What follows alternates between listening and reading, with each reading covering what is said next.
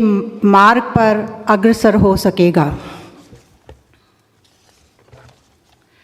यहाँ यह कहना भी प्रासंगिक है कि नेक्टर संस्थान डॉक्टर अरुण कुमार शर्मा जैसे कर्मठ व समर्पित अधिकारी के मार्गदर्शन में सराहनीय भूमिका निभा रहा है।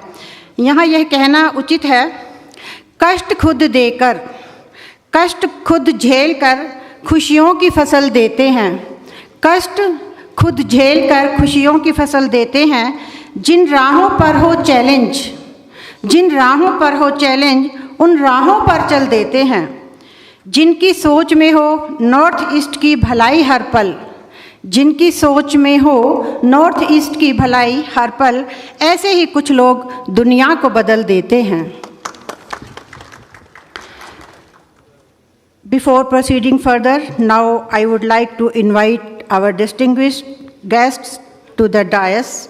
First of all, I invite Chairman Nectar, Secretary DST, Professor Ashutosh Sharma ji, to grace the occasion as chief guest, who will join us virtually because due to some unavoidable reasons, it has not been possible for him to join us. Professor Ashutosh Sharma ji. Now I invite Honorable Chief Secretary, Meghalaya, Shri M.S. Rao as our guest of honor, and our DG Saab will escort him. Please give a big hand in honor of Chief Secretary.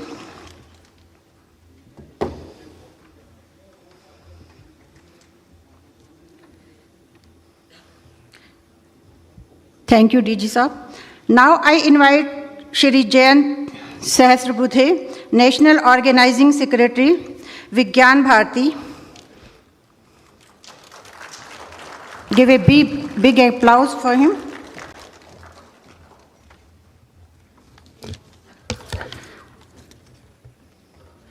Now I invite Professor Vivek Kumar, Member Secretary, Steering Committee, Unnat Bharat Abhiyan.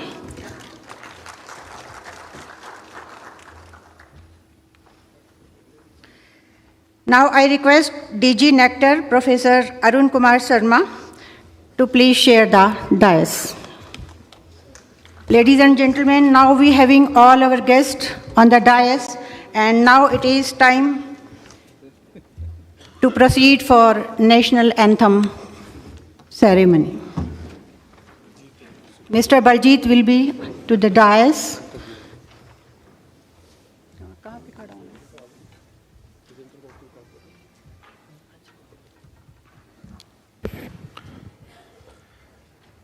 Jana Gana मन अधिनायक जय हे भारत भाग्य विधाता। पंजाब सिंध गुजरात मराठा द्राविड़ उत्कल बंग, विंध्य हिमाचल यमुना गंगा उच्चल जलधि तरंग। तब शुभ नामे जागे, तब शुभ आशीष मागे, गाहे तब जय गाथा।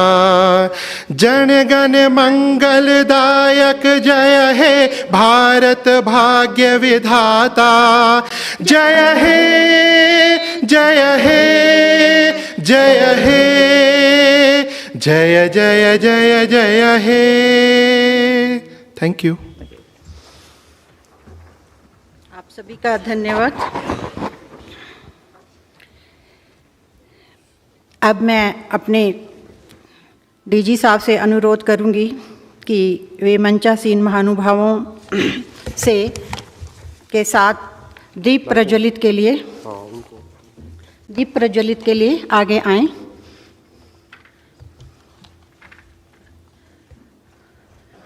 ताकि ज्ञान का ये प्रकाश हम सब के जीवन के अंधकार को दूर कर सके।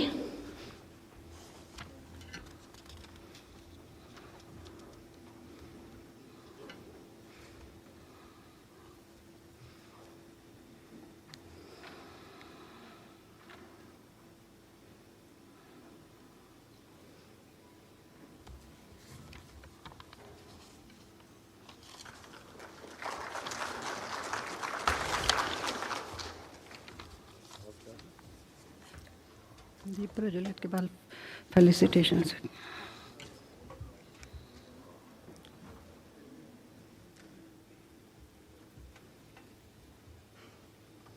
हम सब तालियों से स्वागत करेंगे।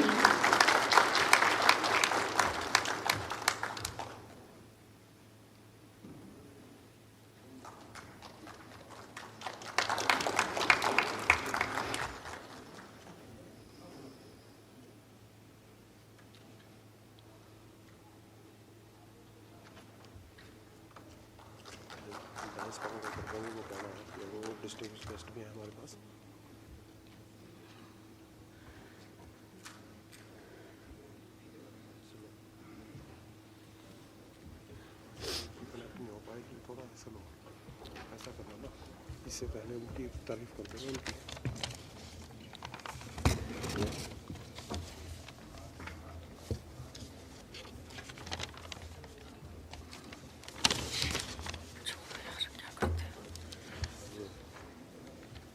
आओ सब मंचासीन हैं और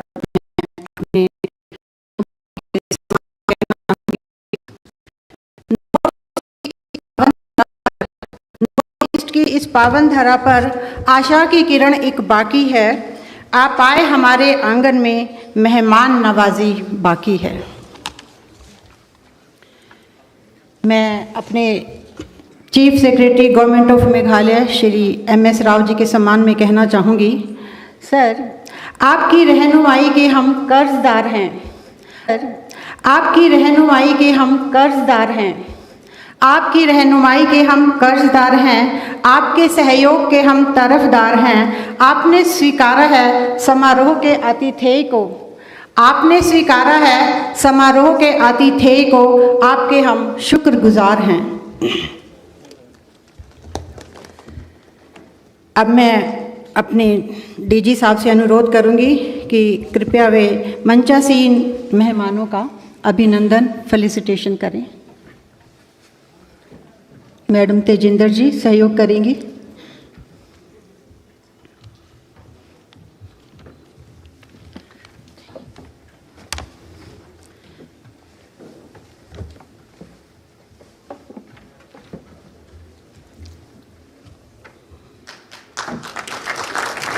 हमारे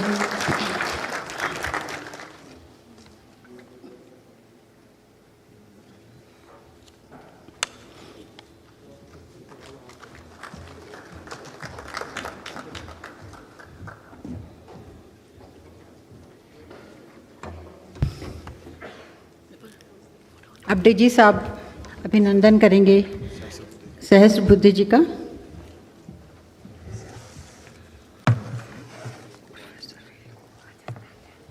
हम तालियों से सबका स्वागत करेंगे, जोरदार तालियों से स्वागत करेंगे।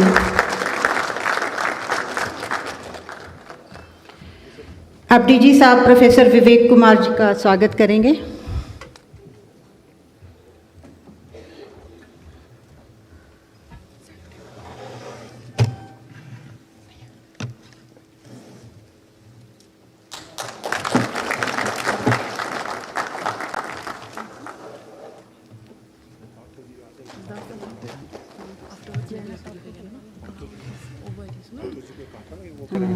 अब हम श्री पार्थो ज्योति दत्ता जी को आमंत्रित करेंगे कि वो हमारे DG साहब का सम्मान करें। श्री पार्थो ज्योति दत्ता जी कृपया मंच पर आएं।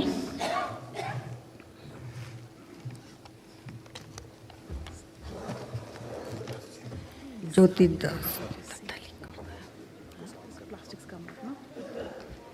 पार्थो ज्योति दास जी हमारे DG साहब का सम्मान कर रहे हैं। तालियों से हम उनका स्वागत करेंगे।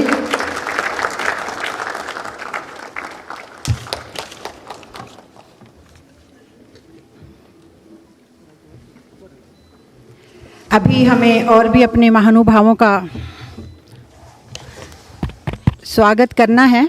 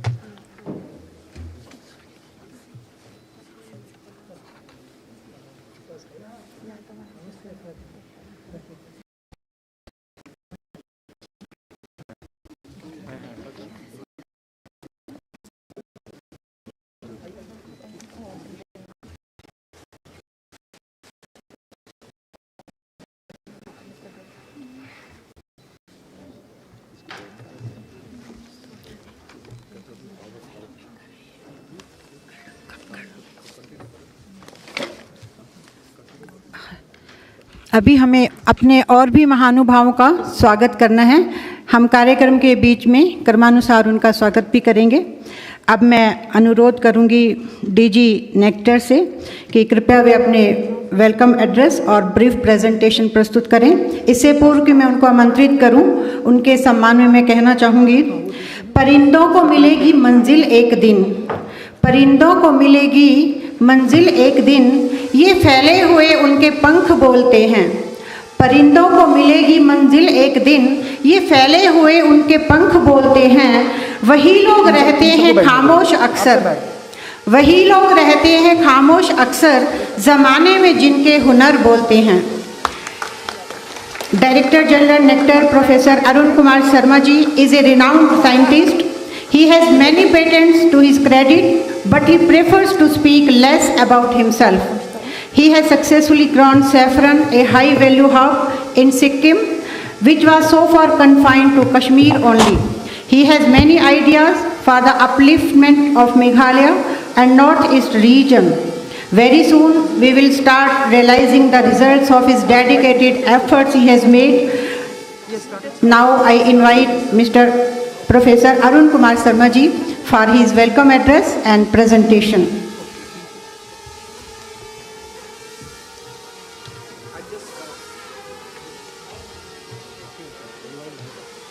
Okay, I'll just let you know, sir. I'll be just giving it to our technical staff to sort it out. Sure.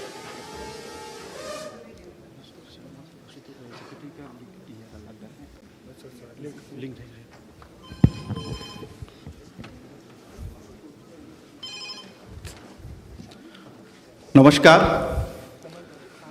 Respected Professor Ashutosh Sharma, Chairman Governing Council Nectar, and Secretary DST, who has joined us through online mode from Delhi as a chief guest of this meeting. Respected Sri M.S. Rao ji, Chief Secretary, Government of Meghalaya, also member of our Governing Council.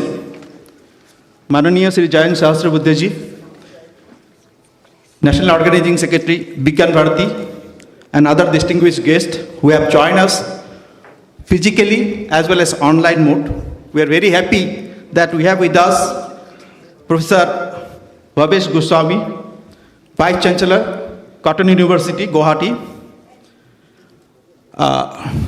Mr. B.S. Rawat, Sri B.S. Rawat ji, former DG Nectar, as well as former Joint Secretary, DST, Government of India. We have with us Adguru Prahlad Kakkar ji. We have Sri Shurendu Talketkar ji. We have N.P. Rajiv ji. We have Dr. Manoj Petiria ji. We have joined us physically with us. Also we have in online mode Sri Sunil Kumar ji. He is the Head Autonomous DST Government of India as well as Joint Secretary DST Government of India.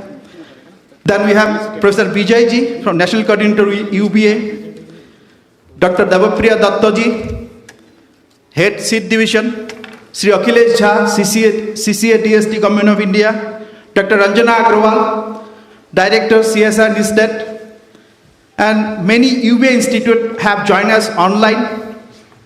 Professor Vivek Kumar ji, all state government officials from different parts of Northeast, self-help group, dear participants, media persons, ladies and gentlemen, namaskar and very good morning to all of you. At the outset, on behalf of Nectar and our co-organizer, Bikan Bharati and UBA, I'm extremely delighted to welcome all of you to this unique conclave on transforming Meghalaya state through science and technology intervention. As all of you know, Nectar is an autonomous body under Department of Science and Technology, Government of India, whose headquarters is at Shillong.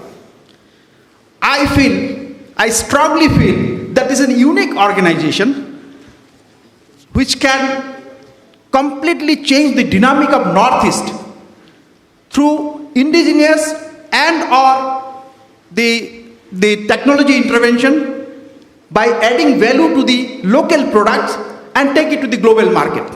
All of us know that Northeast is sharing borders with ASEAN countries. So we have an ample market in front of us. Only thing is that we have to take this product to this market. And I strongly believe that if you introduce small intervention through the technology, enhance the production and take it to the larger scale, not only in India, but also all throughout the country. And we'll discuss more details about the technology and all these things in the inaugural session, after the inaugural session of this conclave. But for your information, let me just share with some information that till I took charge of Nectar, the head office of Nectar was located at Delhi. It was operating from there. But with all of our staff's sincere effort, we could shift 75% of our office to Shillong, and still 25% of the office is operating from Delhi because of space constraint here in Shillong. At the same time, we have some other issues. I'm extremely happy to announce here that today morning, our respective secretary, Professor Ashutosh Sharma, has inaugurated our Shillong office online. As a part of DST's Golden Jubilee celebration, we are celebrating Golden Jubilee year of the DST. We have decided to organize such type of conference, conclave, seminar in different parts of the Northeast. And for that, this is the initiation. We have started it from Meghalaya. With all of our staff supports from UBA, supports from Viva, supports from state government officials, we could make it possible here at Shillong today. Initially, we were expecting more than 300 people to be participated over here, and also we were thinking that lots of technology stalls would be coming from to demonstrate here, but unfortunately, pandemic second wave came, so we have to restrict ourselves. But then also, we have almost 175 participants here and 36 stalls with some indigenous technology to be demonstrated here. So main idea is that we should see what are the technology would be useful for this state and how we can take it further through the through the stakeholders of this state. Now, for your information, I would like to present just brief slides presentation to you to show you what are the activities that we have taken during the last 1.5 years. Can you please go through the slide?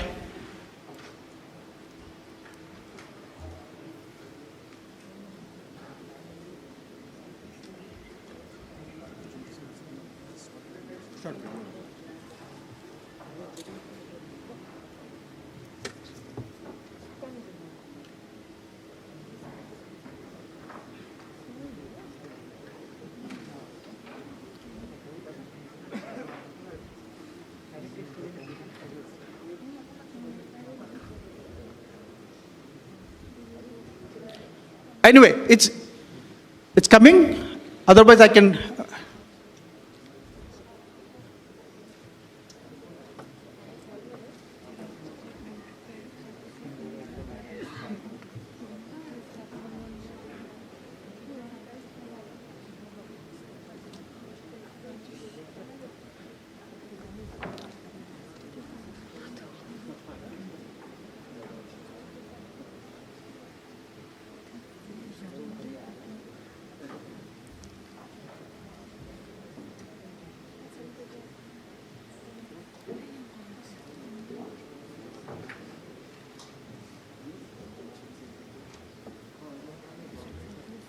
I think, we have some technical problem. I will discuss more details about the presentation in the technical session.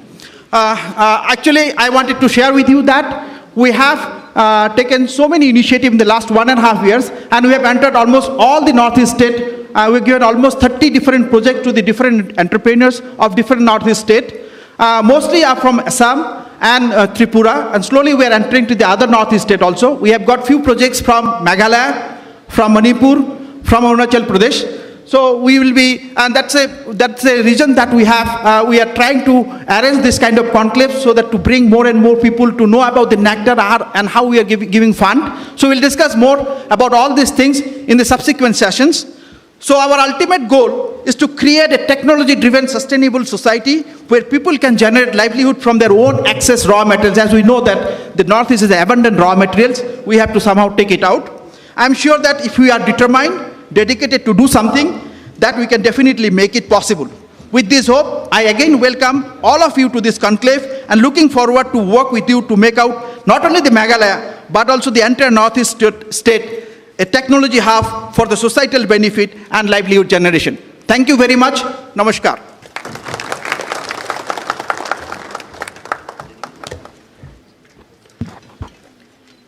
Thank you, DG Saab, for this futuristic vision.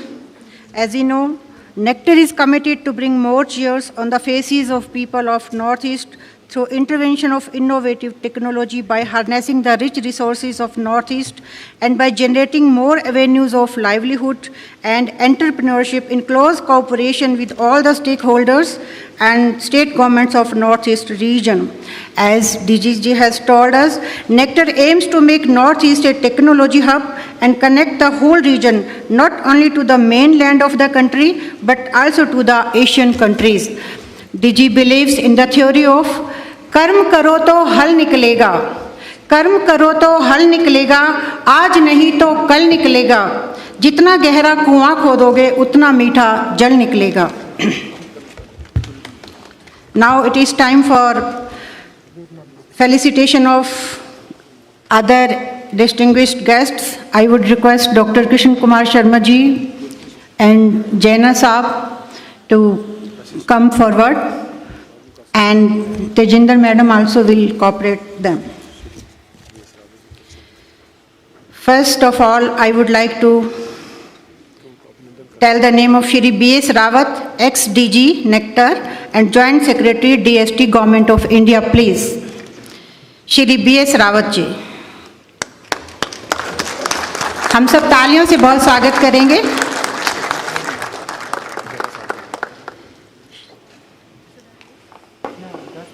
धन्यवाद Shri B S. Rawat ji. Shri N P. Rajiv, vice chairman, national innovation foundation, DST. अब जैना साहब आएंगे और राजेंद्र जैना जी उनका स्वागत करेंगे.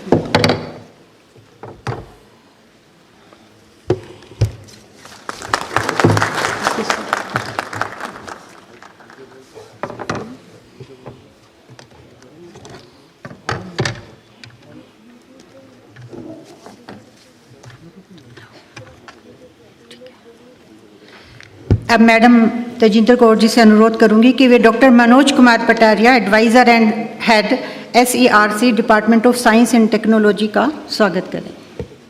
हम तालियों से जो है उनका स्वागत करेंगे.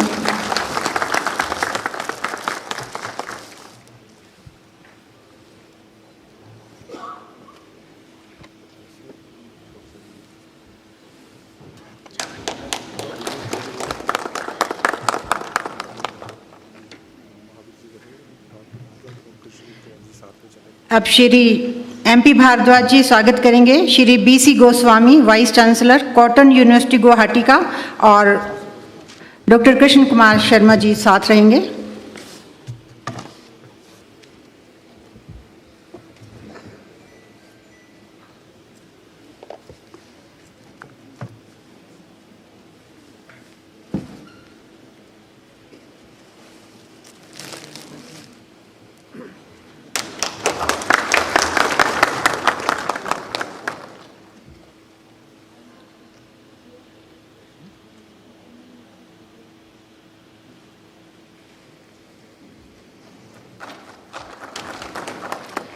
अनुरोध करूंगी मैडम रजनी जी से कि वो आगे आएंगी और professor Vibhuti Bhushan Biswal, director NIT Meghalaya का स्वागत करेंगी. और आए नहीं professor Dhiraj Bora, vice chancellor, Assam science and technology. अच्छा. Doctor MK Stalin, Shri Surendra Talkhedar, Seva Bharati. Rajni madam स्वागत करेंगी.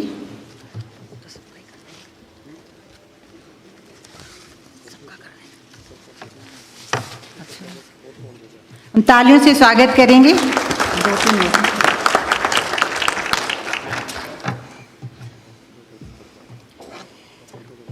मैं अनुरोध करूंगी तेजिंदर मैडम से ये Shri Manoj Kumar Das, managing director NERA, वो भी नहीं है।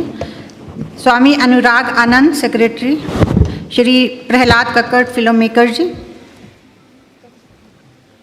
हमारे बीच बॉलीवुड की प्रेजेंस भी है। सम्मान करेंगे प्रहलाद कक्कड़ जी का तालियों की जोरदार गड़गड़ाहट के साथ।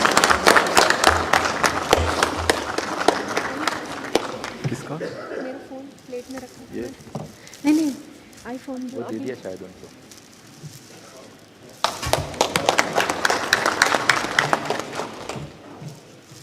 धन्यवाद सर।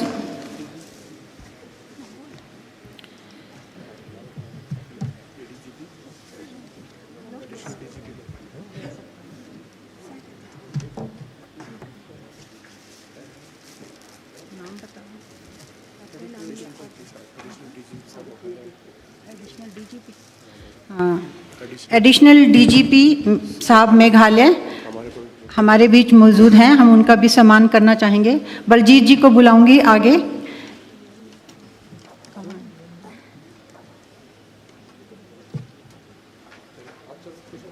कृष्ण कुमार, डॉक्टर कृष्ण कुमार जी सहयोग करेंगे।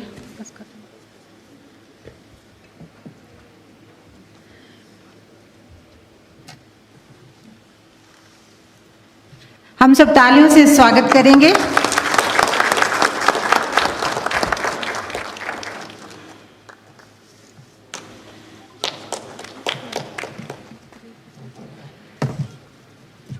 Now I would like to invite Shri Jain Sahastra Buddhe ji for his address.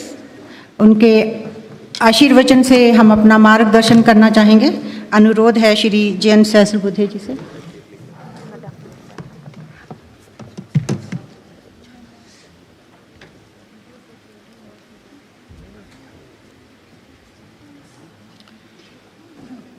आज हम सबके बीच में उपस्थित मेघालय राज्य के मुख्य सचिव श्रीमान MS राव जी, नेक्टर के महानिदेशक और मेरे मित्र डॉक्टर अरुण कुमार जी शर्मा, उन्नत भारत अभियान का कार्य देखने वाले IIT दिल्ली के प्रोफेसर और मेरे मित्र डॉक्टर विवेक कुमार जी,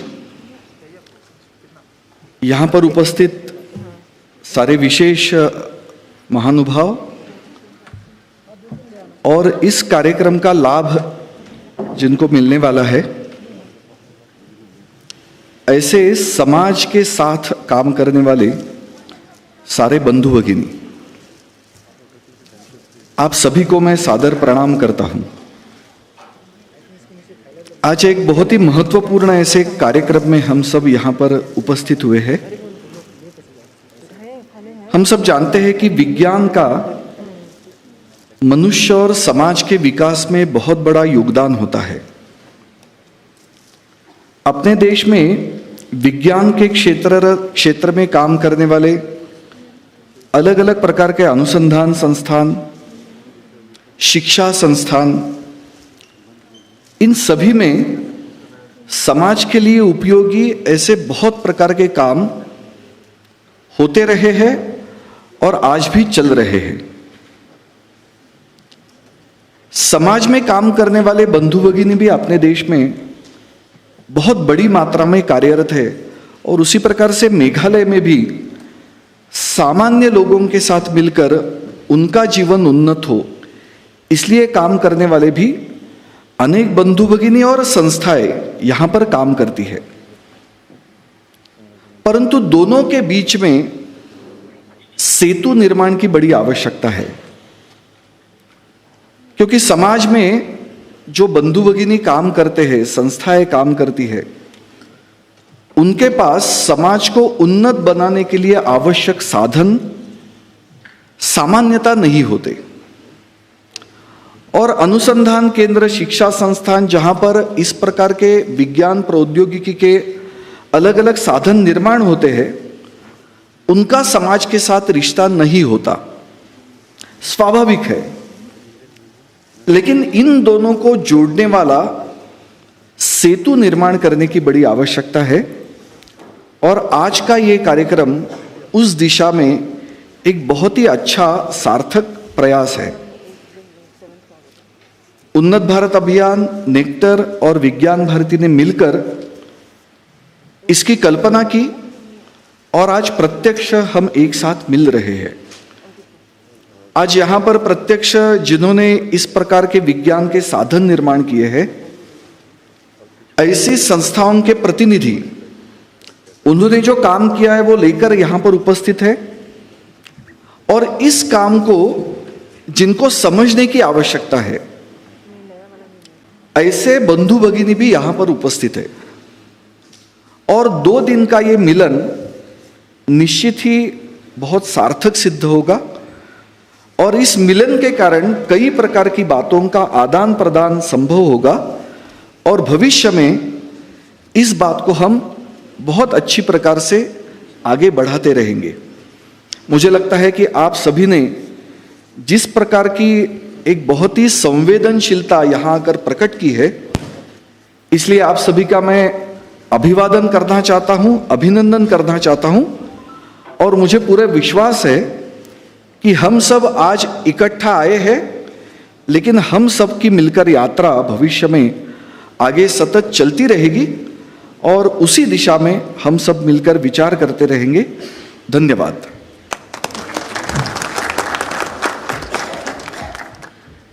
धन्यवाद श्री जैन सहस्त्रबुद्धे जी, आपने हम सबका मार्गदर्शन किया और बताया कि किस प्रकार से इस मंच से हम अपने विचारों का, अनुभवों का आदान प्रदान कर प्रौद्योगिकी को आगे बढ़ा, देश को और अपने विशेष रूप से अपने नॉर्थ ईस्ट रीजन को प्रगति के पथ पर अग्रसर ले जा सकते हैं। हमारे जैन सहस्त्रबुद्धे जी बहुत से सामाजिक कार्यों से जुड़े हुए हैं, इनका हम बहुत सम्मान करते हैं और इनके सम्मान में मैं कहना चाहूँगी, अलग दिखें ये भीड़ से, अलग दिखें ये भीड़ से, ऐसी इनकी शान, इससे ज़्यादा और क्या दो इनकी पहचान।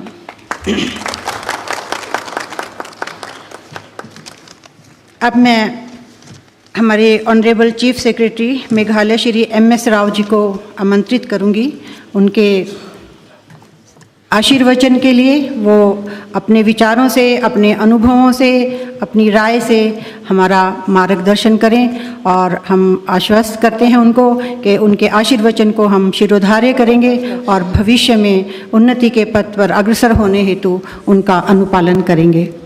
Shri MS Rao ji. After now, before ending of this session, after this session ends now, we'll give this. Thank you, madam, and good morning, everyone. Professor Ashutosh Sharma, Secretary, Department of Science and Technology and Chairman Nectar, he has joined us online. Shri Jayant Sahasrabudhe, National Organizing Secretary, Vignan Bharati. Professor Vivek Kumar. There are several distinguished dignitaries with us. Dr. Bhavesh Goswami, Vice Chancellor, Cotton University. Mr. B.S. Rawat, the former DG of Nectar. A renowned personality from the film industry, Mr. Prahlad Kakkar. Thank you, sir, for coming. It's a beautiful state. Hope you'll promote some film shooting here. Of course, post this wretched COVID. There are several distinguished dignitaries. I'll not name all of them.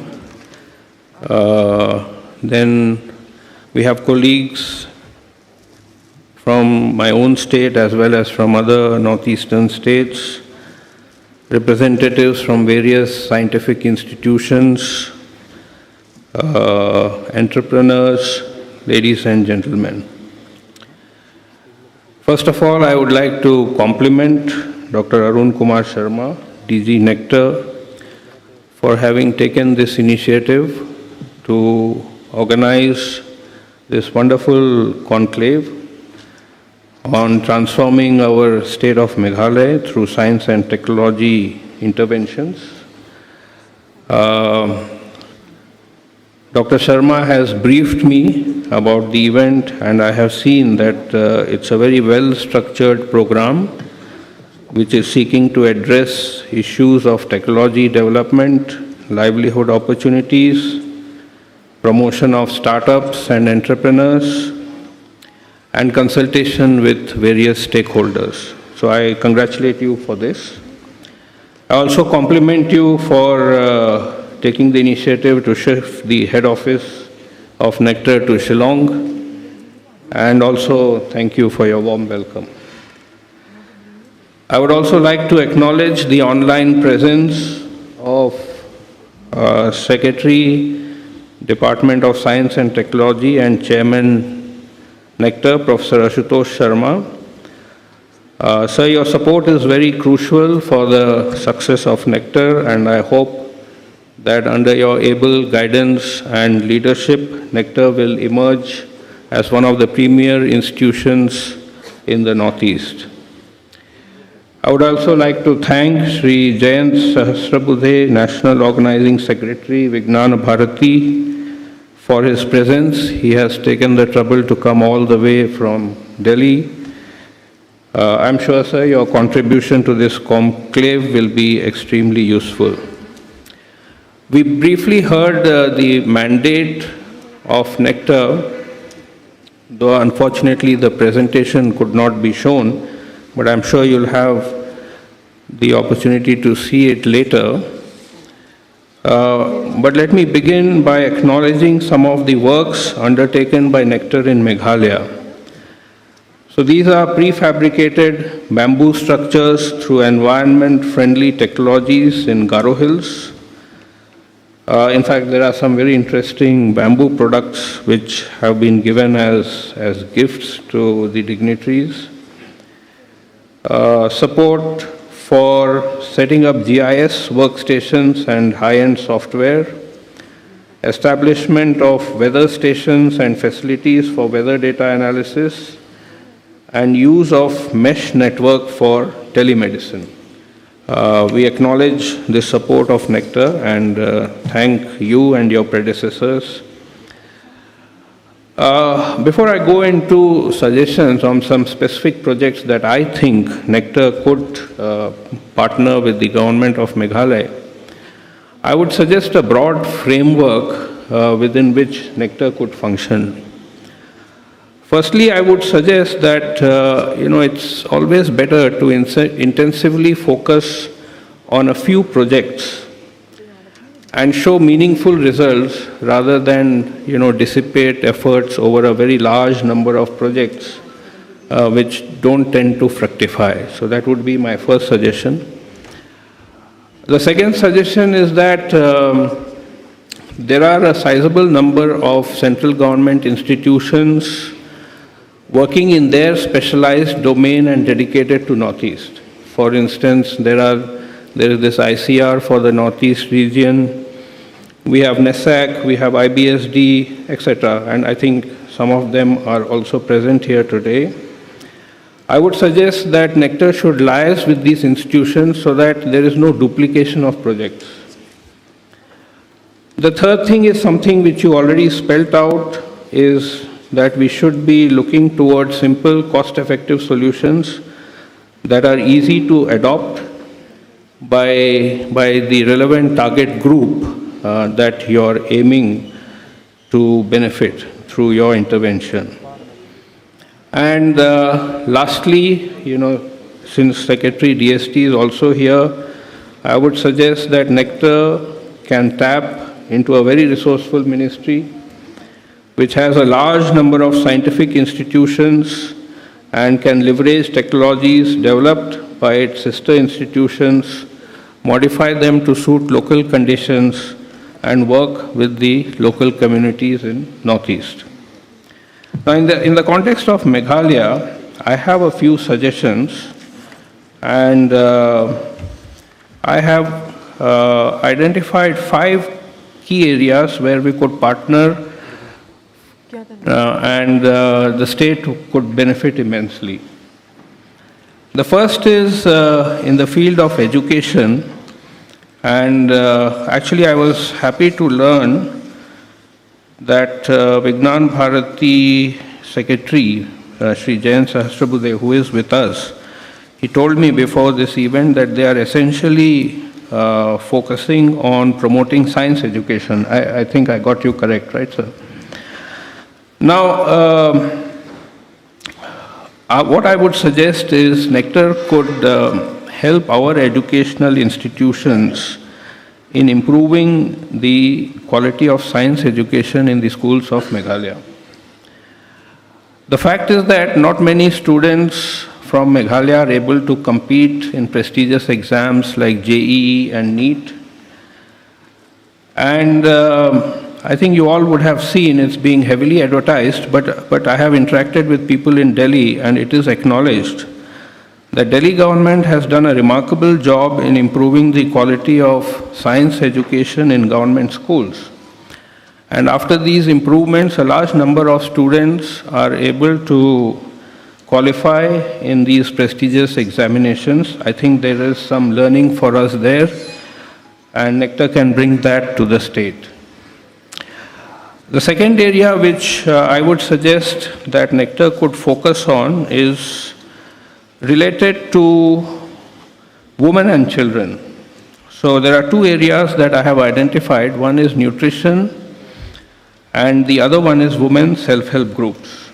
Now, it's very sad to note that Meghalaya has a very, very high prevalence of anemia amongst women and children.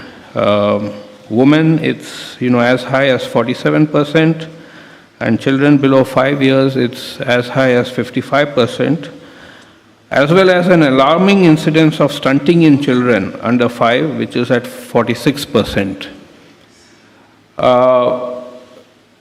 In our own programs, including in the ICDS program, midday meal program, etc., we are attempting to address this through food fortification. But generally it's widely acknowledged that this by itself cannot replace dietary improvement strategies. And Nectar could work in this direction.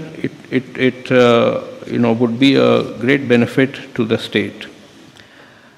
The other area which I mentioned, women self-help groups, of late we have seen a very positive development of very active, vibrant, enthusiastic and motivated women self-help groups in our state. They are doing excellent work. However, to scale up their activities, they need support, both technological as well as financial. To give an example, like quite a few of them are engaged in food processing and packaging. Now, certainly Nectar could come in there and assist these self-help groups in better quality of food processing and packaging. Packaging is also very important. In fact, many Northeast products lose out despite their very high quality because of poor packaging. It's an important area to work on. Then there are self-help groups engaged in beekeeping, and I was given to understand by my own officers that Nectar has supported such activities in Nagaland and has achieved good results. So I would request you to kindly support a similar activity in Meghalaya. The next area that I suggest that Nectar could focus on is forest and ecology. Over 75% of Meghalaya is under forest and tree cover, which is a great thing, but the other side of it is the quality of forest cover needs improvement, because bulk of the forest cover that we have is actually moderately dense or open forests. Now, there are a number of suggestions here, but I would suggest that Nectar could focus on two areas. One is aerial seeding to raise plantation on blank and degraded forest areas. You see, this intervention could be very useful. And the other is control of forest fires. In fact, control of forest fire has become extremely important both nationally and internationally. We have seen devastation that has occurred in a large number of countries. Last year it was in Australia. This year it's happening in Nepal. It happens very often in California, US, Latin American countries, etc. And most recently in Uttarakhand, in our own country. On the ecology front, we have a very serious issue of acid mine drainage from the coal mines of East Jaintia Hills that have polluted both the land as well as the water bodies, including the rivers. Now, treatment of acid mine drainage is a technological challenge, and Nectar could assist us here in restoration of the land and water bodies. And I should emphasize here that essentially there are costly solutions available. What we are looking at is cost-effective solutions, which is the mandate of Nectar. In water conservation, which is the next subject that I would recommend, recently the Government of India has launched the Jal Shakti Abhiyan, catch the rain where it falls, when it falls. Now, some of you may wonder why a high rainfall state such as Meghalaya should be treating this as a priority. But let me tell you, actually, it is a very serious matter of concern even for us. Some of you who are not familiar with Northeast, let me tell you that you would be familiar with the place called Cherrapunji, which receives the highest rainfall in the world, but it hardly retains any water due to its rocky hill terrain and a very thin soil cover. So water conservation is a major issue even in Cherrapunji because virtually the entire water drains down to Bangladesh. Nectar could again help us to work on solutions to quickly improve the soil cover and increase the water retention in this area. Now, in the program that was shared to me, I was very happy to note that Nectar, in collaboration with Unnat Bharat Abhiyan and Vibha, has organized this startup ideation for the Northeast, an all-India competition. This effort is truly laudable. At state level also, we conduct similar programs. Last year, we conducted a program called Prime, where 50 top entrepreneurs from the state were selected. They were given Kickstart grants, and they have now been incubated in collaboration with IIM Calcutta. Now, we intend to make this into an annual exercise, and many of these entrepreneurs, they require technological support, where I feel Nectar can pitch in. I want to give you another great example of this kind of a collaboration which we did with us in the e-commerce. I'd also be eager to learn about the outcome of Conclave. All success. I conclude. Thank you very much.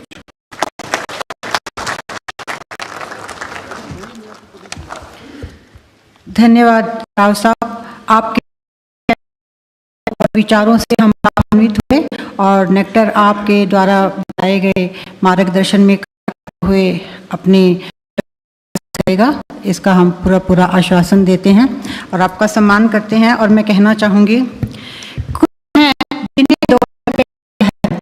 कुछ हैं जिन्हें दौलत पे नाज है, कुछ हैं जिन्हें हुस्न पे नाज है। यहाँ आकर समारोह की शोभा बढ़ाई आपने, यहाँ आकर समारोह की शोभा बढ़ाई आपने, हमें तो आपके सहयोग पर। हमारे बीच secretary planning department government of Meghalaya Shri Cyril Dingdoh ji विद्यमान हैं और मैं तजिंदर मैडम से अनुरोध कर कुमार जी उनको सहयोग।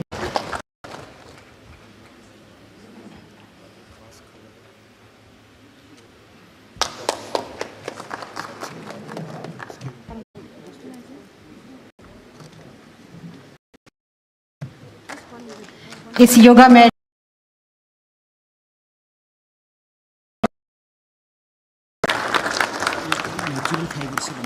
वाटर हेसिंथ जो मैंने अभी बताया, वाटर हेल्सिन से बना हुआ है और इसे सिमांग क्रिएटिव्स के सहयोग से, गुवाहाटी के सहयोग से बनाया गया है और इंटरनेशनल योगा डे पर हम इसको इस्तेमाल करेंगे। 2021 yoga day. You can help each of them.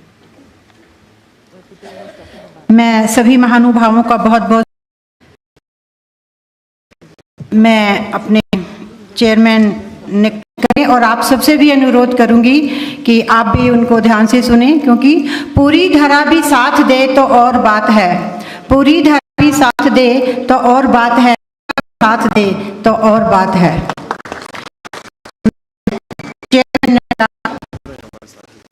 Online हमारे साथ जुड़ रहे हैं, उनसे अनुरोध करूंगी कि वो हमारा ऑनलाइन मार्गदर्शन करें।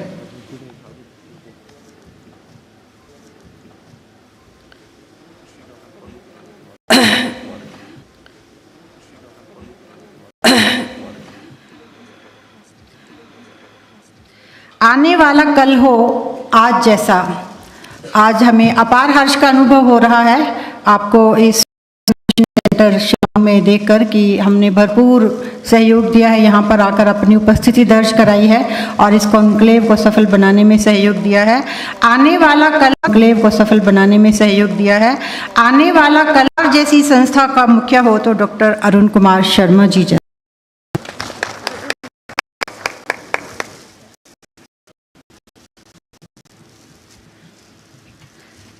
हमारे चेयरमैन ने जोड़ रहे हैं हमारे साथ और हम उन्हें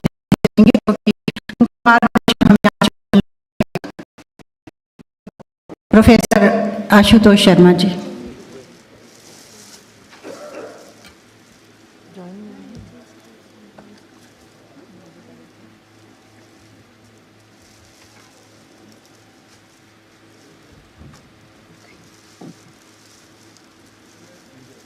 वो हमारे मध्य उपस्थित हैं। करतल ध्वनियों से हम उनका स्वागत करेंगे और उनका मार्गदर्शन प्राप्त करेंगे। मैं अपने chairman NECTAR and secretary DST professor Ashutosh Sharma ji से अनुरोध करूंगी कि कृपया वो हमारा मार्गदर्शन करें।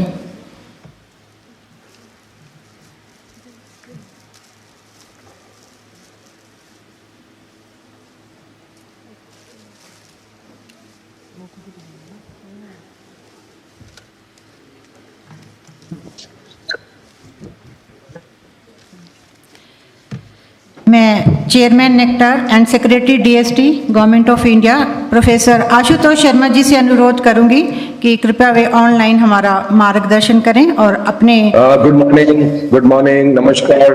Can you hear me? I would request everyone to mute themselves until we are ready to speak because there is a lot of feedback. Now it's much better. Thank you so very much. I'm so delighted that the leadership of Meghalaya, leadership of Nectar, all the stakeholders of Nectar, well-wishers of Nectar, and everybody, the family Nectar is with us today. This is indeed a momentous occasion on which we have inaugurated the headquarters of Nectar in Shillong.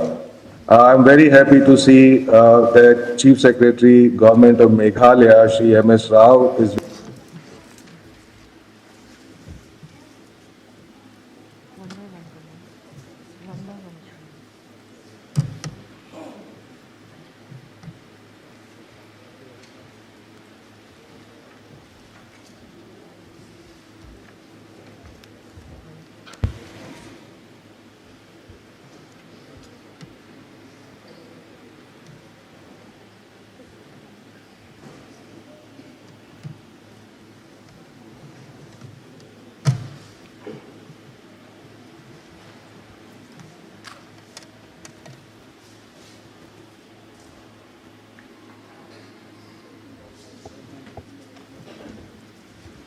कुछ तकनीकी खराबी के कारण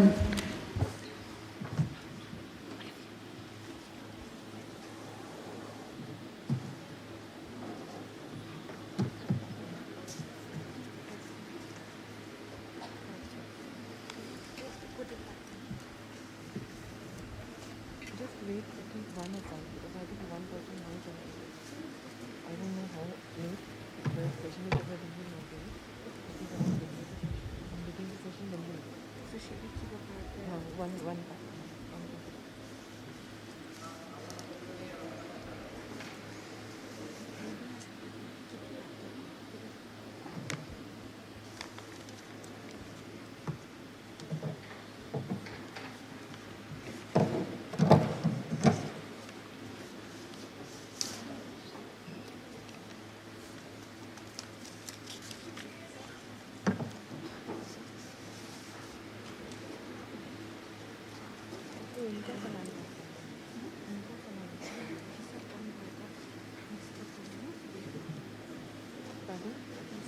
जो हमने उनको दिया ना वो 500 उनको डाल के उनको दो so that they can plan. हाँ ये हम भी डाल देते हैं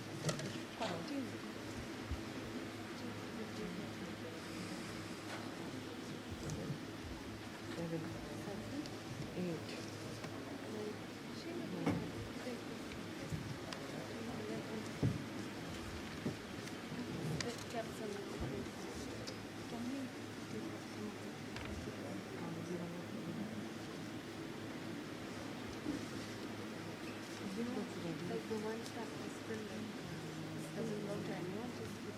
Yeah.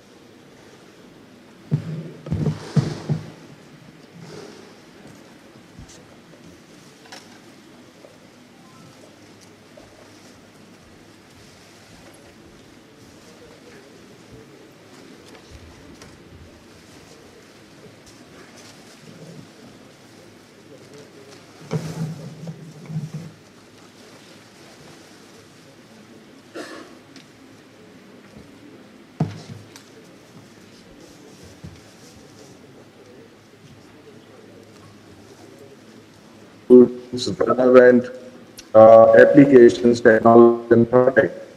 Many thousands of those relevant for Northeastern region, and similarly CSIR labs and a whole lot of technologies that exist. So Nectar would do well to pick up these technologies, disseminate them, diffuse them, train people, train entrepreneurs to make use of that technology and thus empower them fully. The center is working on applications of appropriate technologies in the area of agriculture and food processing, water and food management, biodiversity conservation, watershed management, telemedicine, horticulture, infrastructure planning and development, tele-schooling using cutting-edge mesh net solutions, bamboo products, geospatial applications, communication technology. Thinking of geospatial application, acquiring, for example, data by surveying and doing mapping. I just want to share with you the happy news that the geospatial sector data has been liberalized and it also been democratized. What that means is if you want to fly a drone and do surveying and mapping in any place which is not physically restricted, then no prior approvals are needed. Similarly, all the data which is there with government agencies ought to be freely shared. It should be available to other government agencies, but it should also be available to private sector on a transparent fair pricing. So all of that is happening with great speed and scale, and I'm sure some of this will be useful for NASA. Communication technology, employment, livelihood generation, and societal development through utilization of local products and resources and developing the associated skill base. Now, what should be our approach to intervention by Nectar in all the states that they serve? We can provide financial support to eligible beneficiaries through a couple of schemes. One of them is Technology Outreach and Services Scheme. It's called TOSS, but we should not confuse it with Gone for a Toss. I think this is great, it's Technology Outreach and Service Scheme. and bamboo application and support scheme, which is called BANS, creating and demonstrating application of suitable technology for social and economic upliftment of NER.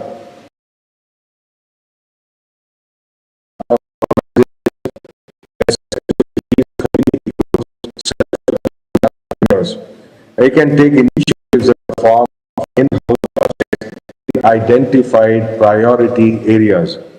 Now, what should be the future of Nectar and the vision of years?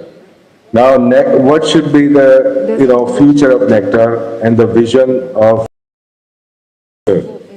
Clearly, there are some priorities, technology demonstrations in all of the 8 northeastern states to promote area-specific, adaptable, indigenous technologies and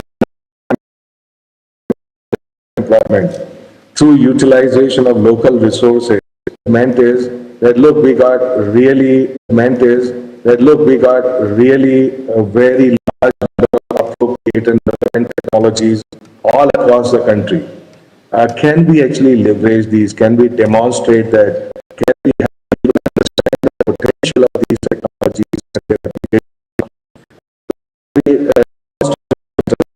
Not simply demonstration centers, but centers that give out knowledge, that give out information, that totally empower people to be able to make use of that technology. So this has been the standing wish. I know that when I joined the department about 6 years ago, this was in the very first year, has been my constant wish that Nectar moves to Northeast, move to Shillong, and then they totally, involve the local people. They make all these demonstration come knowledge centers and therefore empower entrepreneurs to take this up. Now, second aspect is to create a mega technology hub in Northeast, which should be first of its kind in India for value addition to local products to develop, to help overall socio-economic development of the region. So of course we know bamboo is a great example. So we got local products, whether it is haldi, whether it is, whole lot of things are there, bamboo, great example. But the problem is that we have not been bringing the right kind of technology and processing for these natural resources. The potential is really huge. The possibility of impact is really huge. Just take the example of bamboo processing. So it requires standardization. It requires farming of bamboos rather than bamboo growing in the wild, which is not standardized. It requires right kind of processing machines. All of that, once we bring these technology elements, I haven't any doubt that the total potential of the region could be unleashed. There are many other things. For example, if you look at the recent activities of Nectar, they've been successful in cultivating saffron in northeastern region. Saffron, as we know, is expensive, highly valuable spice. Was successfully cultivated in Yang village in Sikkim in year 2020 for the first time outside of Jammu and Kashmir. A detailed analysis and testing of all parameters, including soil testing, quality, quantity, have been done, and activities planned to be expanded to other northeastern states. So you see, this basically shows us that there is so much potential out there. But one of the issues that we ought to be able to address squarely is the scale up. So having demonstrated something, having shown the utility of a product which is made possible by technology, now the second thing to think about would be, well, how do we scale it up? So it's not enough to cultivate 2 grams of something. It is fairly clear that it has to be 2 tons. Okay, maybe not saffron, but a whole lot of other things. So we must have a very clear roadmap with the help of all our stakeholders, with the help of the state government, the help of all the different ministries of the center, which are indeed stakeholders in these processes. So please prepare a roadmap on this as to when we have something which is true on the ground, which has been demonstrated on a limited scale. What would be our plans to make sure that this is taken up by a lot of entrepreneurs, that is taken up by MSMEs around the area, that it's maybe even fueling some startups and all of that. In fact, I think Nectar should also play some role and some focus on having startups which are relevant for the region. We know there are several schemes of the government, including DST, that support establishing technology incubators and also the companies that incubate there. So this is where is something that Nectar can connect the appropriate ministries and bring out all the schemes to the Northeast. So in addition to all the stuff, let me summarize that Nectar is doing and supposed to do, which is to develop some of the relevant technologies if they don't exist, bring other technologies from all across the country and demonstrate them and fuse them and disseminate them and empower people to use them and then scale them up. And scaling up is the hardest part, and for that you would need to have a very good connect with all the different people who would make it possible. Drinking water, which is arsenic-free, is another requirement.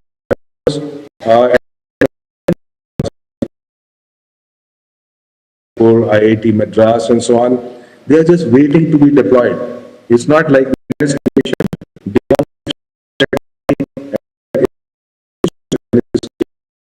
thinking of IIT Kharagpur, of course, the person. That we need to bring in all these elements of technology. By the way, I would point out to Professor Sharma, DG Nectar, that there are several schemes even in DST. For example, there is a scheme on heritage science. Basically means that all our traditional knowledge is an important element. But sometimes, the traditional products are an important element. But sometimes, the traditional products are remain as attractive to the mass of the market and the consumer. I looked at this product bottle, promoting BAM bottle, bamboo bottle in Tripura. That's a very nice name, BAM bottle, very modern name indeed. So we should also invent the appropriate names for our products. Bamboo bottles in Tripura scaling up activity through mechanization of production. Bamboo-based sanitary products and items have been initiated at Tripura and Assam.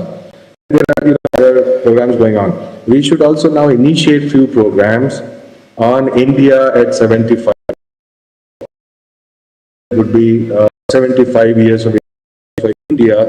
It would be programs on Azadi, Amrit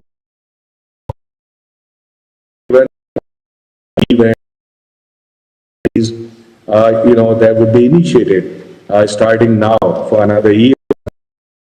Publishers of Nectar, all the stakeholders of Nectar, the state government, problems, all the to conclude, all the concept to margin of what these weaknesses are. There is a first principle in science. It says, not about proving it 11 times. In fact, try to look at things which are not conformity with your. However, you must focus on weaknesses, and you must not shy away from saying what our weaknesses are. If we don't know them, then we cannot address them. It is not shameful, right? So it is perfectly all right that we know these things. We work together. We haven't any doubt that the future is very positive. That with this optimism and positivity, we go forward. Be our advisors and help each other. Thank you so very much. I wish you all the best. हम लाभान्वित हुए। आप जैसे सशक्त अधिकारी के नेतृत्व में नेक्टर अपने कार्यों का भली भांति निर्वहन करेगा, ऐसी हमारी आशा है। अब मैं अपनी टेक्निकल टीम से अनुरोध करूंगी। I can't hear anything from anywhere. I don't know, Dev Kumari, can you hear what's going on? Who is speaking? Yes, sir, now I can hear it, but now it's kind of quite silent for a while. Yeah. Now it's quiet. So I think it's time for me to leave.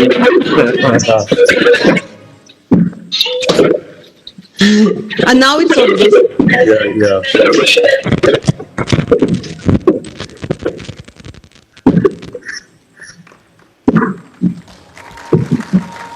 अभी हम film on the activities of NECTAR देखेंगे, कृपया उसका आनंद लीजिए।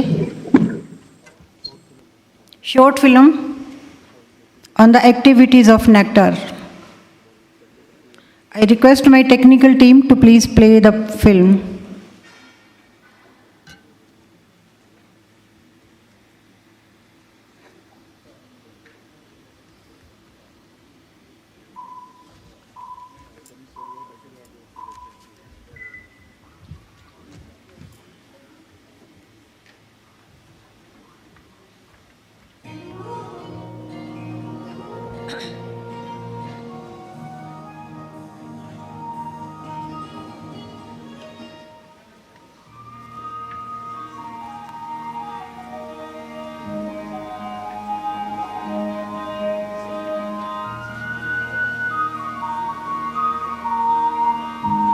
The northeast region of India, despite being highly resourceful,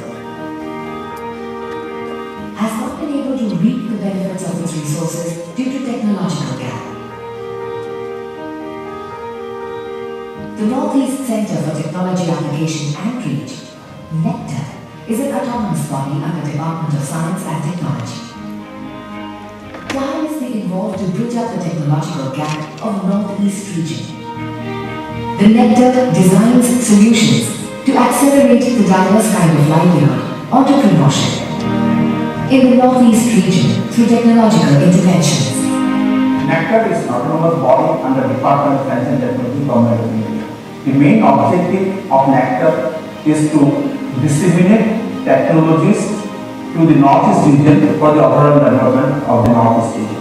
To fulfill this objective, NECTA has initiated to develop some demonstration center in each and every state of the Northeast region. NECTA is providing financial support under two schemes called TOS, Technology Outreach Service Scheme, and BUNS, Bengal Application Service Scheme. Under the entrepreneurs, state of department, NGOs,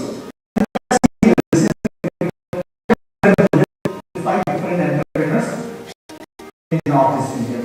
Similarly, we have another scheme called BUNS, Bengal Application Service Scheme, where mostly we provide funds for the Bengal related development. And in that case, we have recently initiated an MOU with the NECTA is dedicated to expand the benefits of proven technologies through its ongoing activities in the area of agro-processing, biodiversity generation.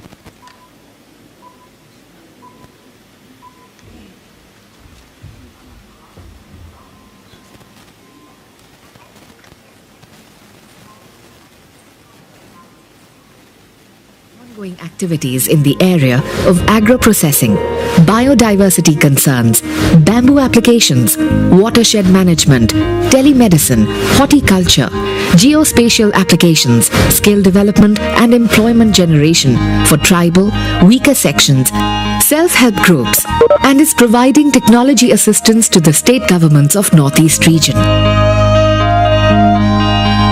The Nectar has successfully cultivated saffron in Sikkim. So far, the cultivation of saffron in India was limited to a few areas in Jammu and Kashmir. Nectar has successfully grown the saffron in Yangyang village of Sikkim in association with Sikkim Central University. Nectar has also supported setting up of pineapple processing, beekeeping activities, spice processing facility in Northeast state.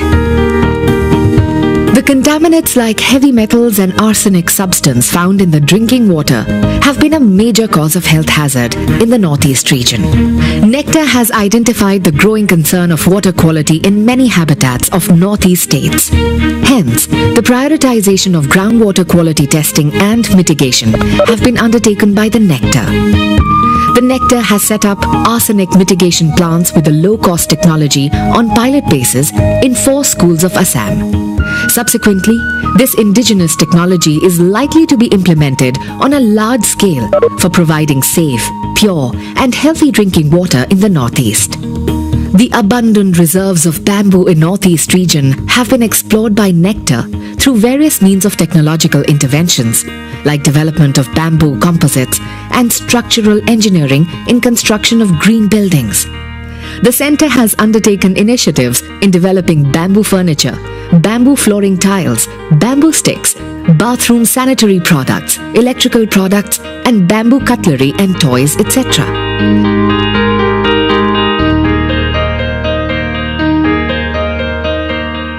Technology related to bamboo applications is being disseminated in user-friendly formats to the public.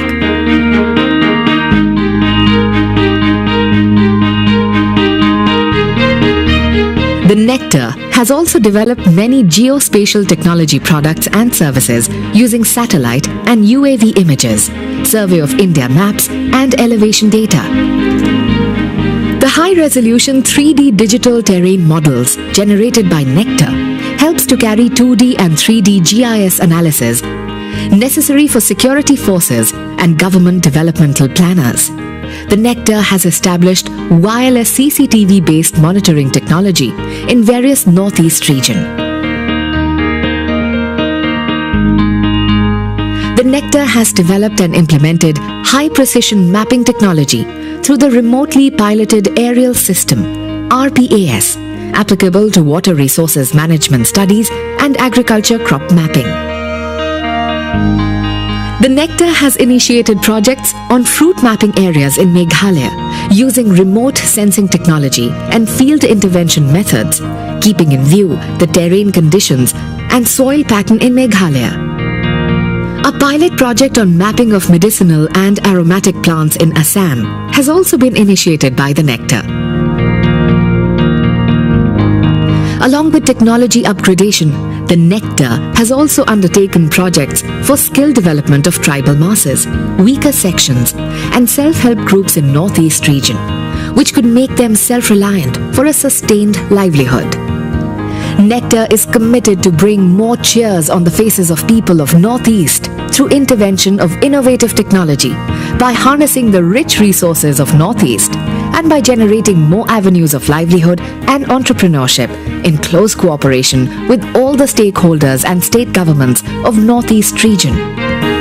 The Northeast Center for Technology Application and Reach aims to make Northeast a technology hub for public and social good, and to reach and expand the benefits of technology among people, communities, institutions and governments for equitable social and economic development of the Northeast region of India.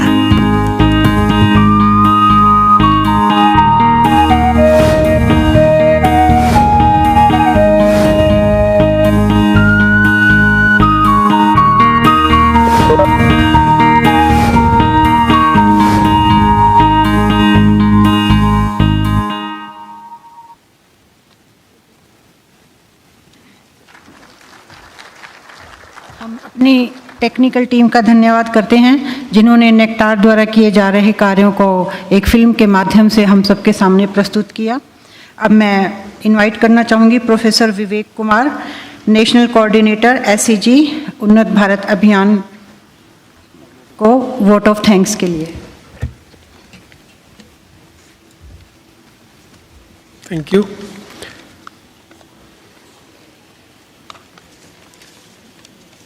I feel privileged and honored in delivering vote of thanks for the brainstorming conclave and techno fair on transforming Meghalaya state through science and technology interventions.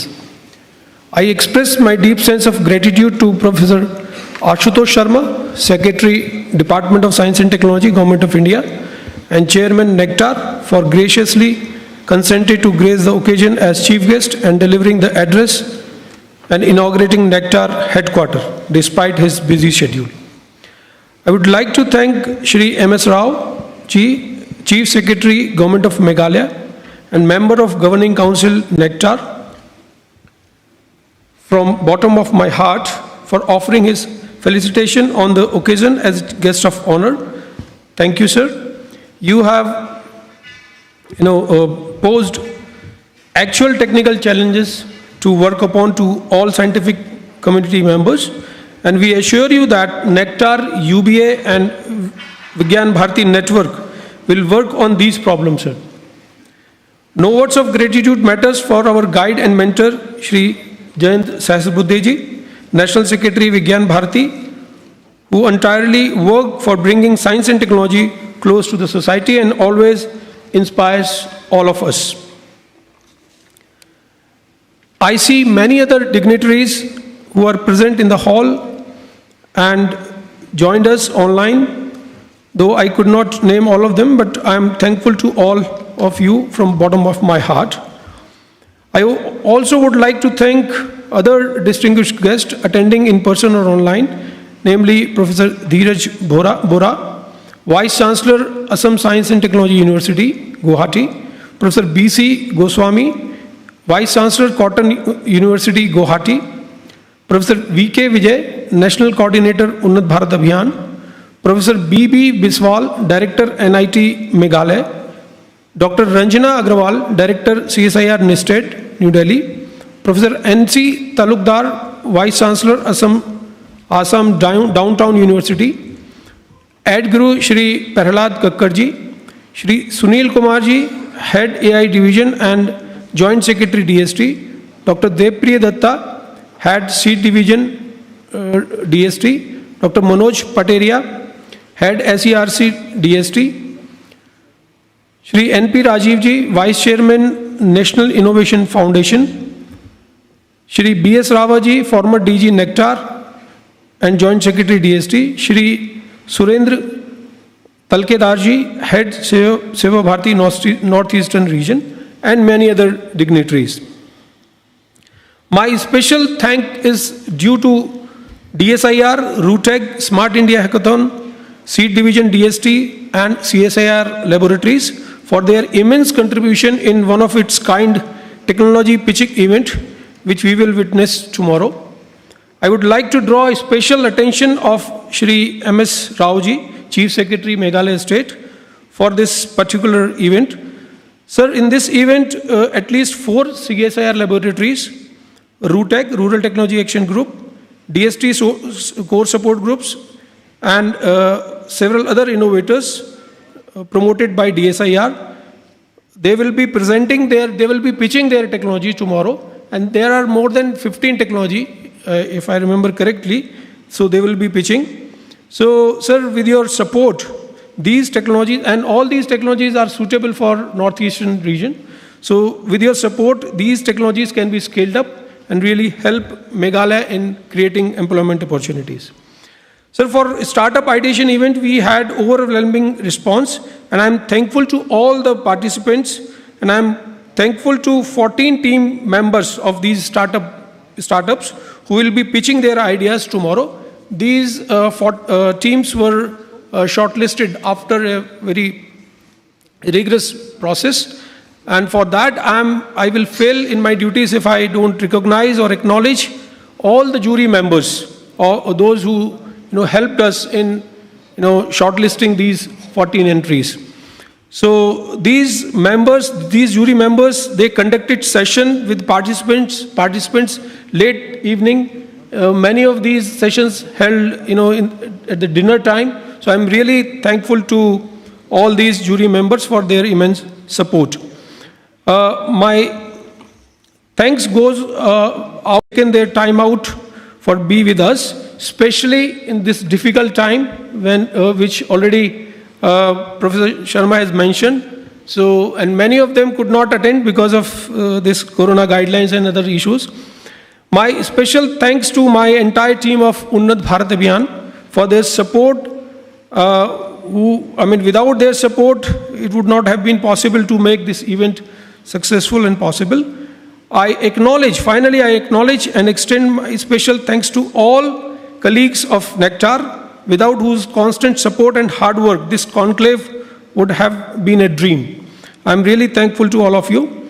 And finally, I also thank Meghalaya State Administration for providing all support to us, those who are looking after this convention center and or those who are looking after the other logistic support. So I am thankful to all. Thank you all once again. Jai Hind. Thank you.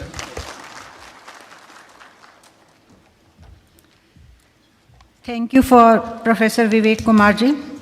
धन्यवाद कि इस श्रृंखला के बाद कार्यक्रम को थोड़ा आगे बढ़ाते हुए और टी टाइम के थोड़ा नज़दीक लाते हुए मैं बताना चाहूँगी कि जल्द ही हम टी ब्रेक करेंगे।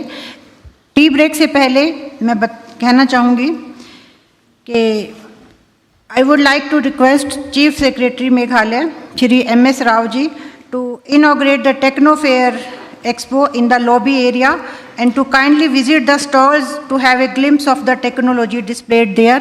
One thing more which I want to tell you, that after tea break again at 12:30 we will gather here. Thank you.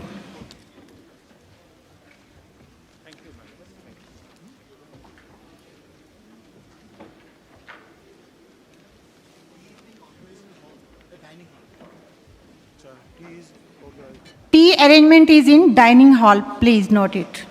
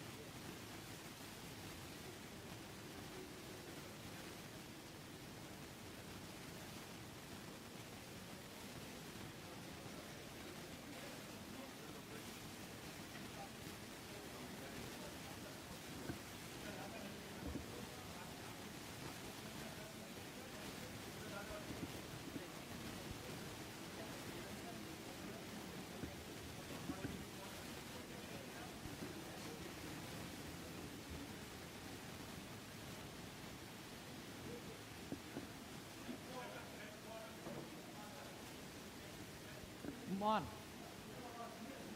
Yeah, on. On.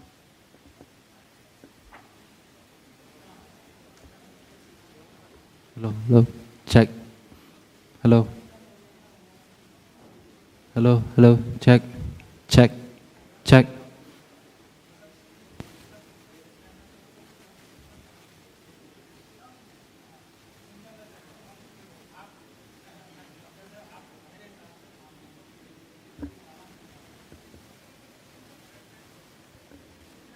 Check, check, check. Hello, hello, hello, check, check.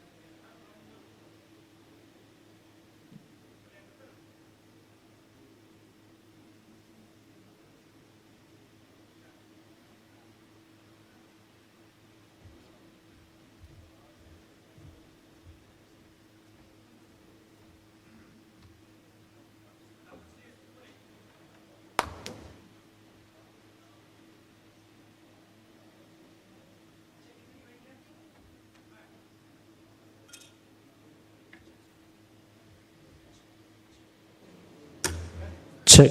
Hello, hello, check.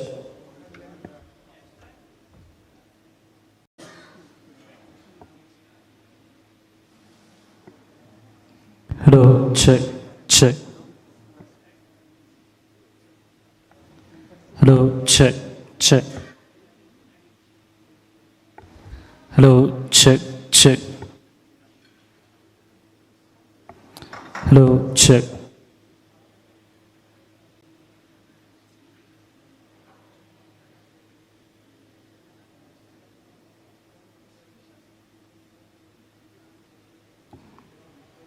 Check, check. Hello, check. Hello, check. Hello, check. Hello. Hello, check. Hello, check.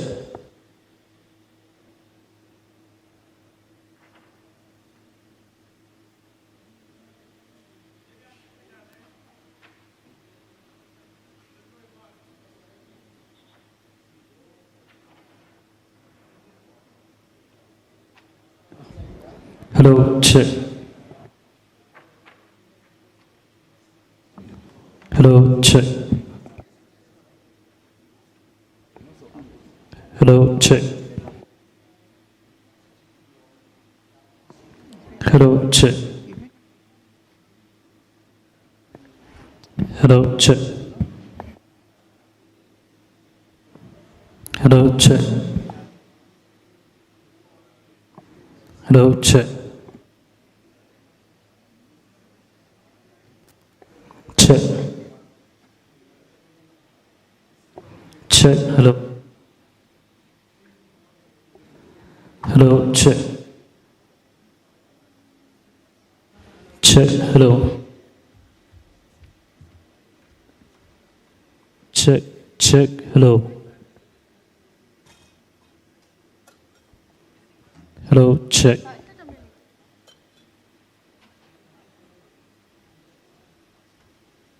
Hello, check.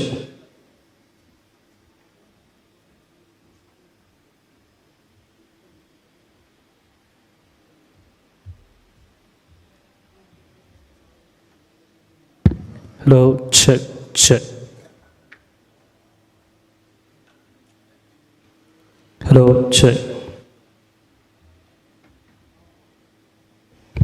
Hello, check.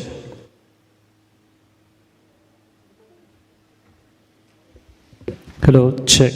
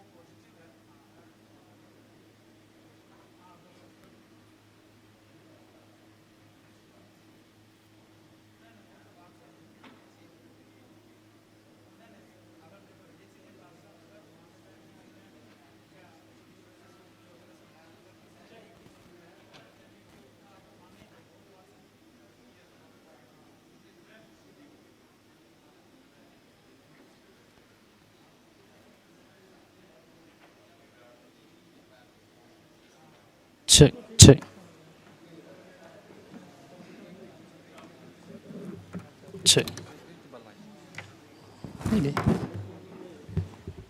Check. Hello. Hello. Check.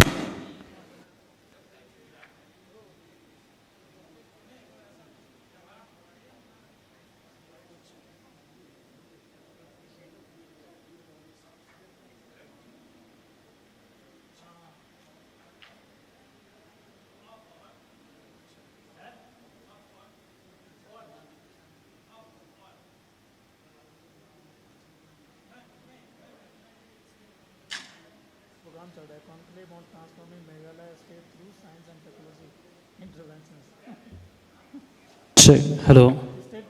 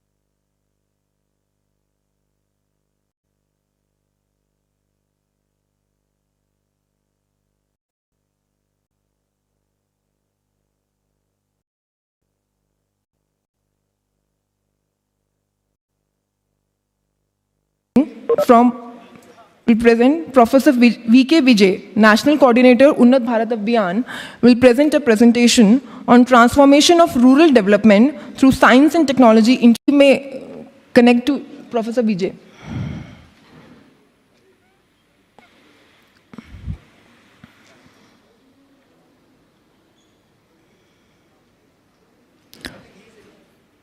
Professor Vijay, you can start now. Okay. So,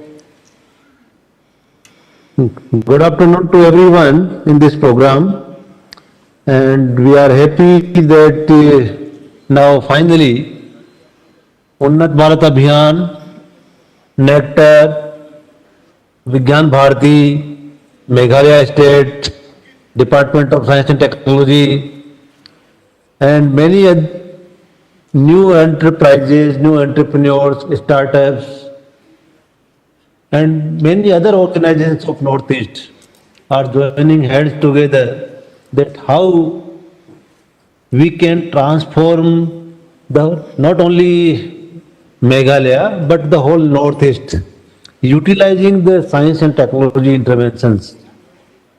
And in this उन्नत भारत अभियान can play की एक नया initiation हम सब लोगों के joint कोऑर्डिनेशनशिप में नॉर्थ ईस्ट के लिए हो रहा है कि नॉर्थ ईस्ट के लोग किस तरह और खुशहाल बन सकें, किस तरह से और उनके जो चीज़ें हैं उनको वैल्यूएट कर सकें और किस तरह से उन्नत भारत अभियान की माध्यम से जितनी सारी कॉलेजेस नॉर्थ ईस्ट की जुड़ी हैं वो अपने गांव जिनमें काम कर रही हैं उनके लिए, उनके लोगों के लिए ज़्यादा लाभप्रद बन सके। तो एक मेरा छोटा सा प्रेजेंटेशन है कि उन्नत भारत किस तरह से इसमें एक मेजर रोल प्ले कर सकता है और फिर उसके बाद में हम अगर समय बचेगा तो आपस में कोई क्वेरी होगी तो हम क्वेश्चन आंसर का टाइम रखेंगे। तो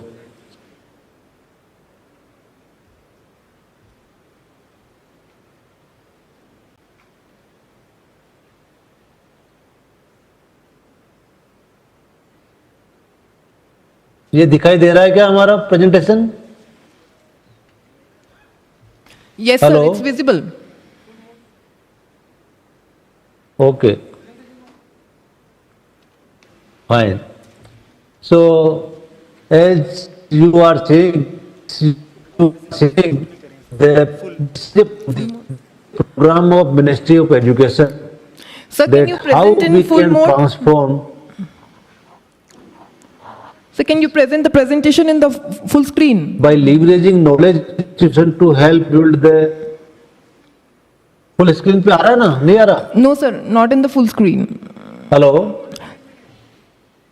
Sir, it's not in the full screen. On my screen it is full. अच्छा. Just a minute. So we can continue like this only. Thank you.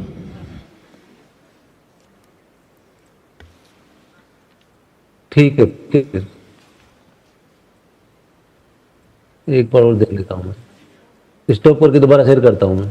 Sir, it's already in the full screen mode. It was. Once again I will start. ठीक है?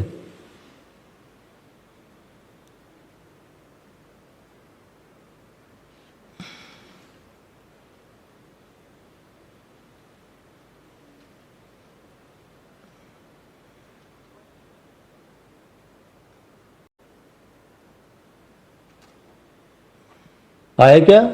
Yes, sir. Hello? Yes, sir. Yes, sir. आया क्या? Yes, sir.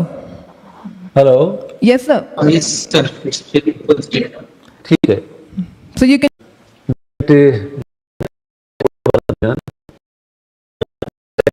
बनेंगे, हम capable बनेंगे, हम बनेंगे है डेवलपमेंट होगा और हमारे ज्ञान के माध्यम से जो गवर्नमेंट के प्रोग्राम्स हैं, जो रिसोर्सेज हैं, उन सब पूरे लोगों का विकास सकते हैं और नॉर्थ ईस्ट इसका focus how we can inclusive Atmanirbhar Bharat particularly village region. So when we talk the whole this program Unnat Bharat that knowledge is only confined to books, students are studying books in their higher educational system, appearing in the examination and just getting degrees, but they are not practical skill and their how we can transform our academic programs which can deliver something here. This program came into existence in 2014. This is a brainchild of IIT Delhi, faculty members of Center for Rural Development and Technology and other faculty of other departments in IIT Delhi. And I am happy to share with all of you that today we are now the country in 100 institutes. These IIMs, AIMS, agricultural university, other universities, colleges, state, and bringing a new in rural areas. So in this program, when students and teachers go to villages and interact with the traditional wisdom and knowledge, and with this their learning of modern technology and modern knowledge, they transfer it to these people and jointly villagers are benefited, faculty members are also benefited with the traditional wisdom and knowledge people are having in the areas. So, as foreseen by criminal work, development paradigm based on central inequity, rich is becoming more rich, poor is becoming more poor, and the whole wealth and rich is becoming more rich, poor is becoming more poor, and the whole wealth and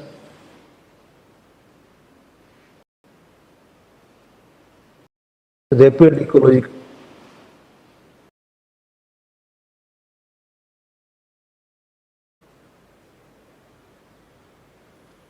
norm and or decentralized of every citizen in the country.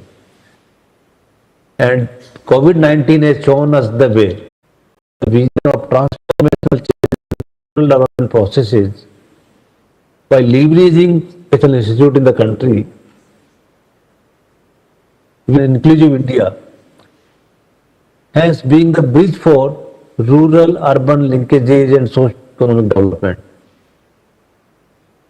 So with this, the objective of Unnat Bharat engage and faculty and students of higher educational institutes or colleges in understanding the rural realities.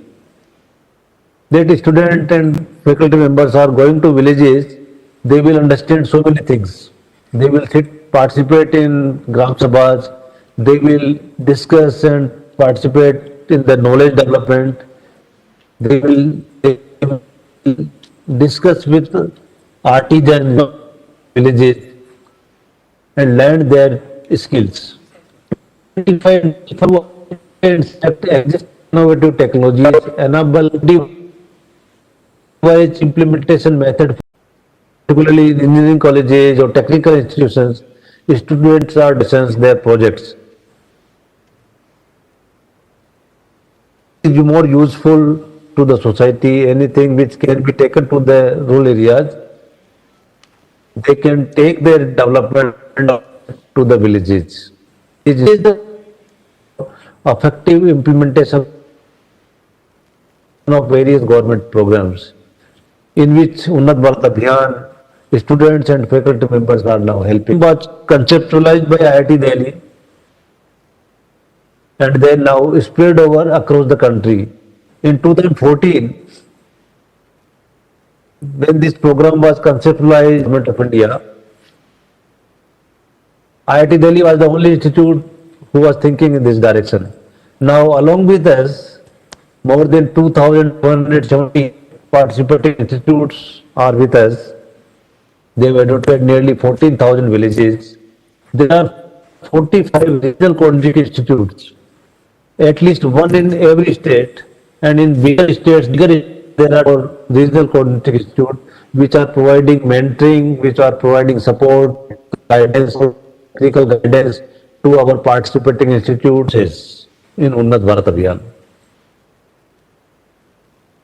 I can give an example that in Uttar Pradesh, which is the largest state in the country, we are having 3 regional coordinating RC institute. For Eastern UP, IIT BHU is there. For Western UP, IIT Kanpur is there. And Central UP, Jalbagh, Agra, deemed university, which is also having focus for rural development, is our regional coordinating institute groups, through which we are making technical interventions in rural areas. So these 13 expert groups are generally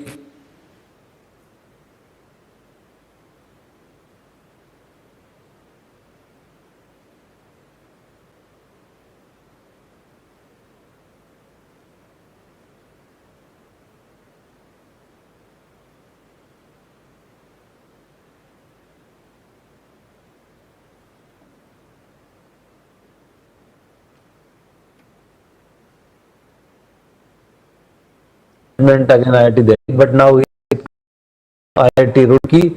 So now capacity building and convergence, and National Institute of Rural Development and Panchayati Raj itself.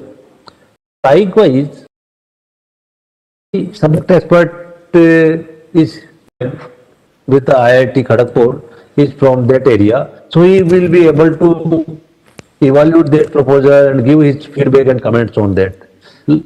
So likewise, we are operating this, any participating institute working in those villages can submit online evaluated, and online fund is transferred to those people.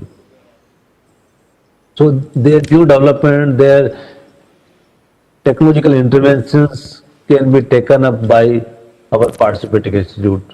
So when any institute can join Unnat Bharat Abhiyan, they have to register on our online web or online.gov.in.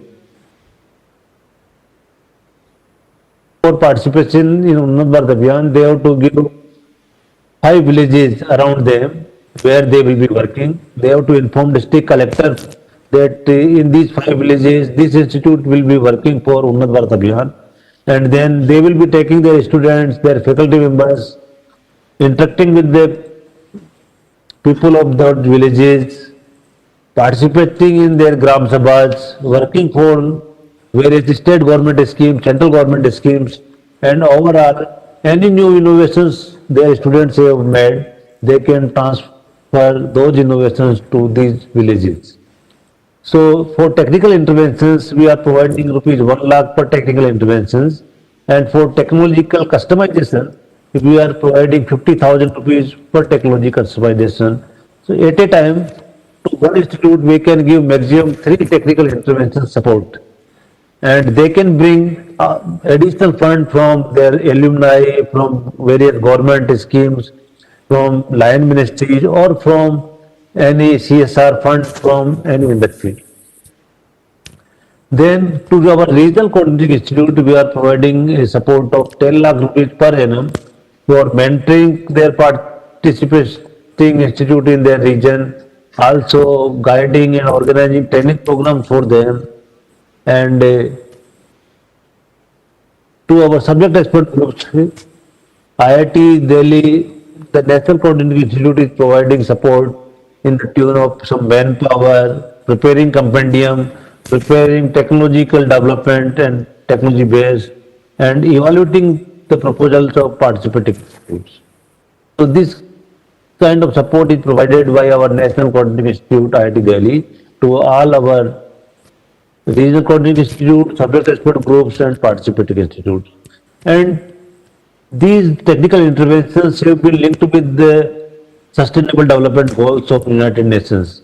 So we are having mainly 5 thematic areas of Unnat Bharat Abhiyan: organic agriculture, water management, renewable energy or rural energy, artisans, industries, livelihood, and basic amenities, it means internet connectivity, road connectivity, physical connectivity, school education, etc., or healthcare. And all these interventions are connected with the Sustainable Development Goals of United Nations. How these are thematic areas of Unnat Bharat Abhiyan are connected with our Sustainable Development Goals, the list has been given here, and you can just see it on our website as well as on our presentation, which can be circulated to all of you. So every our subject expert group is connected with 2, 3, 4, 5 sustainable development goals, and till now many interventions have been made by our participating institute, regional coordinating institute, and we can learn how Unnat Bharat Abhiyan is transforming our villages through various kind of interventions.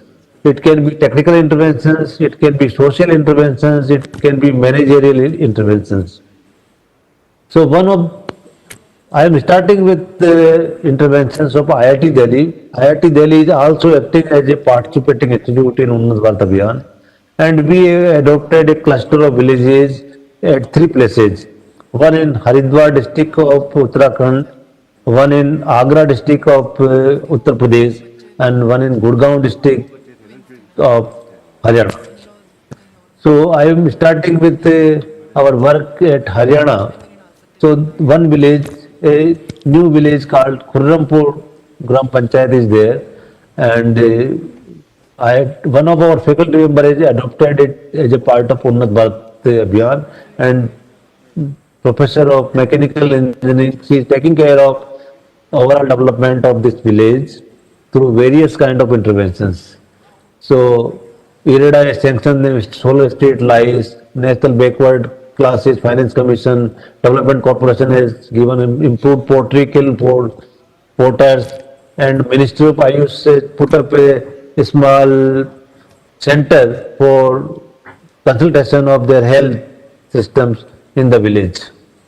And we are also having a Vrindavan cluster where more than 20 schools, our school education coordinator is transforming those schools with the new ideas of providing leadership and providing scientific testing kits. So there is no requirement of any machine or sophisticated instrument, but utilizing the locally available materials, they can have some experiments of science in their classroom.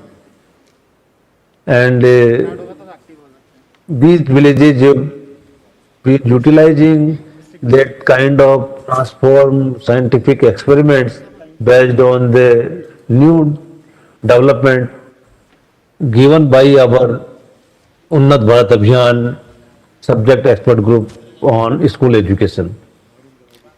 In Agra cluster, we are having about 20 villages connected with Unnat Bharat Abhiyan, and there is two local voluntary agencies working with us in transforming those villages, and those are transforming in physical sense, spiritual sense, and development sense.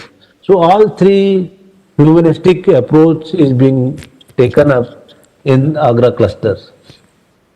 And in Gendi Khata cluster of Haridwar, Professor Vivek, who is there, is supporting this program in our Gendi Khata cluster, and they have transformed this Gendi Khata village and nearby villages through many activities. They participated in our Gram, we have participated in their Gram Sabha, then we have made a resource mapping of through our various intern students, and S&T interventions in Gandhi Khata and convergence with ONGC. We have got some CSR funding from ONGC, community participation, local,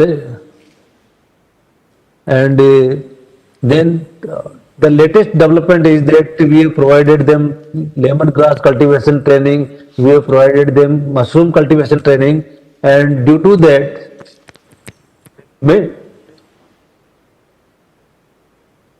okay, so in next 5 minutes I will close. Okay.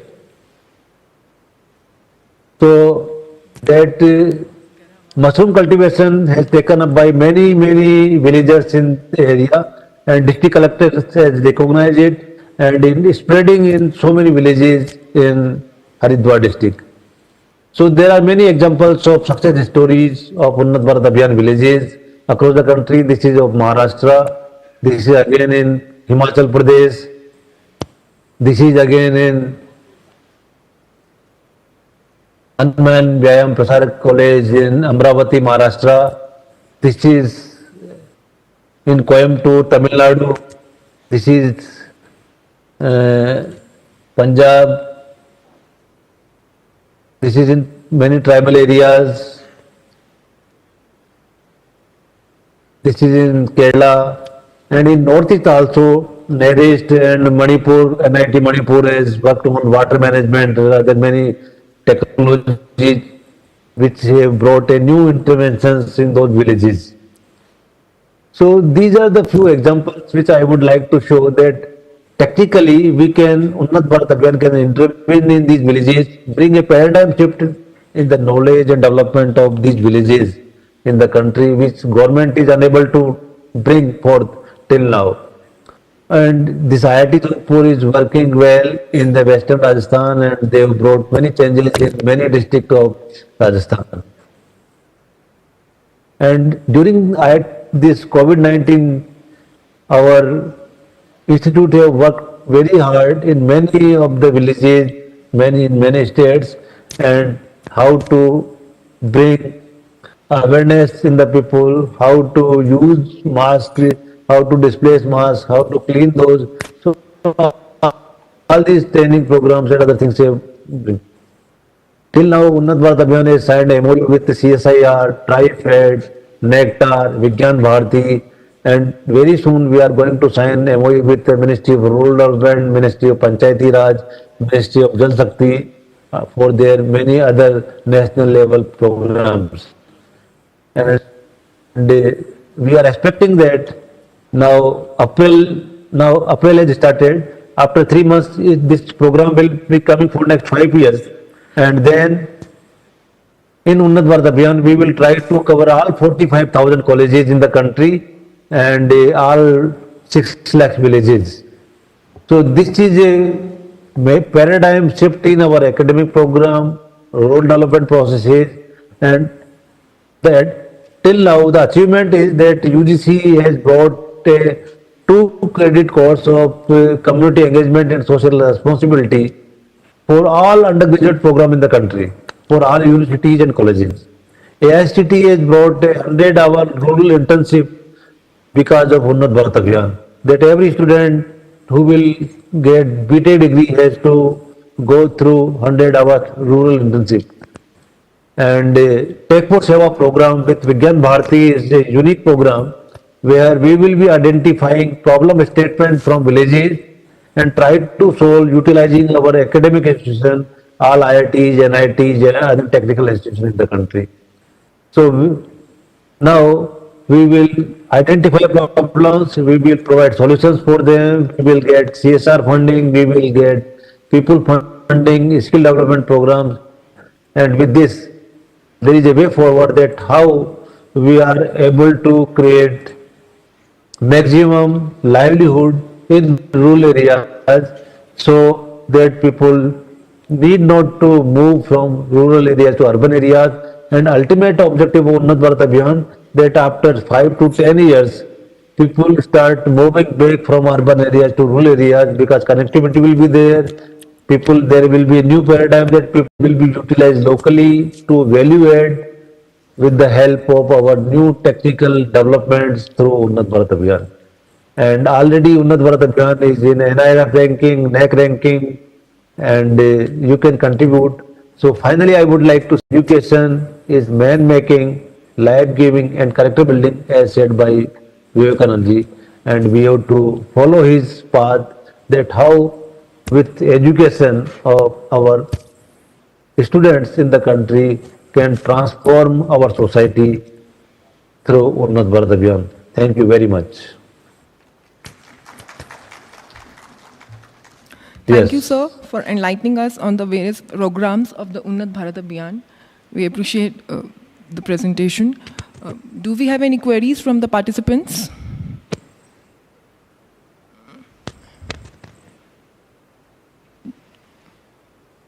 Yes, sir.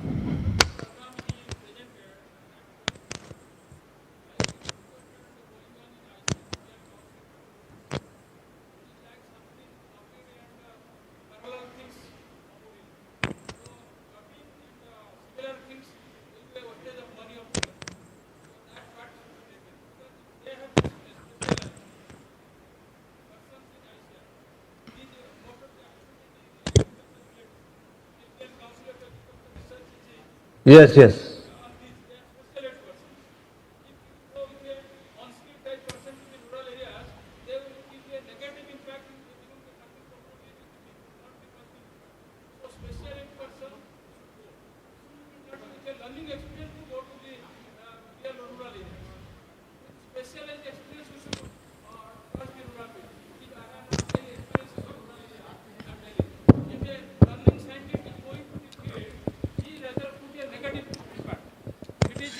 Like that only. They should imbibe, they should take the highly specialized, skilled and experts when they are going to the village level. Actually, what is happening at the present time, with many programs, with many learners, like young researchers, young students, young newly admitted scientists, with them we interact with the farmers. When we are interacting with the farmers, transferring the technology, only skilled person can make a change. But those who are learners, those who are unexperienced, they create a negative impact of the science and technology in the farmers field, in the real people. That is really from my vast experience in the rural, working with the farmers across the country, I share with you. And that should be taken into care while developing the program and launching. It is nothing like that. Students went and did something. It creates a negative impact. And what he presented, इसमें valuable impact पढ़ना बहुत मुश्किल है. This needs a highly skilled and experienced. A good professor can teach young students very well, like that. So dealing with the community, science should have a positive impact, and that will happen when a skilled and experienced person will go. With young mass will take, it will a reverse impact will come. That will be a negative impact. That is my vast experience. I am telling you. Thank you very much. Okay, thank you, sir. Anyone else from the participants?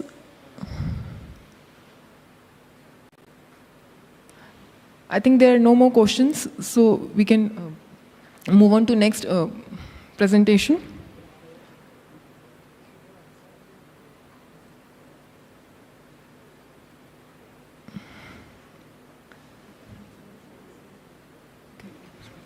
I would like to thank you, thank you again, Professor Vijay Kumar, for joining us through online, and Nectar appreciates your connection with the UBA and Nectar.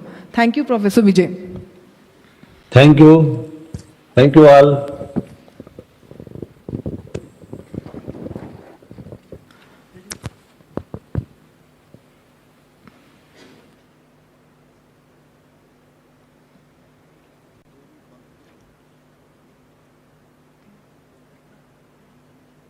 बंद हो गया इनका, अब sir की presentation change कर रहा है, अब सर की प्रेजेंटेशन है.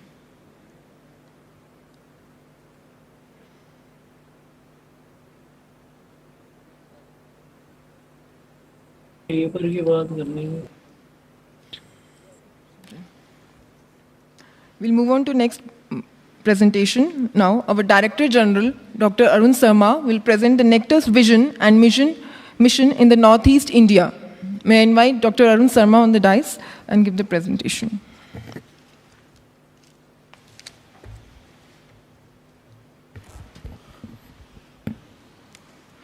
Good afternoon to all of you.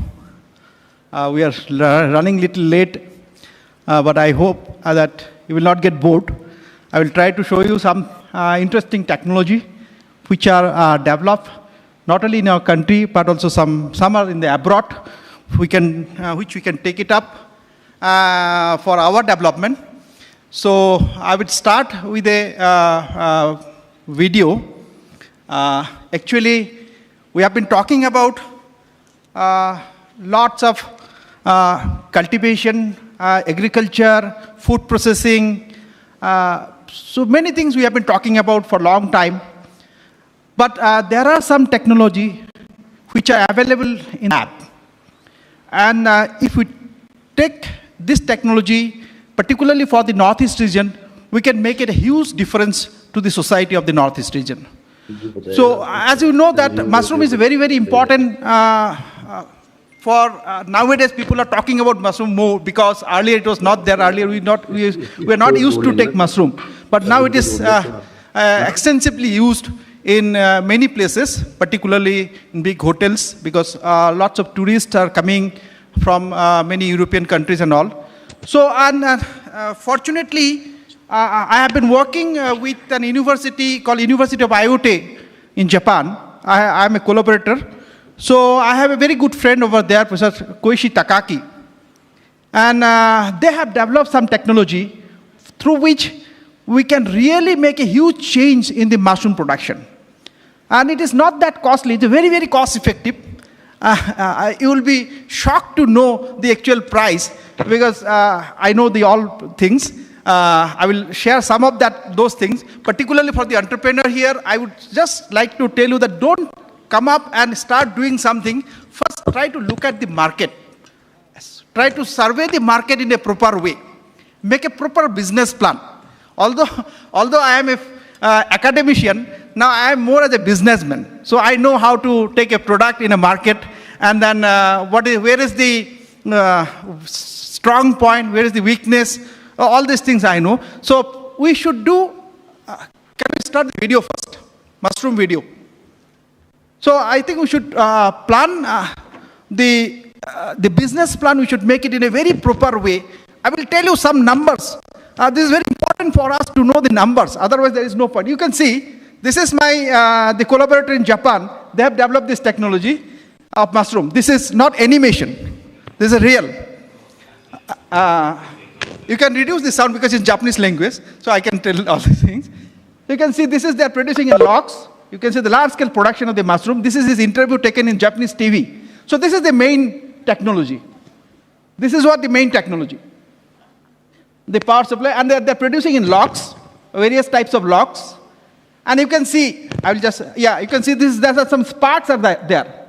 So they put the mushroom seeds on it, and these are the sparking they're doing over there.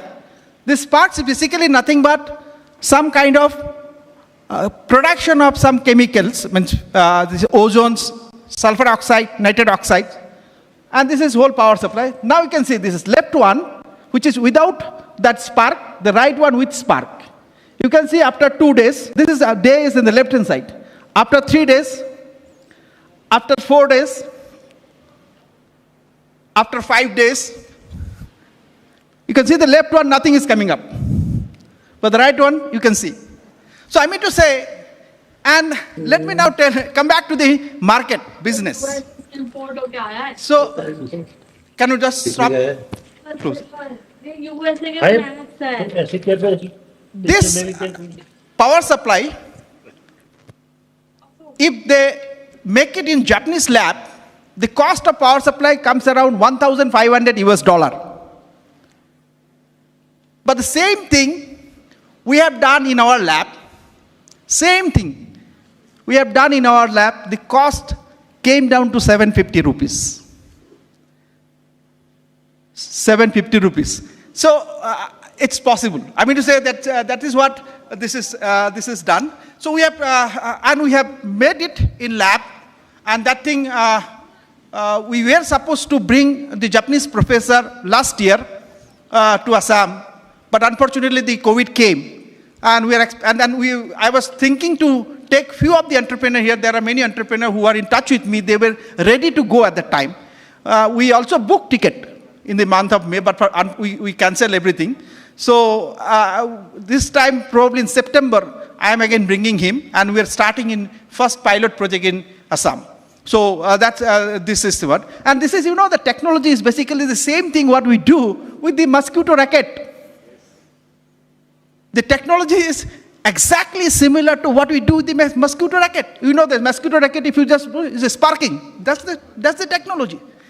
So I mean to say, this is not nothing great, but since in Japan they do it in a very perfect way. So, and we do it in a very robust way, in a crude manner. So there's a difference, and that's why the cost difference comes. So I mean to say, this is one very good technology which we can adopt, and we can take it forward. So this is what I just wanted to tell you. Now I will just show you some of the technology that we have incorporated during last 1.5 years, and something that we discuss more details about that if these questions come. So can you just go to the next slide? Yeah. So our vision for the Northeast region is that we have been working, as I told you in the morning itself, we have been working, our core sector is basically textile and fabrics, agriculture, food and poultry, water and food, communication, then renewable energy, and also, of course, bamboo application. We have been doing a lot of work in the bamboo application. And also, we are very keen to initiate two things. One is called Skill Development Center, and one is called Techno Demo Center. As our chairman in the morning was telling that we want to have a mega Techno Demo Center at Guwahati. Of course, state government of Assam has shown us some land for the mega Techno Demo Center, but that we have been discussing with them. So probably we will make it within next 2 to 3 years in Mega Techno Demo Center. But before that, we are trying to initiate a temporary Techno Demo Center somewhere near K3. So that would be done within this year itself. So that, or what we will do in the Techno Demo Center, that I will show you later on. Of course, we are also very much interested to initiate some skill development program. And we have done a lot of homework for that, for the skill development program. And I'm very happy to share with you that we have developed 2 skill development centers, one with NIT Arunachal. Already some training program we have initiated this year itself.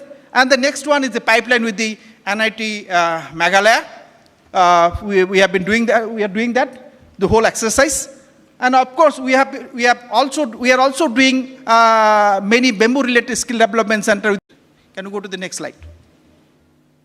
So the technical activities that we have initiated in the last 1.5 years. Yeah, next. As it was told in the morning, it was we thought that why not saffron can be taken out of Kashmir. So we took an initiative. We did the initial exercise related to soil, the pH level of the land, and we found that there are 3 states, Sikkim, Meghalaya, and Arunachal Pradesh. Some of the districts' lands are very conducive for the saffron production. So we took a risk during the COVID time itself. It was a hard job for us. Then we decided that we will take it. So we had a discussion with the Sikkim Central University VC, and he agreed with us to provide us land. And we hired farmers from Kashmir. We were very fortunate. Sikkim government has relaxed us for the COVID protocol and all these things. So we took him to the Kashmir, and we started for the saffron growing over there in Kashmir, and it was successfully grown, and it was the quality of the saffron and everything comes out to be exactly similar. So the first time saffron has been taken out from the Kashmir, and this time we are trying to do it in Meghalaya also, as well as Arunachal also. And in the Kashmir we will do in a larger scale. In Sikkim we will do in a larger scale. And then many of you, this is another technology that we have initiated. You know that all of you know that now this marks would be our body parts. We have to go with the new normal, this thing marks. So we thought that why not some innovative technology should be used for the antiviral marks. So we have already completed the pilot project. Now all the marks are now in the testing process going on. So once the test certificate will come, we will take it to the larger scale. So this is a deep coating process. This is copper coating antibacterial marks that we have developed very recently. So we will take it to the market very soon. Then many of us probably know here that there is a small village in the Dhubri district of Assam called Asarikandi. It's a very famous, world famous Asarikandi terracotta pottery village. And then after we went there, I went there personally to see the terracotta product. They're doing a tremendous job. But everything they're doing by hand and feet. So when I talk to their young people, they're saying that they're not interested for that traditional process and all this thing, because they are going to the AC schools, colleges. Why they will go for the by hand, by feet they will do. So we decided that we will introduce some technology over there so that the productivity level of this terracotta pottery can be increased. So with the CGCRI and the Development Alternatives Delhi, so we brought scientists from there in the CGCRI to the Asharikandi village, understand the soil and everything. And then we have developed a customized the clean machine and also the part mill, and this is now installed in Asharikandi village, and successfully installed in Asharikandi village. It's basically nothing. We have to only introduce some furnace with this temperature control furnace, and then of course there are some problem with the electricity. So we have developed this furnace without electricity, even in the wood-based furnace, as well as diesel and petrol, this oil-based furnace. So this has been installed, and probably after the new Assam government formed, we will inaugurate that whole village, the technology-driven village of Asharikandi pottery. So this is done. So can you go to the next one? So this is a small technology that we try to intervene and to uplift the product. This is a very important the project that we have taken, and you might have seen our product in our stall. This is the bamboo-based sanitary and electrical products. This is highly demanded product, and we have already patented. This is our own product. This is also we have all these things. We customize the machine, whatever the available. This is all machines are available in our country, and we have to only reorient it little bit with the customized way as per our equipment. So we did all these things, and the product is now in the market. So we are going for the large scale production of all these products. Can you go to the next one? Yeah, these are some of the bamboo-based product that we have developed. The Nectar has developed for long. Can you go through these slides? Yeah. This is bamboo charcoal, activated carbon production that we have already developed in many places. Our own units are there in many places. Next one. Then this is one very interesting we are dreaming for. Hopefully we could manage it by next year.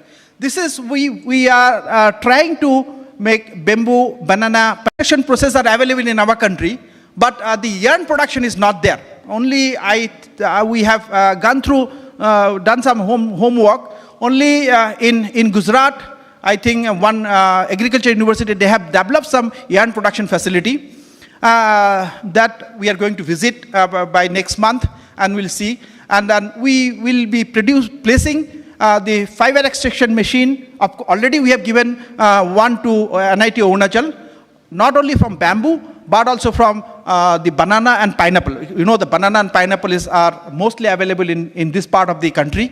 So, and then we have to use the 100% banana and 100% pineapple also. So everything and all these things.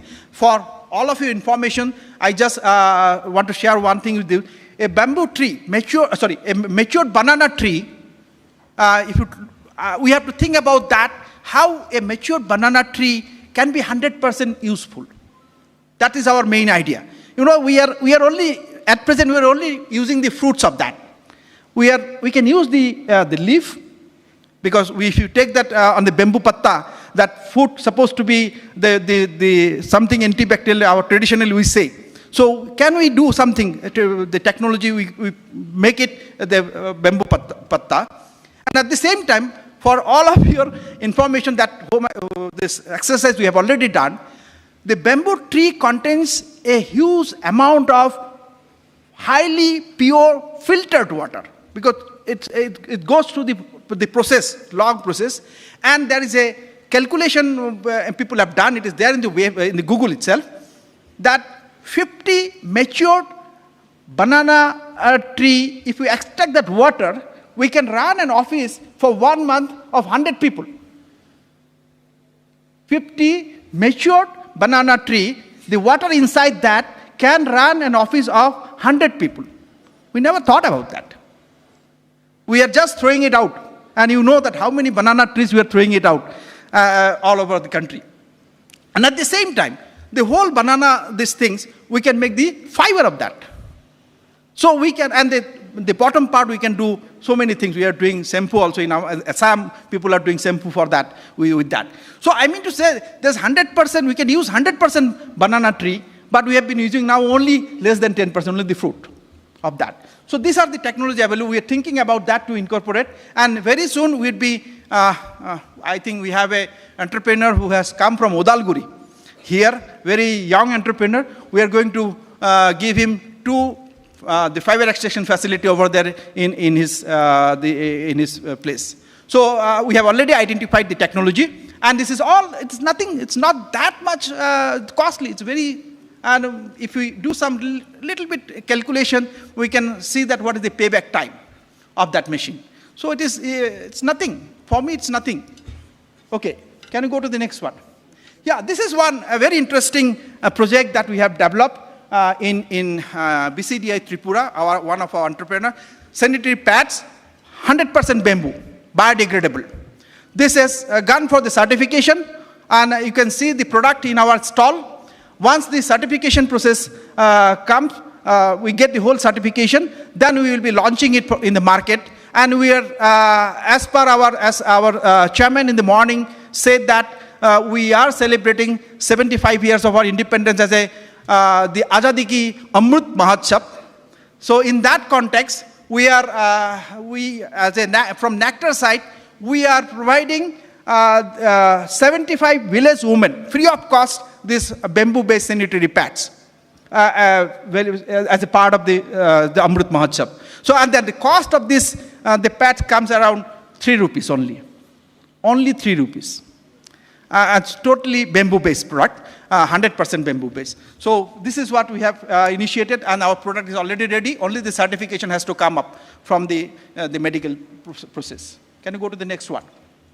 Yeah, this is a huge market, and this the crockery items made of bamboo and areca nut. We know that supari tree, wherever we go in our country, in particular Northeast, everywhere it is there. So we are not using that. So we have given a project to one of our entrepreneurs to develop this. Hopefully, we will get the final product of this by the end of this year. Can you go to the next one?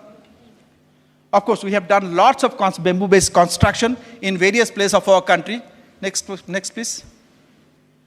As I told you that we are in the process of, we have already, not in the process, the skill development center, already we have done with the NIT Arunachal, and the other one with the NIT Meghalaya is going on. NIT Arunachal, we are working on the vermicompost, then the poultry farming, poultry layer farming, then the bamboo extraction, fiber extraction process.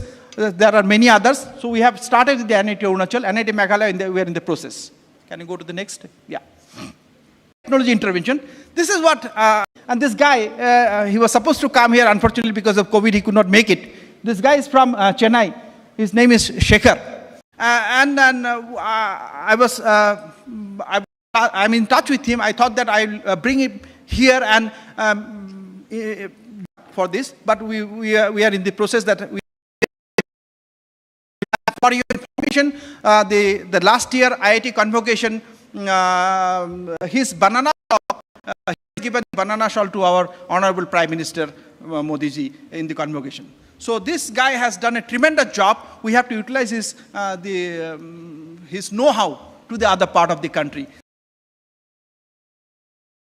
And we are also trying to support him technology also, so that he add add values to his product and increase the number of the production.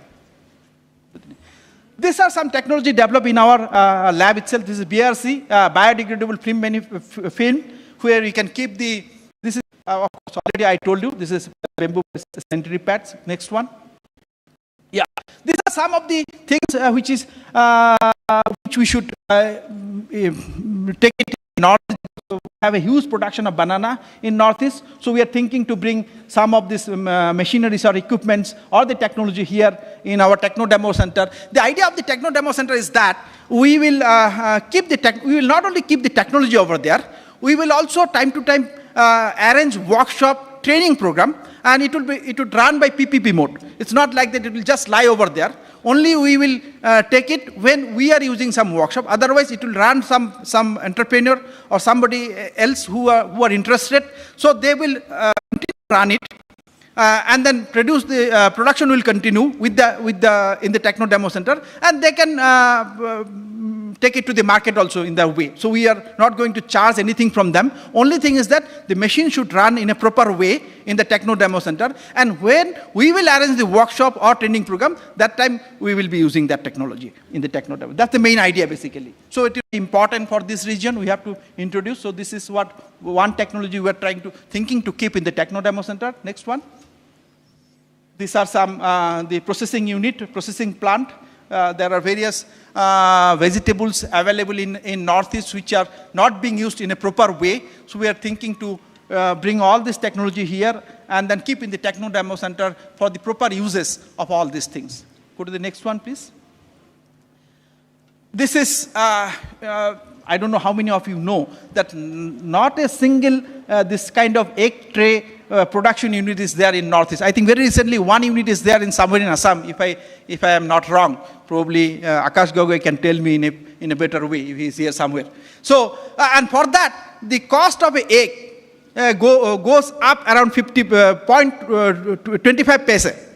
So this is that's what we have to make it. So we are trying to keep some of this technology over there in the Techno Demo Center so that, and this will be completely made of waste paper and also straw and all these things. So this is, raw materials are available. We don't need to buy any raw materials for that. Can you go to the next, please?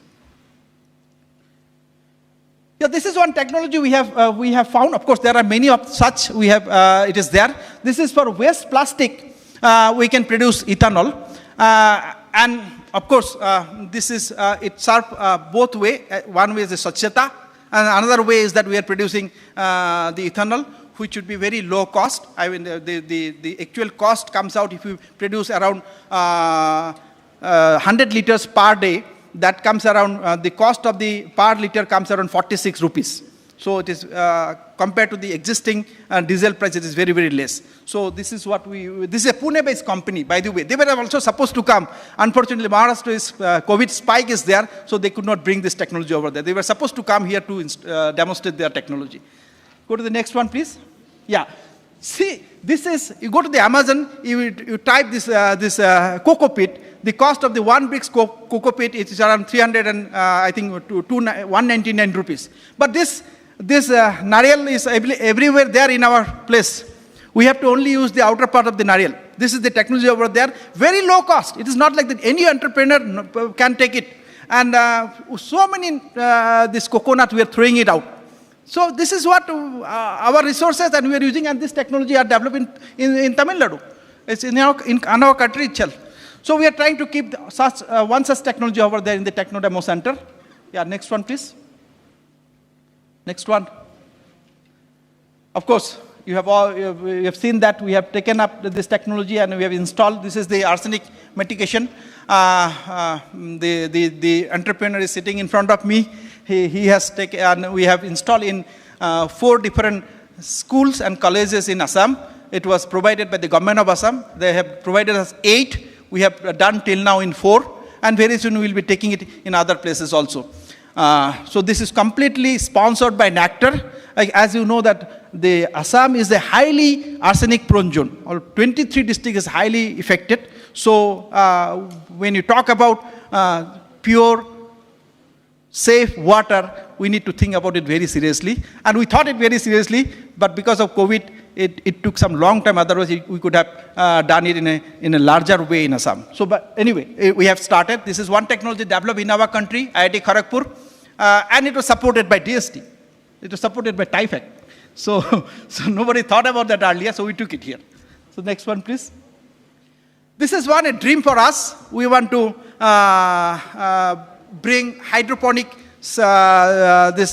cultivation process in this part of the country, particularly in Assam, because you know that it's a highly flood affected zone. So we need the fodder for the cows, goats during the flood time. So this is the best possible technology if you use hydroponic that we can project on hydroponics to an entrepreneur in Assam.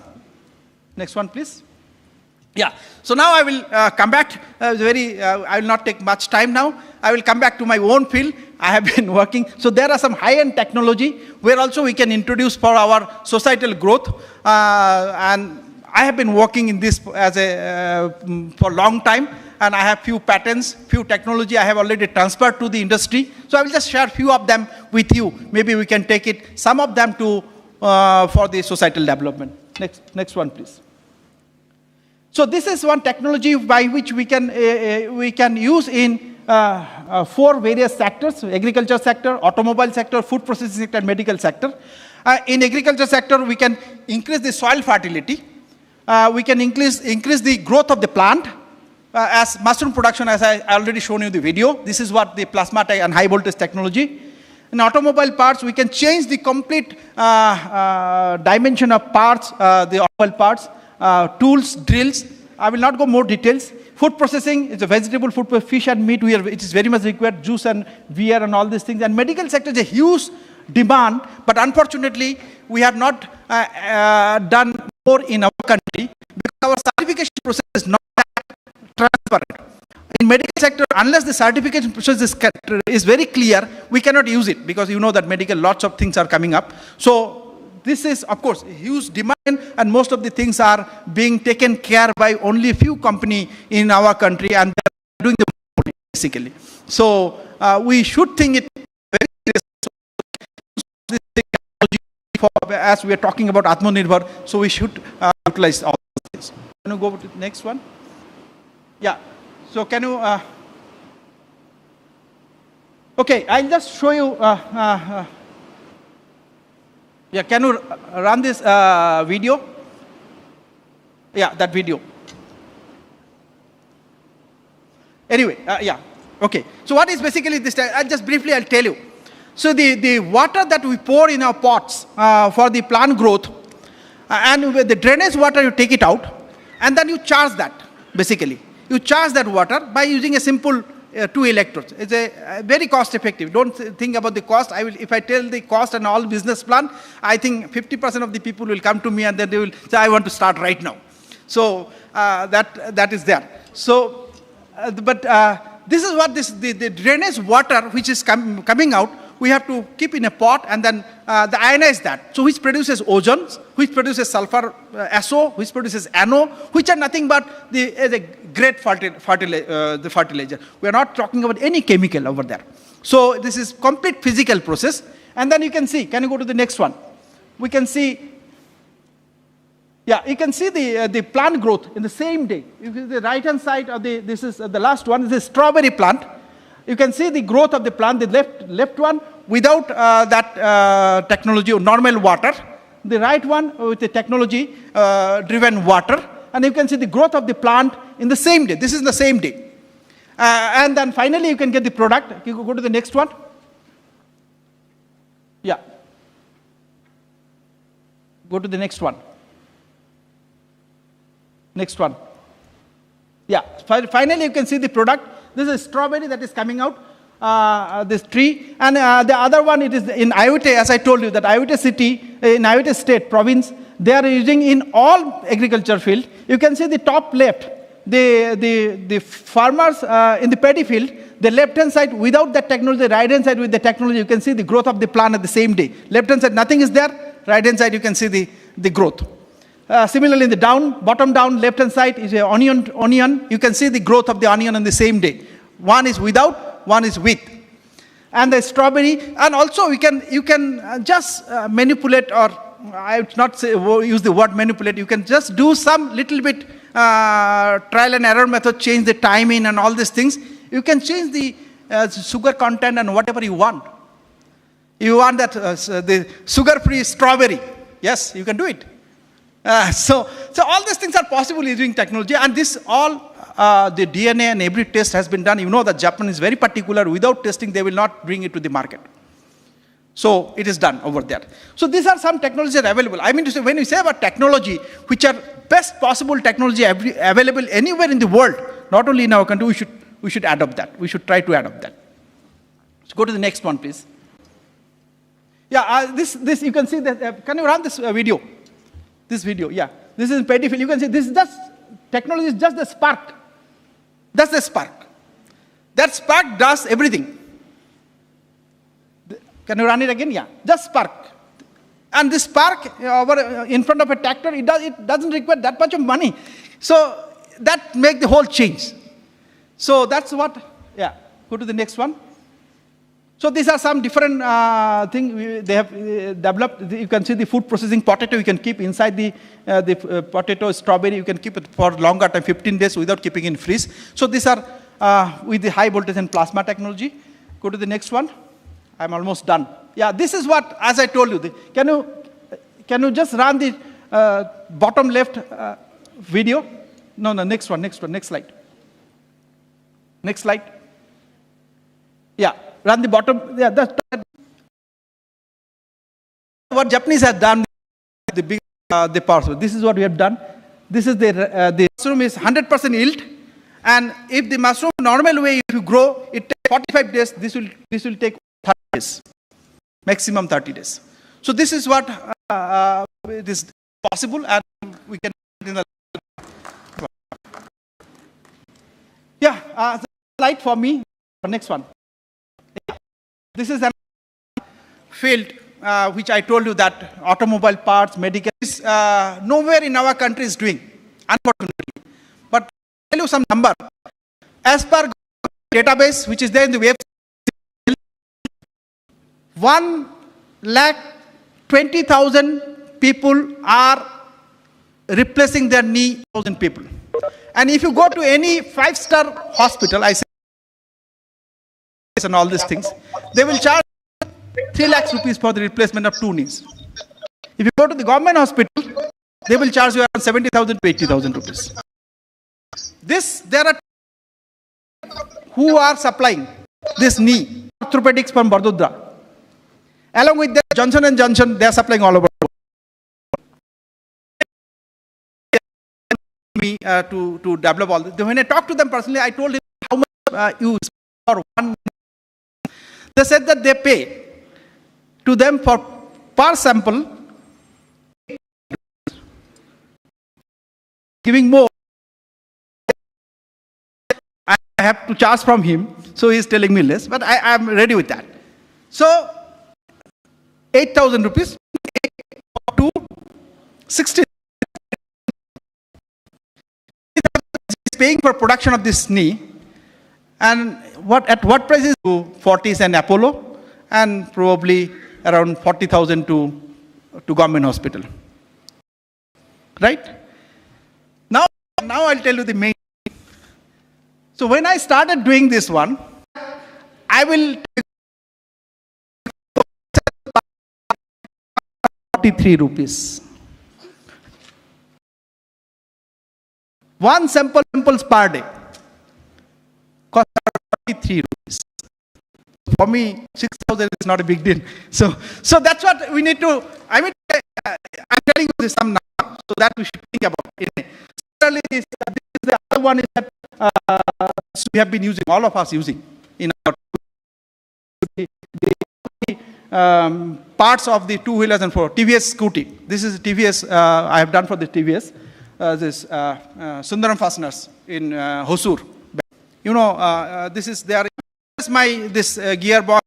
It is there in our that day. Now it is taking around 500 rupees with the service charge of the mechanic. Always, number is very important for us. And then so that the fuel efficient. But we have to make alumina hard as stainless steel. So we have technology where we can produce diamond-like carbon film, DLC. So this black color DLC film on the left sample, the same sample, alumina, on the top of the diamond-like carbon film, which is done in our lab. Now, this sample when they install in their TVS bike, now it is lasting for 5 times more. They are now launching this. Now they will give you guarantee for 3 years. You need not require to replace it, and then they will charge 2,000 rupees for that. Of course, because earlier one you have to remove 2,000 rupees.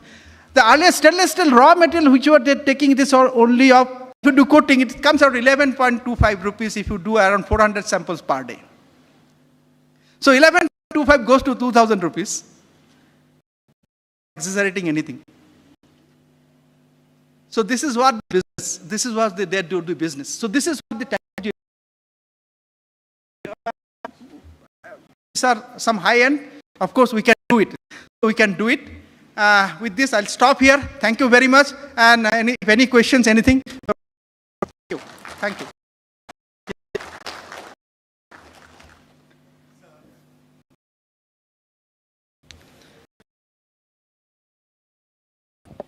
Yes. So whatever you said is absolutely true. But the premium people pay technology. Of course. It's for the brand. And therefore, the Northeast into a brand gives you technology, but brings you the best agricultural produce of this country, organic.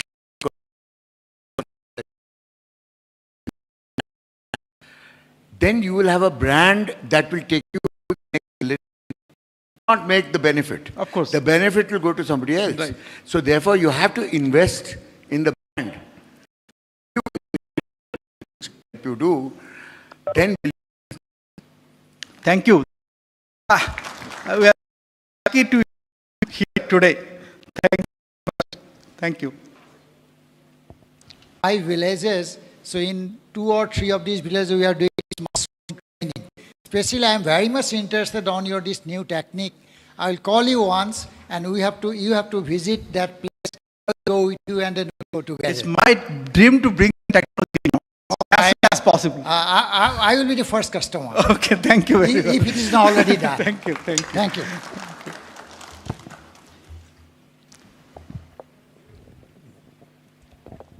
It's very excellent presentation and very interesting work for sure. And it is definitely going to bring us in future for the well-beingness for the society. I am very curious to know this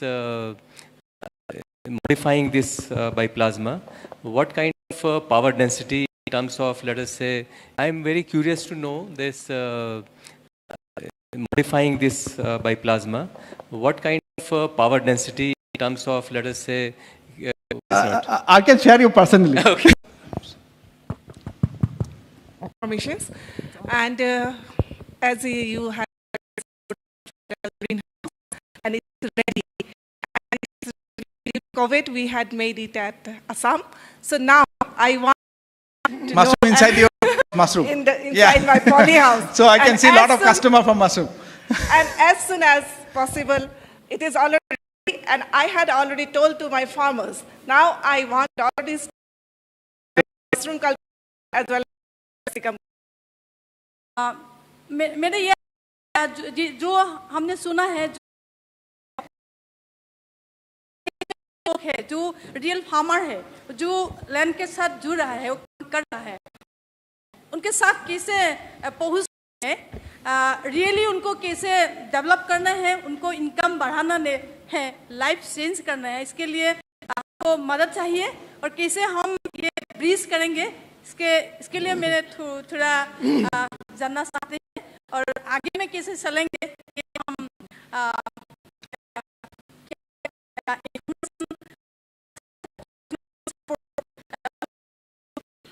thank you. Actually मैं आपको बताऊं पिछले साल मई महीने में मेरे को ग्वालपाड़ा जाना था।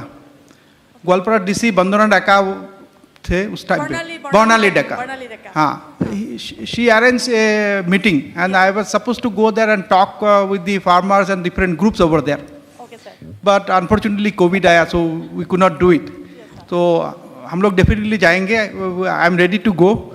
तो अभी आपको अगर कुछ हेल्प चाहिए तो you can have a talk with our staff, project officers are there NECTAR का, तो उनसे बात कीजिए. तो कैसे प्रपोजल लिखना है, कैसे वो करना है, we will help you definitely. Okay sir, last time 2020 मार्च में हमारे एक स्फूर्ति प्रोजेक्ट मिला है. हाँ. 1 करोड़ 23 लाख का. अभी हमारा जो बिल्डिंग कंस्ट्रक्शन हो रहा है, मशीनरी ग्रांट भी हम मिलेगा, लेकिन हमारा जो वर्किंग कैपिटल है, वर्किंग कैपिटल हमारे साथ में नहीं है. हम कैसे ये करेगा, इसके लिए मदद चाहिए. Will help you definitely. Thank you sir, thank you. Yes.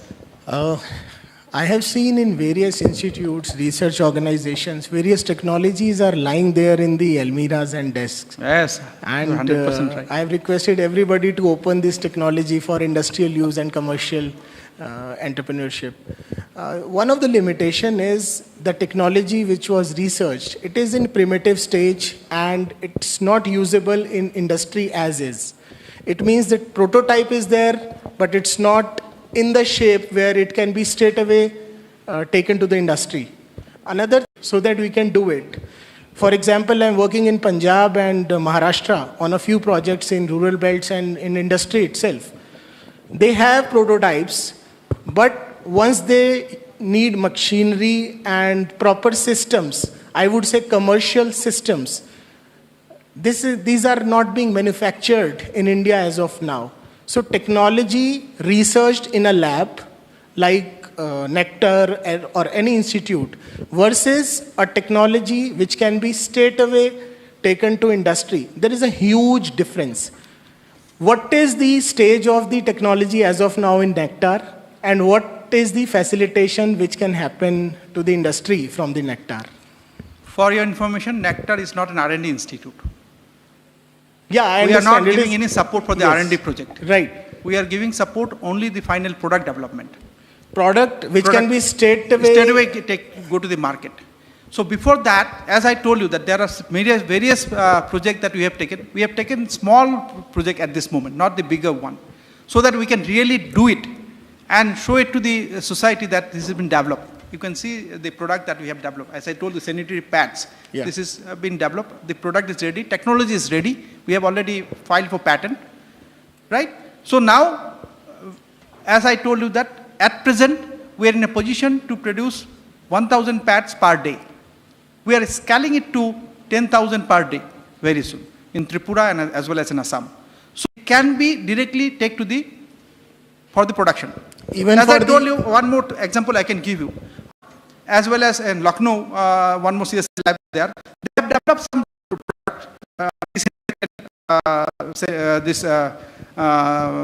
some some liquids, which is very good for the COVID. So this is developed in the lab. So I have been in touch with the directors of that. I'm saying that you give it to us, this technology, and I have entrepreneur with me. They're ready to take it. Right. So technology only they have to give it to us, because we are not doing the R&D part. We are please come to us. Yeah. And we will take it to the market. Perfect. Right. It means, and even the large industries or large units, big machinery can be installed right away. Thank you.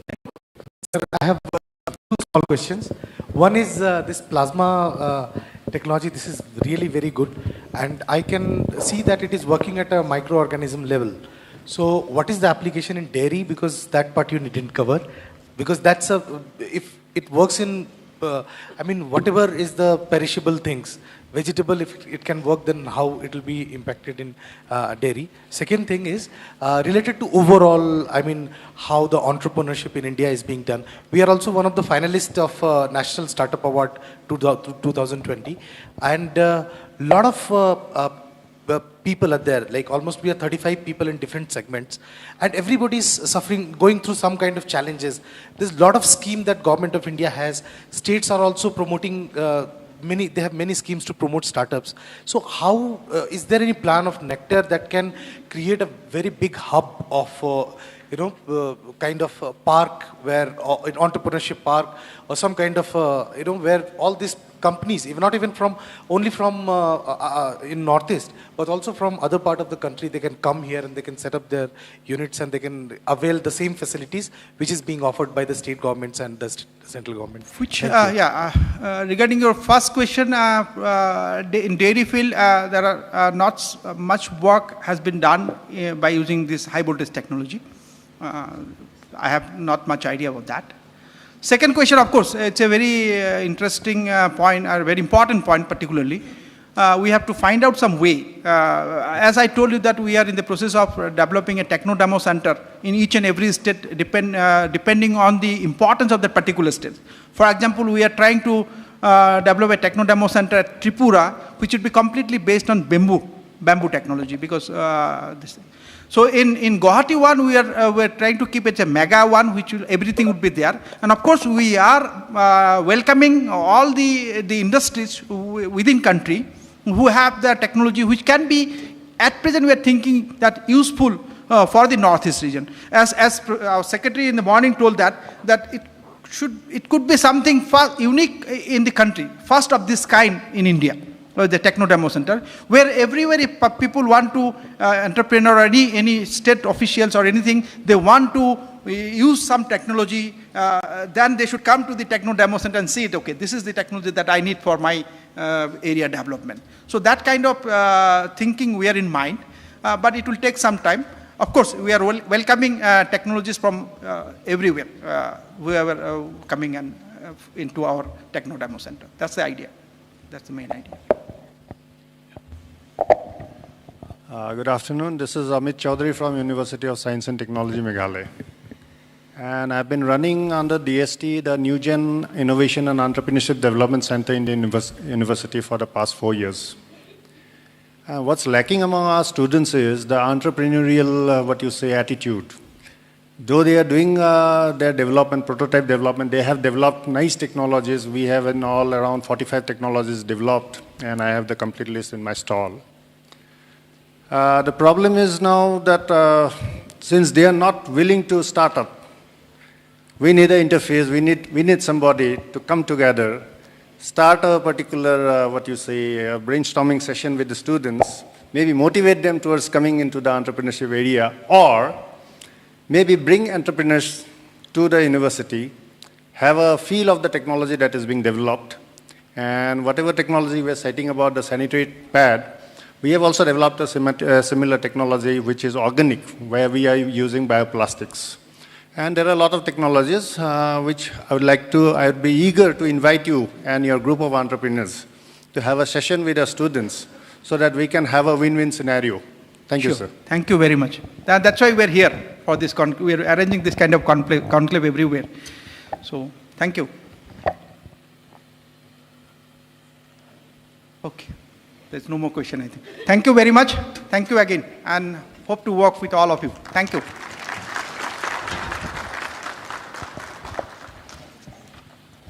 Thank you very much, sir, for the wonderful presentation. It's your energy and passion that keeps us going and inspiring us to do new and better each day. With this, I would like to conclude this technical session. Now we'll meet after lunch, after around 40 minutes, that's around 3. So I would like to invite the delegates to have their lunch in the conference room 1, and the rest of the participants can take their lunch from the dining hall. So we can proceed for the lunch. We'll gather at around 3 p.m.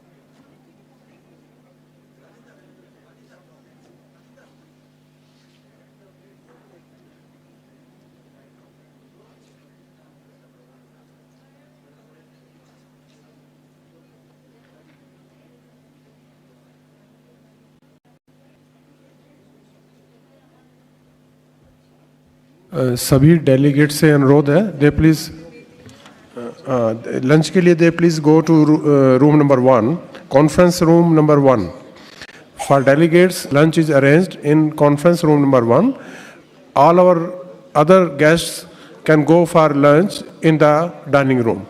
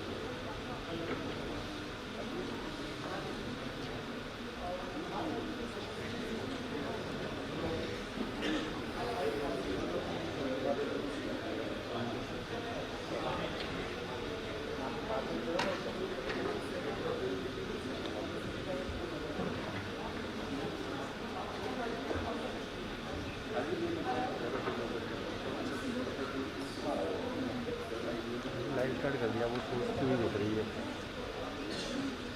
तो हम साथ उनकी बात करेंगे। ऊपर से कम करो। जी आप ठीक अपने हिसाब से कर रहे हो, बट वो लाइव फीड जाएगा ना, उसमें तो ओवर ही रहेगा। आपने रिकॉर्डिंग आना चालू नहीं करा, नो ठीक, और कम करो ऊपर से।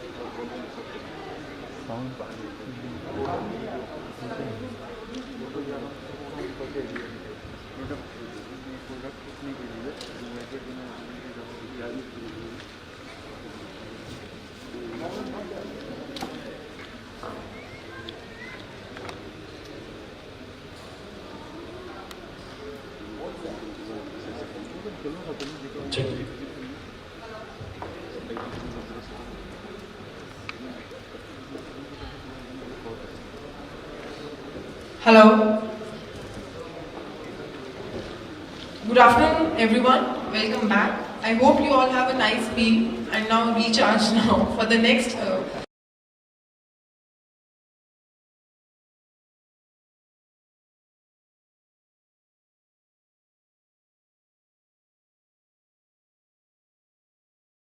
Few people on the dais. Shri N.P. Rajiv, VC, National Innovation Foundation. So please come on the dais. Shri Surendra Talkhedkar, NE Northeast Head, Seva Bharati.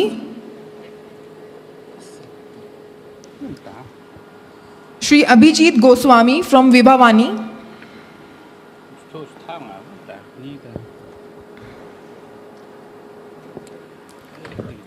Shri Ashish from Rora Bharat.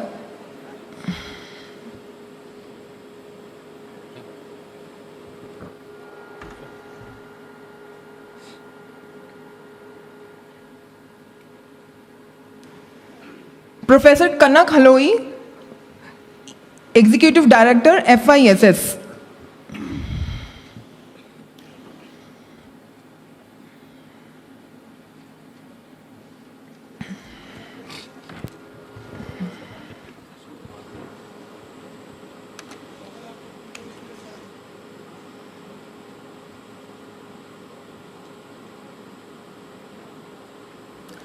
Shri N.P. Rajiv will be the moderator and chairman for this session. Let me just give some introductions of the delegates. Shri N.P. Rajiv is the vice chairman of National Innovation Foundation, actively engaged in the networking of grassroots development organizations through science and technology interventions for societal development. He has 25 years of experience in senior manager role in various industries. I would like to Shri N.P. Rajiv to moderate the session. Yes.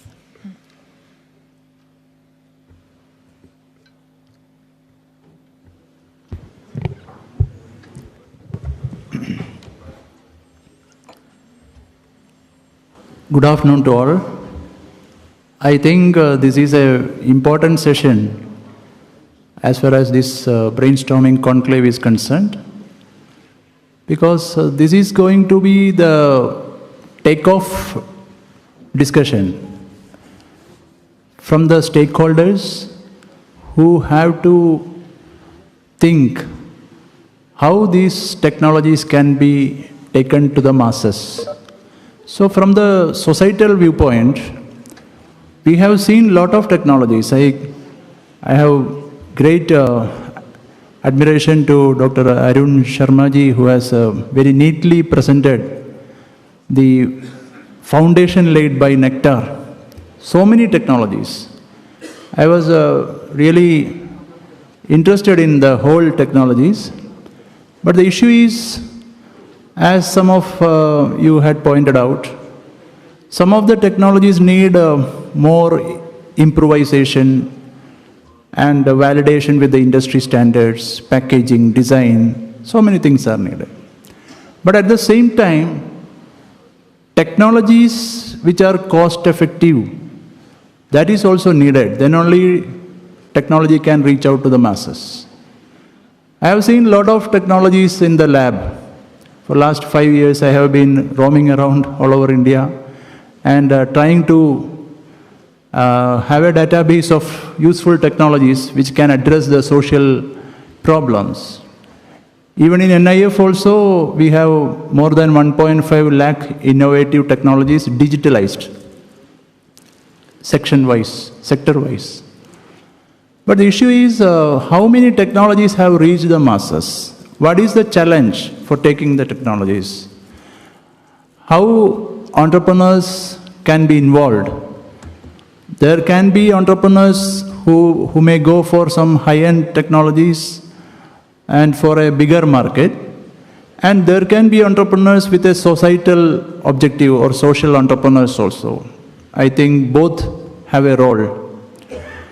And there are a lot of organizations already working with the masses, trying to give them a science orientation or taking technology for their daily needs. So we have to get engaged, collaborate with all the stakeholders. So I think this session is mainly intended for taking the opinion of all the senior members who have been dedicated their life for a long time for the societal through technology interventions. So as it is said, Sangachatvam, Samvadatvam, Samvo Manamsi Janadam. It's a Vedic. What does that mean? We have to come together, we have to work together or go together, but with congruence of mind. That is the most difficult thing. When people come, there will be conflict also. So, even more than 5,000 years, our Vedic seers had identified this issue.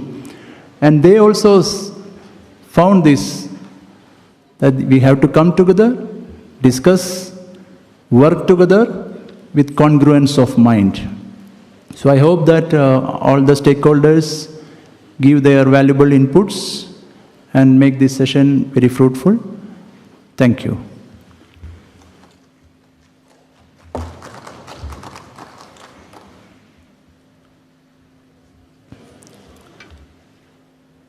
Two of our members, Shri Sumin Maiti and Shri Uday Vankawala, will be joining us online. Right now we are facing some technical difficulties, but as soon as we connect to them, they will be visible on the screen. You can invite the next speaker. You can invite the next one. Okay.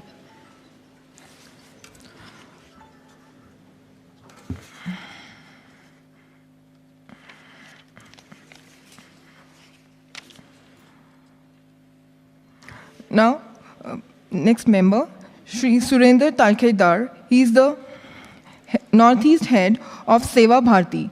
Seva Bharti is an NGO working among the economically weaker section of India society, including tribal and indigenous community.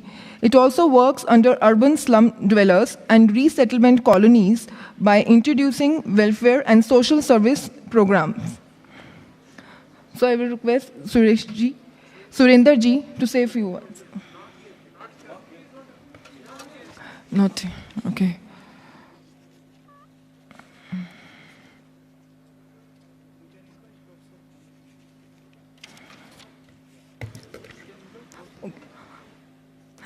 Next member is the Professor Kanak Haloi. He is the Executive Director of FISS, which is Foundation for Integrated Support Solution. He's also Professor for NIID and PR, Panchayati Raj. Professor. Dr. Sumin Maiti is already connected with us. Okay.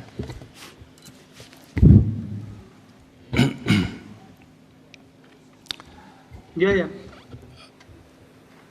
Thank you, organizer, for giving me the opportunity.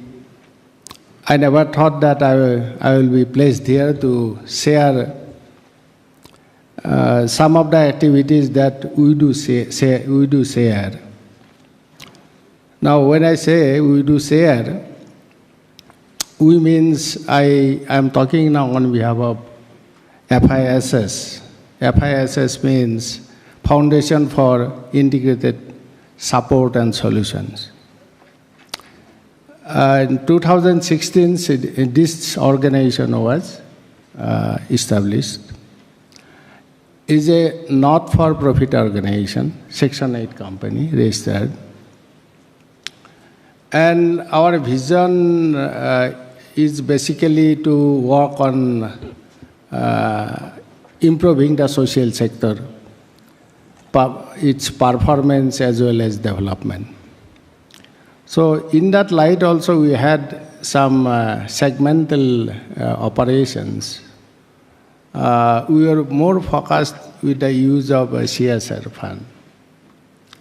But COVID has taught us a different lesson, because COVID shut down the entire CSR fund in favor of COVID supporting system. And therefore, we have enlarged little bit to other sector also. Environment was not in our purview earlier.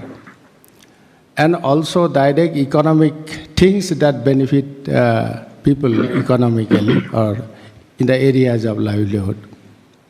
Still another area, the knowledge hub, the institution, educational institution, which are there all over. We know colleges are there, technical institutions are there, higher secondary, high schools, all these schools are there, and everywhere these are there. Now, thinking that also, we have some program to reach out to those group of students and teachers and the institutions.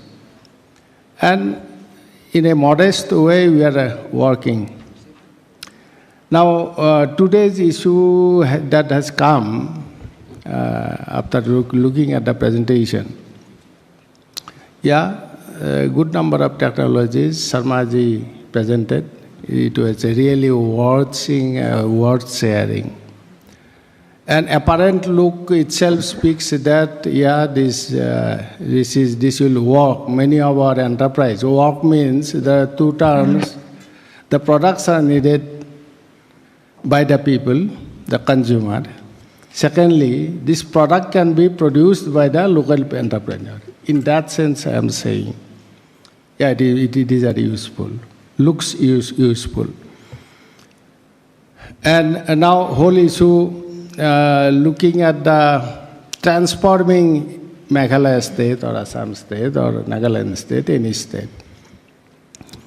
There are hindrances, barriers, that technology that are being developed or already developed. Things are not reaching people. The reach is the problem. There is barrier in reach. So that seems to be one of the biggest hurdle looks. And today, technology provider Nectar also confessed that, there has been the real challenge, a reach. It is not reaching people. Reaching in the sense product are not reaching people. Secondly, entrepreneurs are not coming up to take up and produce these items. Therefore, both ways, things are not happening the way it is expected, or otherwise it should have happened here. Now, as a not-for-profit organization, FISS, what can we do? Obviously, I see there could be two broad roles. One could be generation of awareness, but awareness in our conventional way of talking out. It is not awareness alone, in my view. It is basically a task that is done by a market executive or a market agent to reach the people. See, in my service career, while I was a central government worker, I was working as a professor. I have visited entire Northeast and also 4 or 5 days of work. Also, there are villages I visited personally. Under that situation, also few heartbreaking things I used to see. This Lays, all kind of Lays, packets, the chocolates, and like that, no? Chocolates, Lays, lot of other packed item. Even after you walk down 3-4 days of distance, there is no other communication except but walk. There are shops and these products are available. So I wonder here, what is that strength and capacity of those products which pulled magnetically to that level of places where accessibility is the real challenge? What is that magic the product has? So it's an extreme example I am using here. But then we can learn from there. See, the product as a technology is a product at the end. Erector is, as I understood, is a technology provider, it has said.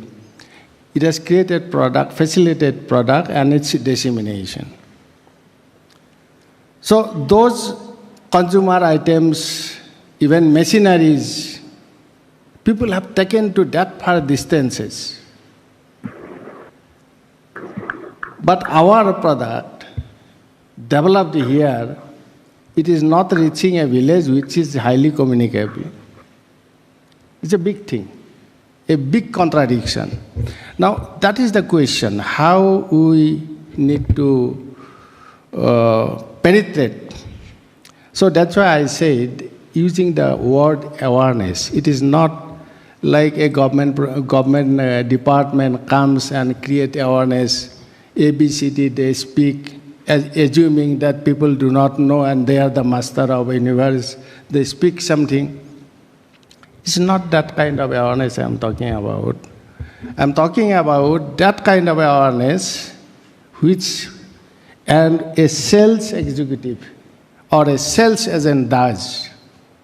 In that level, in that depth, to that extent, if it is necessary to create that kind of awareness by that kind of people. That is one. It is related to the product, I feel. The product, its quality, its usefulness, whole lot of things. Beneficial aspects, environmental aspects, social aspect, economic aspect, whole lot of things. Okay, all beneficial. Then second part is how we encourage more entrepreneurs. I once again remind that I am speaking by acting as a not-for-profit organization. How do we take development message or a product to the masses? I am speaking once again in that line and reminding. So the second part happens, how do we encourage that number of entrepreneurs, or that number of people, or those many willing people or enthusiastic people to come up and take up the technology to produce the product. Is a technology taker. So people in general cannot be a technology taker. They can be a product user. But then technology taker has to be an entrepreneur. Now, how this entrepreneur in Northeast as a whole, it is less, or everybody knows it, and all statistics proves, and visually also we know that. So second role I see here, that as a not-for-profit organization or community-based organization, we need to create those motivation among the people so that number of people, young group, maybe educated one, maybe less educated one, they come up and take up this technology and start producing the product, so that people get more and more benefit. Both way it is, economically it will benefit the local resource, local people. The whole economy will cycle within the local area. Money will not go out. Therefore, the recycling within, that process will begin. So in doing both the activities, or accomplishing or fostering or pushing these activities, for a community-based organization, for all community-based organizations, perhaps this could be two roles as I understand and see it. One is motivation at people's level. One is people's level to create entrepreneurship mindset. Second one is the awareness level among the people about the use of varieties of beneficial product which local entrepreneur produce locally. So these two roles, a community-based organization definitely should play. Otherwise, the reach, technological reach, will not be there. So I think I close hereby saying these two items in the given context. Thank you so much. Thank you. Next, I would like to invite on the dais Ms. Shweta from RK Mission, Sorhat. Ms. Shweta from RK Mission.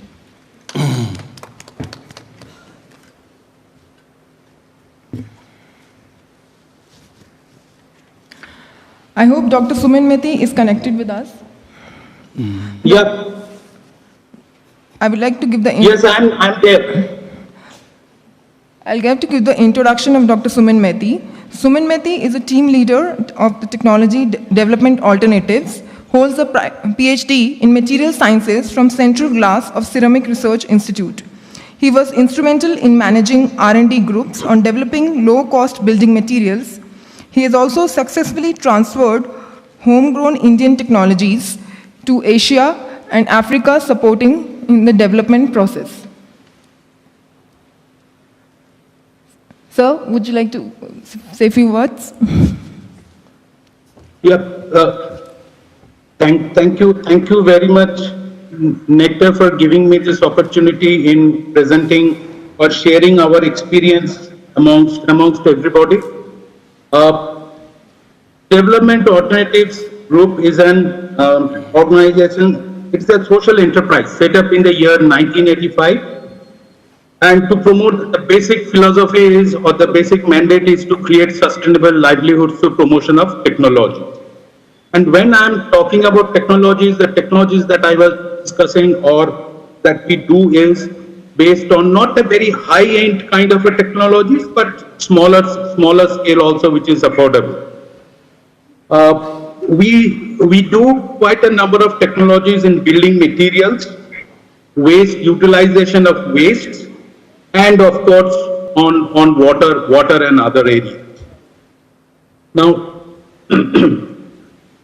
we had quite a number of successes in disseminating these technologies. I can give you an example, a couple of examples. One of the examples is in the state of Odisha, where we started work in the 2010. Probably 7 to 8. So we were working for promotion of fly ash based technologies, the fly ash based bricks. So we developed both our own machineries and equipments, and we were doing it.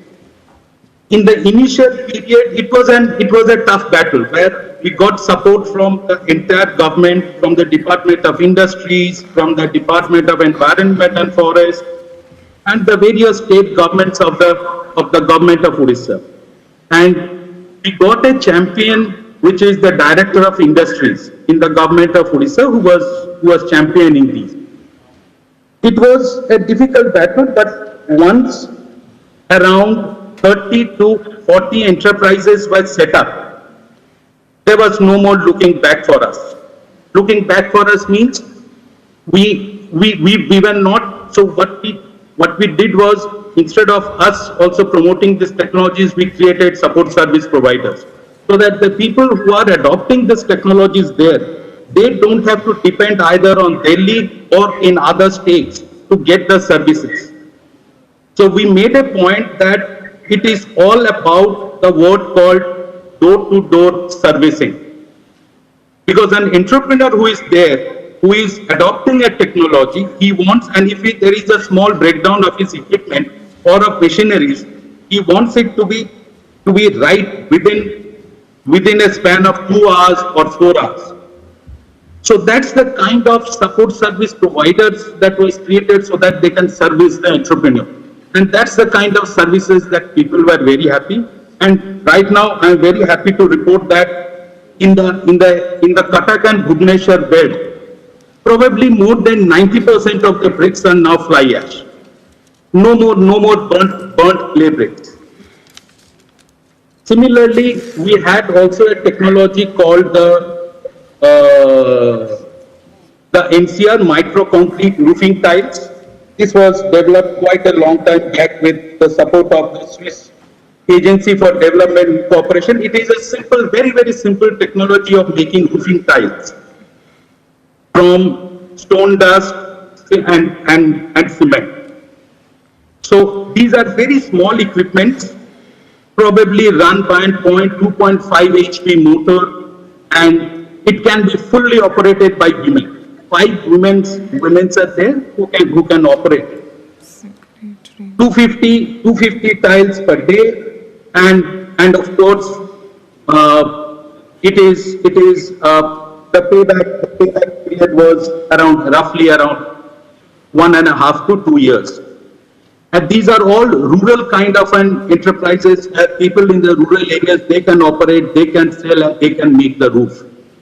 And now there are more than I think probably 1,000 enterprises established all across the northern part of India.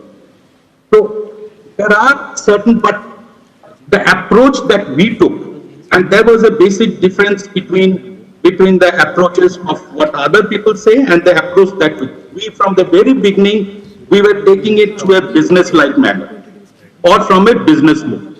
To us, nothing was free. And we learned a hard lesson, because the moment we had started giving anything for free, people thought that yes, we will be giving them more. So everything, right from start of the dissemination of the technology, everything, including sale of the equipment, training and capacity building, was done on a business-like manner.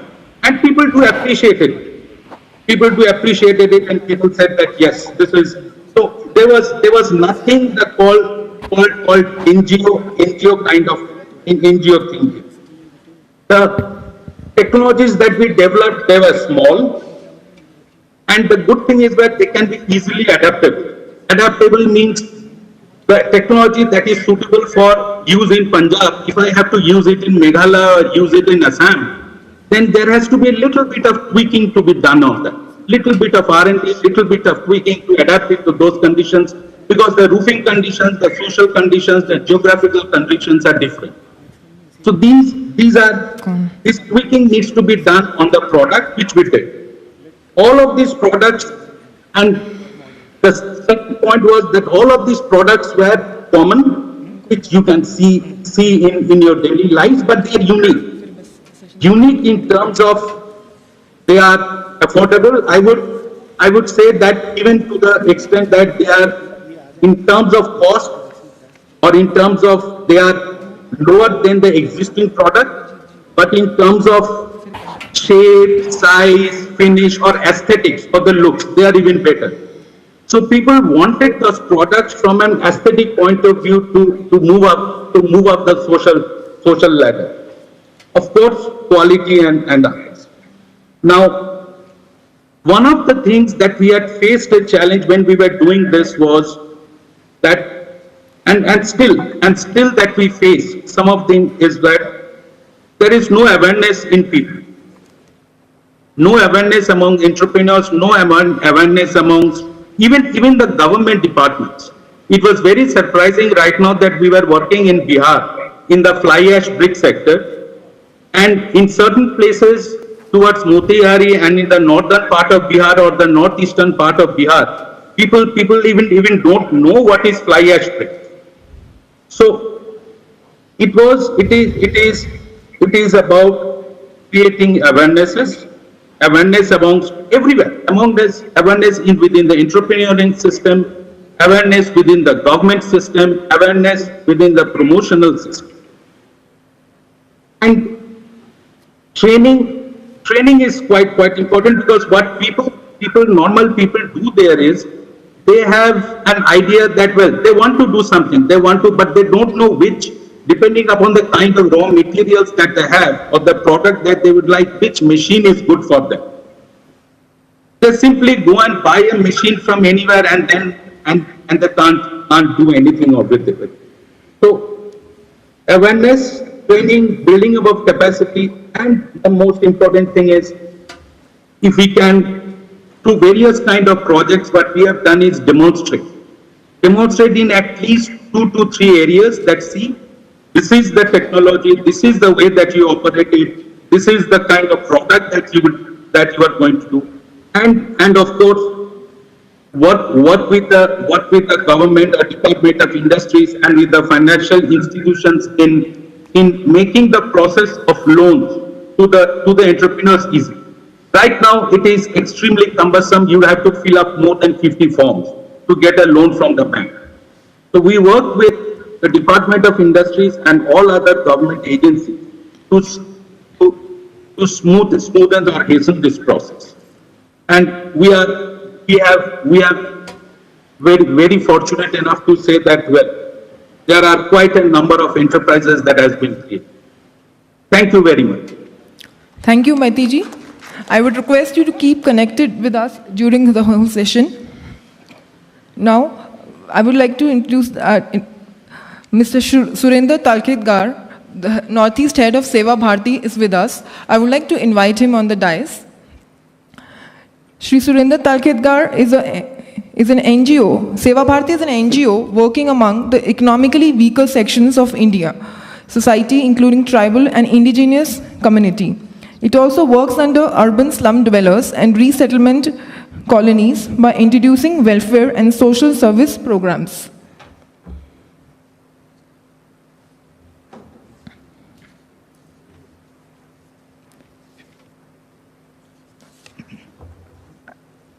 I would like Shri Abhijit Goswami, the Secretary of Vibhavani, to say a few words.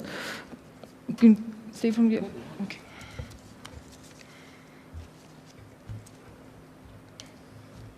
Thank you, Madam. Respected Rajiv Ji, Vice Chair of NIF, expert panelist, and other friends and guests. In fact, I am representing 2 organizations, not only one. One is Bibha, you might have seen there. It is written as partner. In fact, I and one of my friend has started this Bibha initiative in Northeast. So that has already been discussed, and our joint Sahasrapati sir was also here. He has explained about what is Bibha. That is the Indian scientific movement with Swadeshi spirit. And second organization I represent is Vibhavani India. And first of all, I would like to share few observations. But prior to that, I would like to say what what exactly is Vibhavani doing, or they have positioned themselves in this technological field. Vibhavani is basically a consortium of science-oriented institutions and organizations. We want to bring different stakeholders, those who are working in the field of technology, right from industry, innovators, entrepreneurs, facilitating institutions, and academia. Being in the scientific awareness programs associated with various organizations since from my childhood for more than 4 decades, I have seen few observations as far as Northeast is concerned. So we talk about many technologies, but prior to that, we do not think about the geostrategical advantage we have as a Northeast. See, you know, all of you know, obviously, it has come to in the news also, like Act East policy to establish linkage with East and Far East countries too. So we obviously have the location, geostrategic local advantages. And when we talk in different platforms, people say that Northeast peoples are reluctant to adopt technologies. I don't think so. It is coming up, it is picking up anyway. Many entrepreneurs are taking up the technologies. I could see a number of incubation centers, many funding agencies are coming on. And even as a Meghalaya, I could see a lot of initiatives are there. Even their agriculture department is also very active, proactive. And they have taken some very, very good step in backward linkages, farm evacuation and all. You all might be knowing that one. So they have set an example, and they are going for it for the national level, what I understand so far. So as far as Northeast is concerned, every state has its own resources, advantages of own resources that has to be utilized. And as far as Vibhavani is concerned,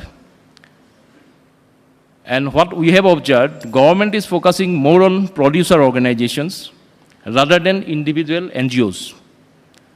That's why we prefer to call it as a nation-building organization rather than the non-governmental consortium of non-governmental organization. Another challenges I have seen in interacting with DST professionals and others. Here in Northeast, we have different technologies traditionally practiced over the years. But if you want to apply for a scheme, for a government scheme, they will ask for some validation. That is a more challenging part for an entrepreneur. Because this is time proven, but you do not have any validated certificate.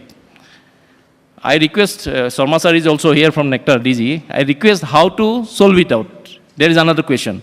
Because we are practicing various technological practices over the years, but we do not have any valid certificate. How to solve it out? That is one question. Otherwise, our entrepreneurs might not get the advantages. Secondly, when we adopt technologies or do maybe, as we know, Northeast is famous for food processing. We are talking about horticulture, agriculture, bamboo and many things. Many schemes are there. Many institutions are coming up. Many incubations are going on.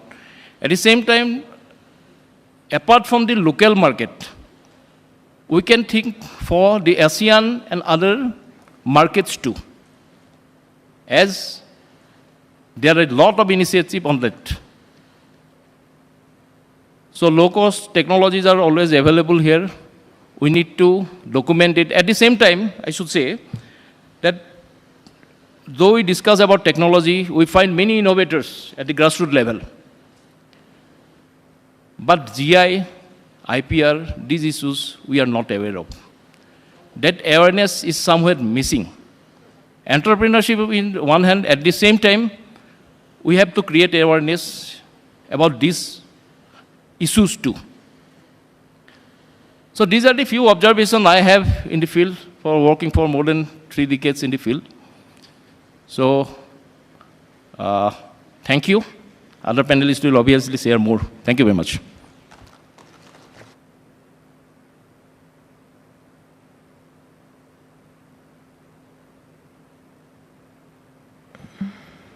Am I audible? Yeah. I would request MP Rajiv ji to conduct the session.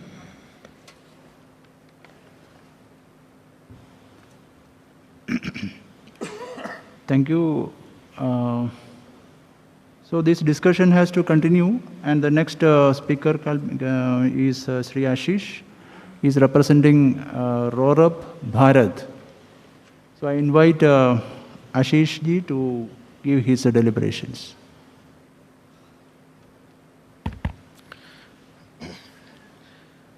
Good afternoon, everybody.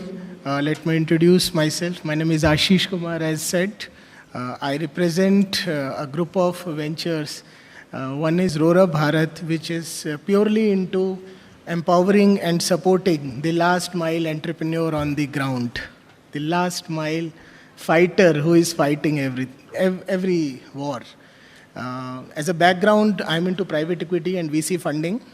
We are from Singapore and India, and we are primarily into primary and secondary sectors. And along with that, we run a technology company which is purely into smart city solutions and futuristic industrial solutions. So I'll try to share different perspectives. And it will be purely injustice if I speak science and technology in front of these dignitaries. So I won't do that. I'll give some different perspectives which are still not on the table. It's a saying that you cannot teach anything to a starved person, a hungry man. At the same time, it is again truth that after post-lunch session or during post-lunch session, it is very difficult to teach or share. So I'll keep my words as simple as possible and give you some practical business perspective of it. There are a lot of science and technologies lying, as I said, almirahs and desks, in the cupboards, in the files, everywhere across. My role is to empower the entrepreneur, whether it is from a rural area, from MSME sector, or from a large factory setup, which are transforming themselves to completely IoT, robotics-based framework. We need to really understand what is the challenge of today's entrepreneur. We just need to facilitate it, him or her, with right intentions and with the right ecosystem. I'm saying right intentions, right seriousness, and right level of empowerment on the ground. I compare an entrepreneur with a farmer who takes all the risk. We from very different kind of white collar backgrounds, we can do many seminars and many back-end activities, but he takes the risk. I know many people who have lot of intellect, but they don't take risks.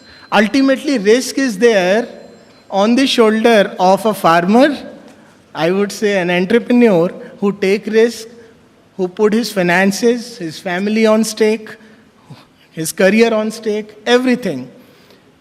But when we see on local ground, he faces demography challenges, he faces market competition, he faces political challenges, he faces local issues, he faces n number of things. This is a big reason because of which science and technology has not succeeded yet in transforming India yet. Today is an era when we are thinking of 10 years, 20 years, 30 years ahead for India. And we are saying this is a century for India. This is a century for Bharat. We are saying this is a decade for Bharat. But my question is, are we really serious?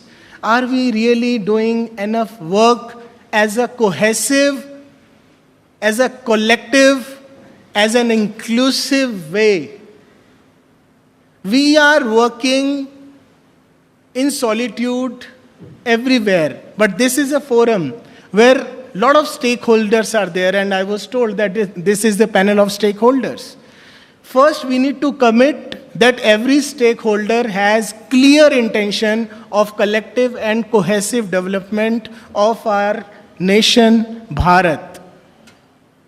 When we say collective and cohesive, then there is one more word, sustainable, which is a big in thing today's era. United Nations has also set up a lot of SDGs. And when we say sustainable, I would go from last mile to back end. When we say sustainable, we need to think a lot of things from an entrepreneur point of view. If my last mile entrepreneur cannot sustain financially, commercially, nothing would be successful on the ground. Nothing. Even he is able to sustain, but his labor is not able to sustain. Nothing will succeed. A lot of POCs are there in terms of technology, but the ground realities are when we need to implement those technologies in an industry, there are not proper machines. There are no proper machines. When we discuss quality standards, we used to say India ka hai, bekar hoga. We used to say Indian standard time hai, matlab koi time nahi hai. We used to feel shame when you used to talk about Indian product. Today, by the grace of our Honorable Prime Minister, they tried and they strived to create a brand, Make in India, which is a huge success story. When we say Atmanirbhar Bharat, I see a lot of people discussing, hame local kuch banana hai, we need to create very local for local consumption. When we say Atmanirbhar Bharat, somebody tells ki this is a product in Assam which has to be consumed nearby. I'm saying we need to think from three angles. The local consumption, the domestic consumption in terms of country, and then is a global consumption. And when you say global consumption, it means our quality standards have to be in that benchmarking. Are we competitive enough from the quality point of view, from the commercial point of view? We have lost our entire textile industry because we couldn't beat the Bangladesh prices. I know many factories and industry today getting opt out of business because they are not able to compete with China. They have technology, they have intention to build right product, but they are lacking ecosystem, they are lacking financially, they are lacking in lot of support, which this Unnat Bharat Abhiyan and Nectar and Vibha, whatever you are doing, it is a wonderful effort because this platform has gathered intellects of entire nation on a common platform, common table. This is a commendable task and you really deserve a huge round of applause for yourself. This nation needs this. This nation needs the guidance of intellectuals. I met a lot of scientists earlier. They say we have technology, we have intention to do, we just need small facilitation. I know many people who are scientists, but they have never gone to field. They have never gone to agriculture sites. And you know, technology it's always been considered as a NASA project. I'm giving you one very simple example. I quote many a times. There is a very simple technology in electronics, which is a laser detection of the distance detection, and it is there is one more technology, 8085 wala microprocessor ke time mein we used to it, initial microprocessor 8085. There was a very simple technology which was lying. Bosch capitalized on it. They created a device which is a very, very low-cost device, which has a task. You can hold that device in hand, and it can measure distance from this wall, from roof. Very simple technology, but it was the biggest success story of the Bosch.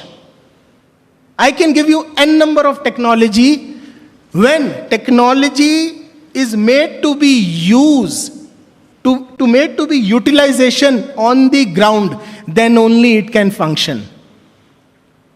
Until or unless the entrepreneur, the last mile labor cannot be sustained commercially, entire thing will go into vain. And Rora Bharat is clearly working on this almost every nook and corner of India with every entrepreneur. Tell me, what do you want? We are here to empower with right resources, market access, strategy, government support, departmental supports, private financing support, financial institution support, science and technology, subject matter experts, ideation. Everywhere, Rora Bharat is a platform which can help entrepreneur in right level of implementation. Thank you so much. You are wonderful audience. Thank you so much. Thank you, Ashish ji. I invite Sweta ji from Marke Mission to give her views on this. As you know, Marke Mission is having long history in the entire Northeast in the grassroots development. So I expect that whatever technologies you have practiced, you can deliberate. Good afternoon. I'm talking on behalf of Maharaj as he had to leave, and excuse me if I miss out on something because he's much more expanded and has much more good exposure of speaking and delivering his work. To start with, the Ramakrishna Mission Ashram runs around 80 schools in Meghalaya, and we run our schools in a lot of interior sectors where basic electricity, then infrastructure of schooling is not possible. At many places, we are running first-generation schools. So what science and technology can help us is to deliver good school infrastructure wherein our students can actually come out in the competition because, like I said, it's a first-generation school. They don't have any parental support to educate or to even understand how important education is. So they end up being school dropouts or they fail in the competition, and hence they come out as a very mediocre citizens. Other than that, technology, we are also thinking about solar electrifying our schools. Other than that, sanitation. Then our schools, if they are built by bamboos, it can give them much better infrastructure in terms of classroom and other things. Ramakrishna Mission has also been a very pioneer in running skill development, especially in textile and fashion. Ramakrishna has just started their incubation center for textile and fashion, and they have adopted 60 school dropout girls, and maybe in the next 5 months, we'll be having our first batch of school dropouts who are much more equipped with skills of textile and fashion. Along with that, Ramakrishna Mission Ashram has also requested Nectar especially to help us for the river embankment of Shaila River. When we talk about the border areas, there are some border villages which are on the other side of the river, which are totally disconnected from the mainland. Mainland, I'm not talking about India minus Northeast, but I'm talking that it is also disconnected from Meghalaya. So those people, those landless laborers, they are not considered as Indians, nor they are considered as Bangladeshis. So, and day by day, Shaila River is spreading, and that is why there is a huge amount of soil erosion. Till date, within a span of like a decade, almost 5 to 6 kilometers of land has eroded, and the village has gone back. So that is where we expect science and technology to help us in rebuilding the village area, and because the lives are in danger. And the most important, like in the morning, Mr. Rao said about Cherrapunji referred as wet desert. So whenever we say that there is a need of rainwater harvesting in Cherrapunji, and everybody is like, अरे वहाँ पे तो सबसे ज़्यादा बारिश गिरता है, सबसे ज़्यादा बारिश गिरता है, लेकिन पानी रहता नहीं है. So what has ultimately happened is the rainwater goes back to Bangladesh carrying all our fertile soil. And hence, deforestation or forest fires, these are very common in Cherrapunji. So what technology can do is help us to make briquettes from your dry grass, help in afforestation of the land, and also rainwater harvesting, so that whenever there is a dry spell, there is no scarcity of water. And there are many things. I think we have discussed around 15 to 16 things with Nectar, including making pencils, like paper pencils, what we got today with the booklet. Because we run a hostel for girls and boys in Sora and Sobar, and we have around 12,000 students across Meghalaya. So we have huge paper to make, it can be recycled. And yes, as and whatever we require, we'll get back to Nectar and hope it works. Thank you. Thank you, Sedaji. So I invite Surendraji from Seva Bharati to give his ideas on technology interventions.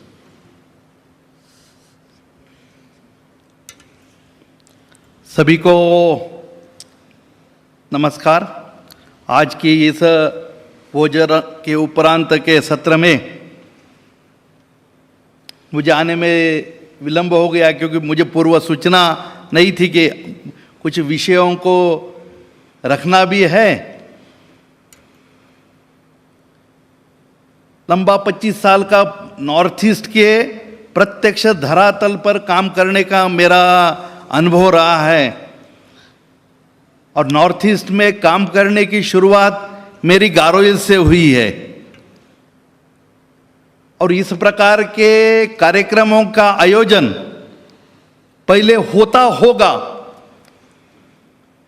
मगर दुर्भाग्यवश मेरे लिए हो सकता है कि हम इस प्रकार के कार्यक्रम में पहुंचे नहीं थे आज तक। छोटी छोटी बातें हैं कि जिसको लिंक करने की आवश्यकता है कि देश के 75 साल होने के बाद भी हम रिसर्च को जो है वो रिसर्च लैबोरेटरी में रह गया, मगर वो रिसर्च प्रत्यक्ष व्यक्ति तक पहुंच नहीं गया। अब उसको द्रुत गति से पहुंचाने का प्रयास शुरू हो गया है, और ताली एक हाथ से नहीं बजती है, ताली दोनों हाथ से बजती है। तो हम सबको मिलकर के प्रयत्न करना पड़ेगा। किसी एक का ठेका है, एक को कुछ जॉब मिलता है, कुछ पैसा मिलता है करके नहीं, तो सबने मिलकर के करना पड़ेगा। मेरी ड्यूटी है, छोटी छोटी बातों है। मैं सेवा भारती का पूरे नॉर्थ ईस्ट का काम देखता हूं, तो हमारी जो भूमिका है सेवा संस्थाओं के नाते, कि ऐसे कौन कौन व्यक्ति है, ऐसे कौन से पॉकेट्स है, ऐसे कौन से विषय है, ऐसे कौन से क्षेत्र है कि जिसको उजागर करने की आवश्यकता है। बहुत बार क्या होता है, एकाधा क्षेत्र उजागर हो जाता है और वो समाज के सामने हाईलाइट होता है, और उसको हाईलाइट होने के बाद हम उसको हाईलाइट करते हैं और उसमें ही अपने को वाह करके अपने को धन्यता मानते हैं। मगर ऐसे भी कुछ क्षेत्र है जिस आज भी उपेक्षित है, उसके ऊपर बहुत चिंतन की आवश्यकता है। गारो समाज में एक पारंपरिक कृषि का जो एक पद्धति है जिसको झूम कल्टीवेशन बोलते हैं, खेत काटते हैं और खेत काटना, जलाना और वहां खेत लगाना, ये हजारों साल से चलते आ रहा है। एक 17-18 साल पहले की बात है। उस समय जो अपने नेहरू के प्रो वाइस चांसलर थे प्रोफेसर मिल्टन संगमा जी, उनके वहां हम बैठे थे, तो उन्होंने कहा कि ये झूम कल्टीवेशन के ऊपर क्या उपाय कर सकते हैं, क्योंकि ये झूम कल्टीवेशन के कारण जो हमारा मेघालय बायोडाइवर्सिटी का एक हब है, यह समाप्ति की ओर जा रहा है। क्या हम इसके ऊपर कुछ चिंतन कर सकते हैं क्या, कि वो एक पारंपरिक पद्धति भी रहे, और वो जो, क्योंकि जंगल जलाने के बाद बहुत सारी जड़ी बूटियां नष्ट हो जाती है, शायद काफी लोगों को मालूम नहीं होगा कि बल्फा ग्राम में माइथोलॉजी में एक ऐसे विश्वास है कि हनुमान ने जो द्रोणागिरी जो संजीवनी लेकर गए थे, वो द्रोणागिरी वो बल्फा ग्राम से लेकर गए थे। गारो माइथोलॉजी में उसके ऊपर एक विश्वास है, एक ऑथर ने उसके ऊपर किताब लिखी है। वो बाकी इसमें नहीं जाएंगे, धार्मिकता में नहीं जाएंगे, मगर क्या है कि वहां इतनी सारी हर्बल मेडिसिन्स है, और ये केवल उस क्षेत्र में नहीं है, पूरे गारो इसमें है, पूरे मेघालय में है। आने वाले दिन में अपने को इस क्षेत्र को भी, ये अछूता क्षेत्र है कि जिसको ट्रेडिशनल कबीराज बोलते हैं।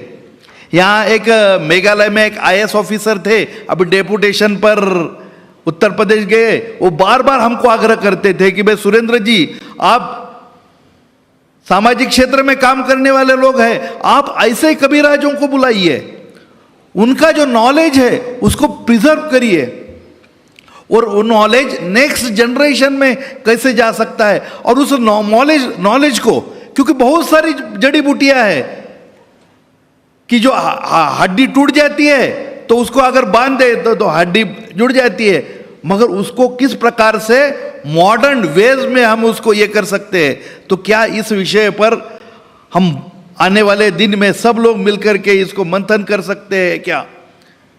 छोटे छोटे ग्रुप्स, क्योंकि ये जो टेक्नोलॉजी, जब हम जो इस प्रकार का उद्योजक है, आर्टिजन्स है, जो कुछ परंपरा से कर रहा है, और उसको जब टेक्नोलॉजी देते हैं तो वो सहजता से स्वीकार नहीं करता है। तो उसकी मानसिकता डेवलप करना कि भाई इससे भी तुम्हारा लाभ होने वाला है, और वो एक दिन में नहीं होने वाला है, धीरे धीरे होने वाला है। तो उसके शॉक ऑब्जर्व्स भी अपने को डेवलप करने पड़ेंगे कि जिसके कारण ये नया तंत्रज्ञान उपयोग किया, क्योंकि उसके लिए वो यूज टू नहीं है, किसान भी है, सभी हैं। तो इसके ऊपर भी अगर हम सब मिलकर के काम करेंगे तो मुझे लगता है कि निश्चित इसका उपयोग हो सकता है। तो इसके लिए जैसे एक अभी डाटा कलेक्शन हो रहा है, मगर वो और सटीक दिशा में डाटा कलेक्शन, और आने वाला जो व्यक्ति है वो बांबू का तो काम करता है। अब जैसे त्रिपुरा के बहुत सारे ये अपने को डेमोन्स्ट्रेशन हो गया, मगर गांव-गांव में लोग हैं कि जो बांबू के ऊपर बहुत सारी काम करते हैं, मगर उनको ये सब चीजें मालूम नहीं है कि इसको ये टेक्नोलॉजी के लिए मुझे कहाँ जाना पड़ेगा। मैंने आज सुबह ही डायरेक्टर साहब को, माजोली का एक हमारा कार्यकर्ता है रंजित हजारी का, वो बांबू का कलम बनाता है, तो हमने कहा तुम बनाओ कलम। उससे हम कलम जितने हैं वो परचेस किए। हम बोला मार्केटिंग की चिंता मत करो तुम, मगर क्या है कि वो अभी सब बातें हाथों से करता है।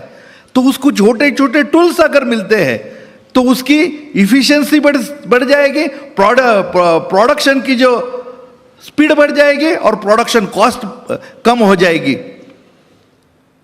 ये जो बैम्बू स्टिक की बात चल रही है, त्रिपुरा का कुमार घाट ये इस बैम्बू स्टिक का हब रहा है।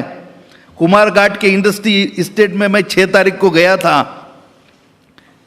एक इंडस्ट्री चल रही है, वो बोल रहे हैं कि हम संघर्ष करके इंडस्ट्री चला रहे, मगर बीच में ऐसी स्थिति हो गई थी अपने मानसिकता के कारण, कुछ भी अपने यहां नहीं है तो करो इंपोर्ट। माने विकास के लिए कोई चिंतन करना ये बात ही नहीं रही थी दुर्भाग्यवश से। हम कुछ भी है तो बाहर से मंगवाओ, चाइना से मंगवाओ, वियतनाम से मंगवाओ। तो बैम्बू स्टिक भी वहां से मंगवाने का शुरू हो गया और उसकी ऊपर की जो इंपोर्ट ड्यूटी 0 तक लाई, और जिसके कारण भारत का जो उद्योजक था, बड़ा उद्योजक, छोटा उद्योजक समाप्त हो गया। मगर इस बार जो इंपोर्ट ड्यूटी बढ़ाई, करुणा ने जो अपने ऊपर बहुत उपकार भी किया है, इसका एक परिणाम है सरकार ने आत्मनिर्भरता के कारण इंपोर्ट ड्यूटी बढ़ाई, और अब वो बोल रहे हैं कि नहीं, अब हम धीरे धीरे सर्वाइव होने की दिशा में आगे बढ़ रहे हैं। बोले अभी भी सर्वाइव नहीं हो रहे। तो उन्होंने एक कहा जिसका अपने को भी सोचना पड़ेगा कि चाइना में जो बैम्बू स्टिक बनती है वो चाइना में बैम्बू स्टिक ये मेन बैम्बू से बनती नहीं है। मेन बैम्बू से तो बाकी बाकी चीज बनाते हैं। वेस्ट प्रोडक्ट है इस और इस पेस्ट से जल रही बनाते स्क्रैप गलाते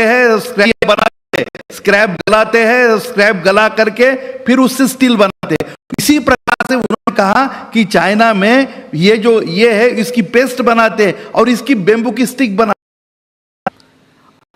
आज ये लोग मगर चारकोल को प्रॉपर मार्केट नहीं है। मगर आज मिडिल ईस्ट में हुक्का में ये बहुत बड़ी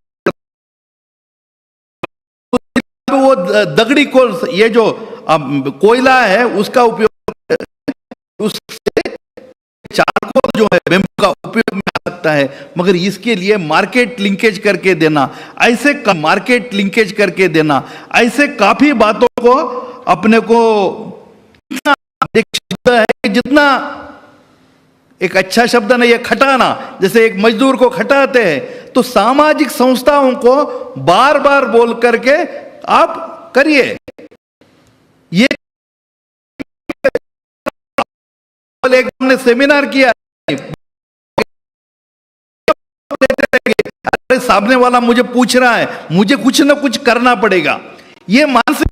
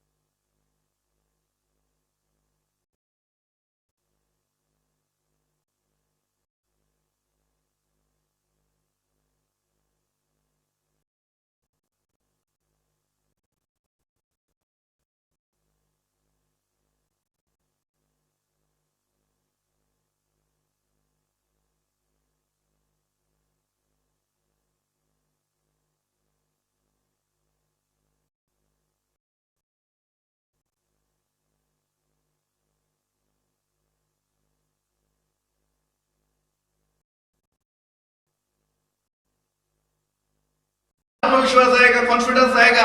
वो लगता है कि थोड़ा सा हम सब लोग मिलकर के अगर सोचेंगे तो निश्चित उपयोग होगा। आखिरी एक बात बोलकर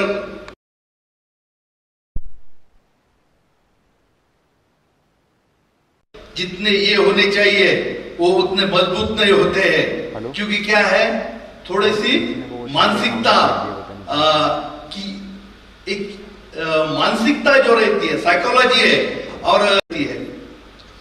और क्या होता है कि हम सब सूट बूट के कारण को और संकोच जाता है।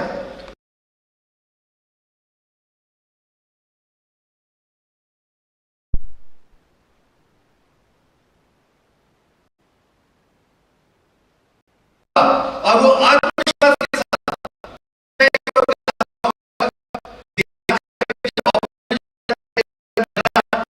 ऐसा नहीं है।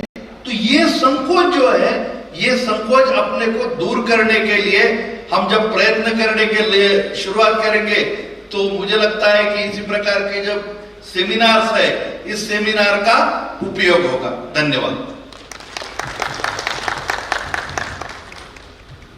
Thank you, Surendra ji.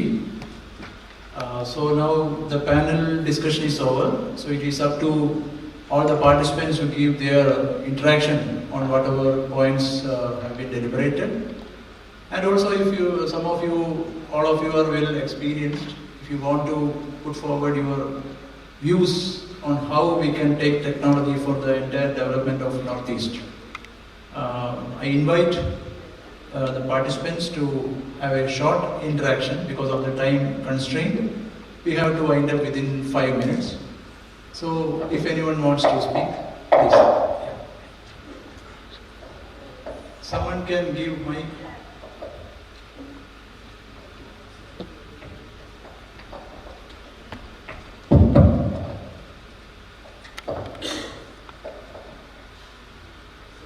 Hello. So, sir, actually, I'm Pravasas Conclave.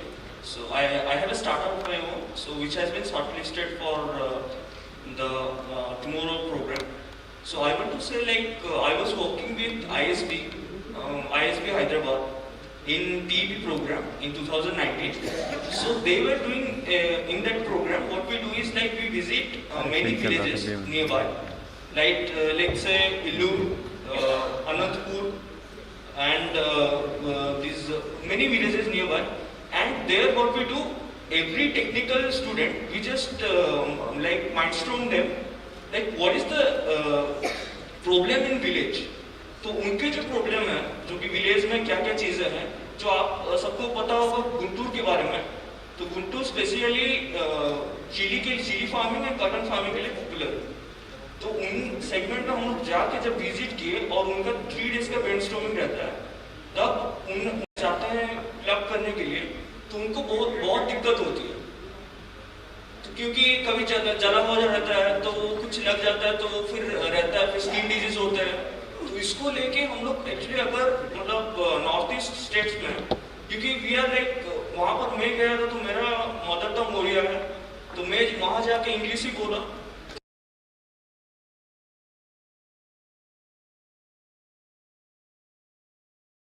चीज़ है कि क्या प्रॉब्लम है अपने फील्ड में, और वो फील्ड को लेके टेक्निकली हम लोग कैसे डेवलप कर सकते हैं, ये चीज़ अगर रहेगा तो सही रहेगा. If any of the panelists want to reply. So you have actually put forward a question, no? So मतलब इस सेगमेंट में जैसे नॉर्थ ईस्ट में हम लोग किस तरह से इसको इम्प्लीमेंट कर सकते हैं, तो that is what I want to know. So can you want to reply? I am not a technology developer, obviously. I cannot have answer to that. As a almost social worker now, getting the solution, as Surendraji said, finding a right problem and finding a right solution at local level. That is the key, and that should begin with for development of technology, like you are practicing there in Hyderabad, as you said. I think that should be the fundamental principle for all technology developing institution. But this is not I am a not-for-profit making organization as of now. I am speaking on that behalf. But in general, this may be one type of comment. This should be the guiding principle for developing any technology. Thank you. Okay. So any other interaction? Yes. Good afternoon, everyone. My name is Deeptanu Debarma from Tripura.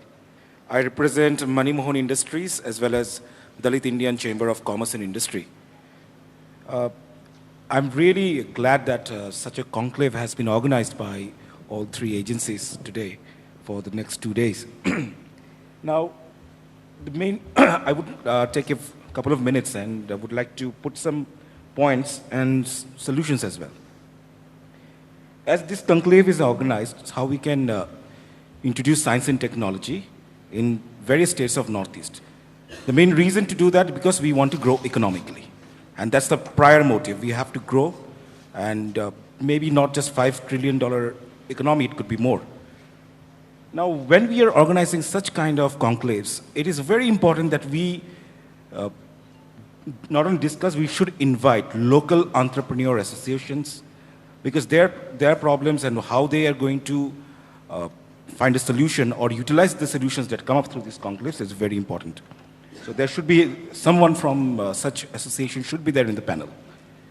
Now, today I have got a few pointers from various participants. One point there are 3 points I would like to discuss. One thing is some people out of you, many of you are entrepreneurs or scientists have put forward, there is no entrepreneurship attitude among the people over here. And I completely agree with it. It is true. Even me being from Tripura, from Northeast, even in my state, there is a lack of such entrepreneurship attitude. And I tell you the main reason for it.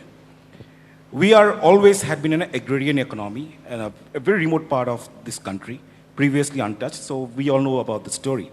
And our parents, or before their generations prior to that, they have seen that growth is only through salaried jobs. So they keep on pushing their children, go for salaried jobs, not discuss what is business, how to do business. These are the things that happen all the time. When I meet my Gujarati friend, and you know what discussion goes in their household, especially among the women, what is the stock price? What is the price of that particular stock on that particular day, whether they should be investing on that? These are the things when children are introduced with such concepts, or even some discussions, even from their childhood, this will definitely, they will build that kind of attitude. Now, many of you are entrepreneurs or are going to help entrepreneurs. So a solution to this is charity from home. If you all can actually introduce these kind of small business concepts, so how business is important, how you can become a better businessman or a manufacturer and help the society, your community, the nation, even the entire world, then I think you will be doing a fantastic job. Even if you do not know, their internet is there, you can help them to connect with people. One of the organizations I am associated with, FISS, we have developed a plan for college-going students. Also, we are trying to do something for school-going kids in these regards. And I'm pretty sure with the help of UAB, we can do this. Second thing, I found that most of the states in Northeast, especially in terms of policies, they are lagging. As we are going to become a better region in the country, the states, I request, if there are any bureaucrats present among here, that you need to look into your policies again. We cannot sit here and talk about big numbers if you have a 80s or 70s or 80s mentality and keep that kind of promise. In 2021, we need new policies. You need to look into the policies. If you need, we can help you in guiding in making policies. For example, I give a very simple example. A year back, I would say a few months back, Prime Minister Narendra Modi have inaugurated 6 buildings, which is going to be developed under LGSF technology. That's light grade steel framing technology. There are only 6 such projects all across India, and we are lucky that Tripura is one of them. Now, this technology is going to help Northeast a lot. How? These are completely fire resistant, earthquake resistant. Now, if the states do not come up with a policy that in future or from now on, whatever buildings we are going to construct, we will use alternate technology. And alternate technology doesn't mean only LGSF, it could be using bamboo as well. So the policies have to be there. So kindly conclude, sir. Sir, I will conclude, but if you don't give me a time, then as an entrepreneur, I cannot tell you what we need and how we can use science and technology. And one thing that I really liked Ashish ji saying about his joint venture that he wants to do, reach the grassroots entrepreneur. Well, yes, we need a person like you, an organization like yours to help us. The problem that many of entrepreneurs find a difficulty is in the working capital. We have fantastic schemes the government is giving, 90% we get assistance as well as subsidies, but even a 10% working capital is very difficult for many of us to find. So in that regards, I would request if such organization come up with certain solutions and can help them, that will be a welcome. We can boost economy in a faster or double the rate. So that's what I want to tell you. And as what I understand is we are going to have this conclave to develop the economy, to make Northeast a better economical destination in the coming few years. Thank you. Thank you, sir. Anyone else? Yes, please. Mike. Yeah. Good evening to all. It's really a very nice session. I'm Dr. Shailaja, coming from Hyderabad, CSIR organization, Indian Institute of Chemical Technology. And I work as a chief scientist there and also head the business development. My question is to Mr. Ashish here. We are all working on the common cause for the deployment of technologies to entrepreneurs and development of entrepreneurs or self-employment to youth or superannuated or the women to create financial independence and for those who have this risk appetite to get into this kind of entrepreneurial venture. With whatever science and technology interventions. Now we are here to showcase for Northeast, but there are many which are generic, which can be pan-India. So I would like to know from you, after we shortlist and select these technologies, and if an entrepreneur comes forward to embrace it and take it up, now we would like to handhold them, mentor them for the technology aspects, train them, but then they need equal support of finance. And I would like to know from you, what is the strategy you're developing to fund such kind of an entrepreneur when they are willing to take up a technology? Because that's the kind of a bridge, and that's where we all should join together our hands to try to mentor and boost the spirits of these upcoming entrepreneurs. Thank you. Am I audible? Yes. You asked me what kind of strategies are we developing to support them with funds. I would go beyond that. You know, many people have a concept, we just need fund, rest everything we'll take care of. It doesn't help. One thing is technology. Another thing, as he said, business acumen. Another thing is right implementation in field, resources.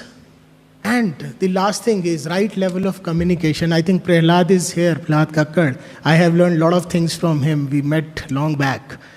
Communication is very there. Many companies, startups are working in a strategy that we have a buffet for entrepreneurs who are working on the ground. As a single platform, experts in almost every sector, which can really handhold them on the ground. Whether it is working cap requirement, financial institute requirement, business acumen, right holding in terms of sales and marketing strategy, marketing access, right production, quality, handling teams, handling management, handling operations, right advertisement, everything. So we are strategizing a bit beyond. Very nice, thank you. Do you also do the forecasting or the market demand and market assessment? Yes, this is under the feasibility report. Once you are manufacturing something or producing anything out of that science of technology, until or unless there is a market, you cannot proceed. So that is part of our offering. So what I would like to know is, once the S&T interventions are listed, probably they should be screened by you to check out and examine on the economic and commercial feasibility of these. Absolutely. And then, you know, we put it across to the entrepreneurs. What say, sir? I think otherwise, you know, we scientists wouldn't know that. Yeah. You know, we are very passionate about our interventions and we would like to promote, and we think in our own capacity that may be useful on the ground level. But from lab to land, there's a lot of variation, and that you would know as marketing people and financing people, whether that has the business potential or not. So only then I think we should give it to the entrepreneurs, give that bouquet of technologies to the entrepreneurs. So I request you to tie up with us, or I'd like to have your contact to get to know on those interventions that we are putting forward on their feasibility, economic feasibility. Sure. We are working with a company outside India, and they are into food and everything. We always say, think farm to fork. Think farm to fork. Why should customer buy your offering? And how can you procure right from the source? And this is an ecosystem. I would say business ecosystem. Nothing can be done if it is not commercially and business-wise Agreed. That's sustainable, right? So we need to expand our thinking, and I will not shortlist. I think there is a panel. There is a panel. We together will do. Still, business risks are there. That will be there. That is entrepreneurial journey. But we together can create a lot of healthiest possible and biggest source of positive entrepreneurial energy for this nation now. If we all can meet. Please, Prahlad is there. we have that appetite and we wish to associate with anyone who wills to support that. Thank you. Thank you so much. Thank you, ma'am. Anyone? Yes, please, mic here. Sorry, I'm not. We will be winding up within 5 minutes. Yeah, my question is very short question. So I want to know, when you are talking that farm to fork, it's very nice to hear. But in this process, definitely, money involvement is there. For the evaluation of everything, when you were saying, as she's told, she is a scientist, she don't know business. And the other part, the farmer, he doesn't know business. So when you monitor everything, and you are trying to trying to put a bridge in between both of them. She will provide the technology, the other one is going to give the end product, whatever it is, raw product or whatever it is, whether it is a food industry or anything. So in that case, when you are saying we will evaluate everything, in that process also money involvement is there. For a startup, how? When he is trying to get, he's struggling to sell his product, or she is trying to sell her technology. So what is the cost that the entrepreneur is, the question, it's very nice to hear, but the question is there. So I'm asking you are asking me for... Question is lengthy, so answer should be short. Yeah. So you are asking for this analysis, it will be costly for that entrepreneur? Does it mean this? Both the ways. For everything? The scientist is cannot able to pay that, that I want to hear. Yeah. How you make a mark. See, if I want to sell my product and my artisans are in the other end, and I want to make it popular. So we got 4 international awards, but till now it is very difficult for me to stand. The other way, the artisan says it is very difficult. Who will be the facilitator and what is the price of that facilitation? In a true economy, prices falls when quantum increases, right, sir? So when we do quantum of this kind of work in a collective manner, it will be very much reasonable for every part of this ecosystem, every part. There are a lot of studies who are there on the tables, who already ho chuki hain, wo unke kaam aa jayenge. So it will be cost effective to everybody. I know, when you boil 1 egg, it takes the same time, 10 eggs equally. But initially, I'm asking this question for a startup. For a startup, I would say we are running startup curation programs. We are running a lot of startup handholding programs, and the cost is almost negligible. Many a times it is free. Many a times. There are a lot of good people in society who are willing to work. I have talked to many MBA professors who are teaching finances in MBA institutes. They are willing to cooperate. People who are working in corporates, they are willing to cooperate. They can be SMEs without cost. Without cost. There is a big platform which we are creating in India.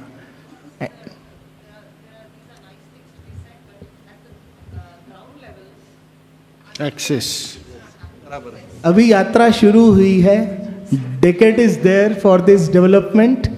Energies, hope, ये 2 चीज़ें इस भारत को बना के रखती हैं, right?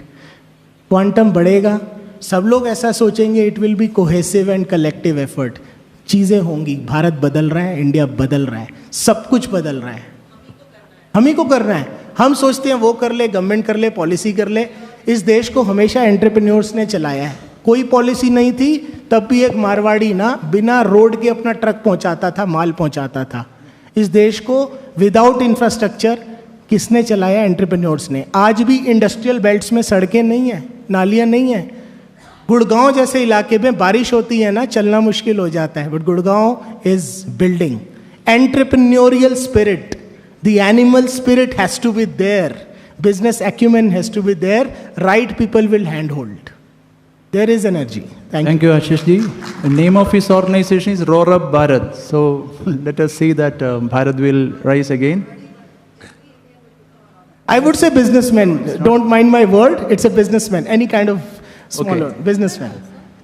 Businessmen, businesswomen, So with business your, entities. With your permission, we are closing this session with sir. some Can I have concluding remarks. Anyone? 1 minute, please. Yeah. Good afternoon, sir. Yeah, from there. Okay. My question is actually. Kindly make it very brief. Yeah, it's very brief only. I found little gap in the kind of institutional arrangement what we have. Louder. Regarding institutional arrangements, I would like to put a question. Like say, there are many organizations in our country, including the state governments. Here in the nectar leaflets, I have seen there are many specific areas. These are also covered by like other organizations also. Of course, at a higher level, nectar will support it. Now, I have a request that how the linkage of these organizations will be there with the nectar. Say, some government level work is generated. If it directly goes to the nectar, like we say na ghar ka murgi dal barabar, aisa kuch ek dialogue. Okay, your question, we have got the point. I request Arun Sharma ji to give some. Yeah, that is only. There are many areas where we can have also like. Since it is connected with nectars. Geospatial technology or. Yeah. Yeah.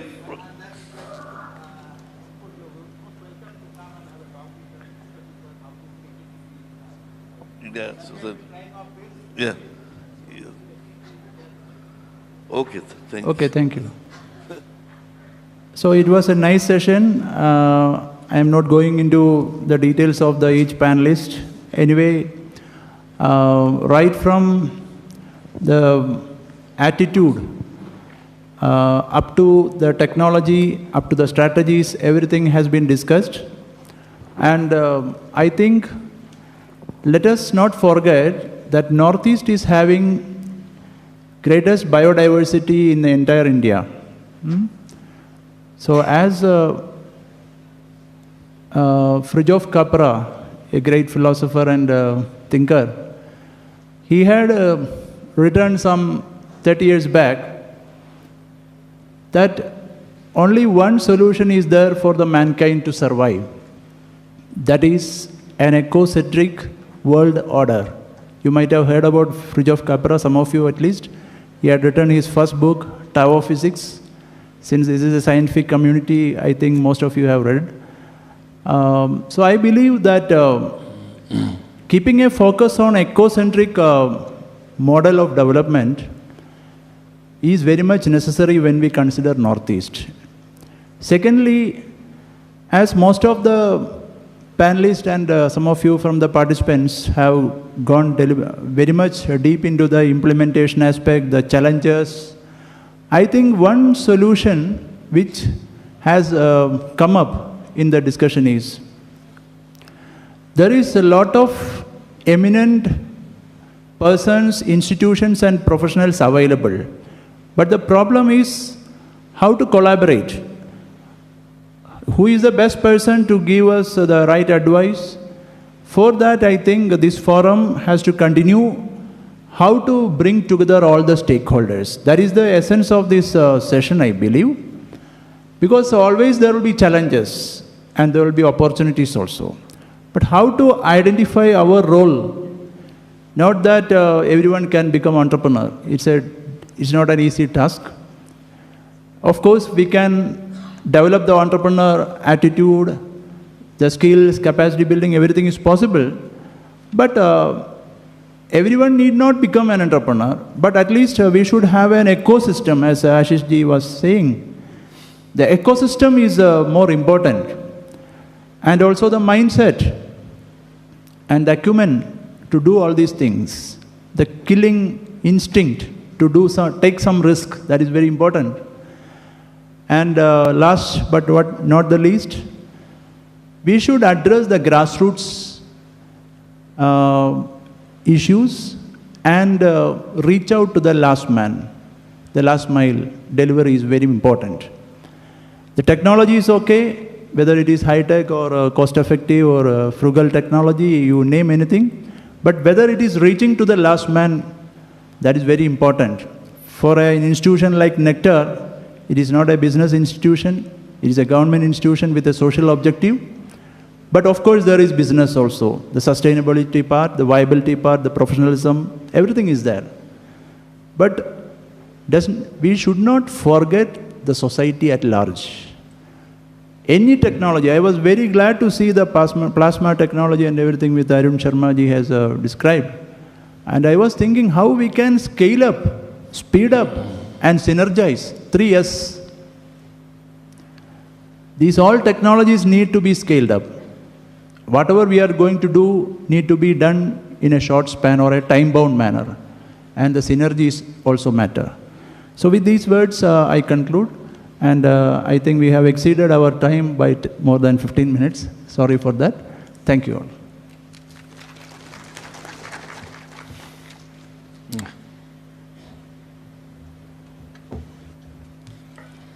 Thank you, members.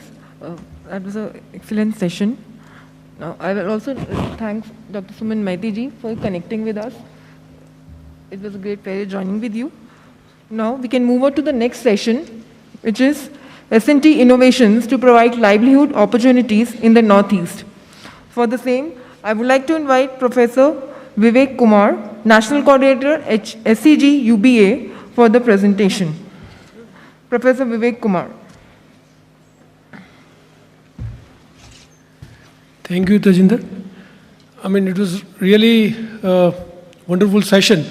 And in fact, this technology enclave is meant for such type of sessions. And we had a very good discussion.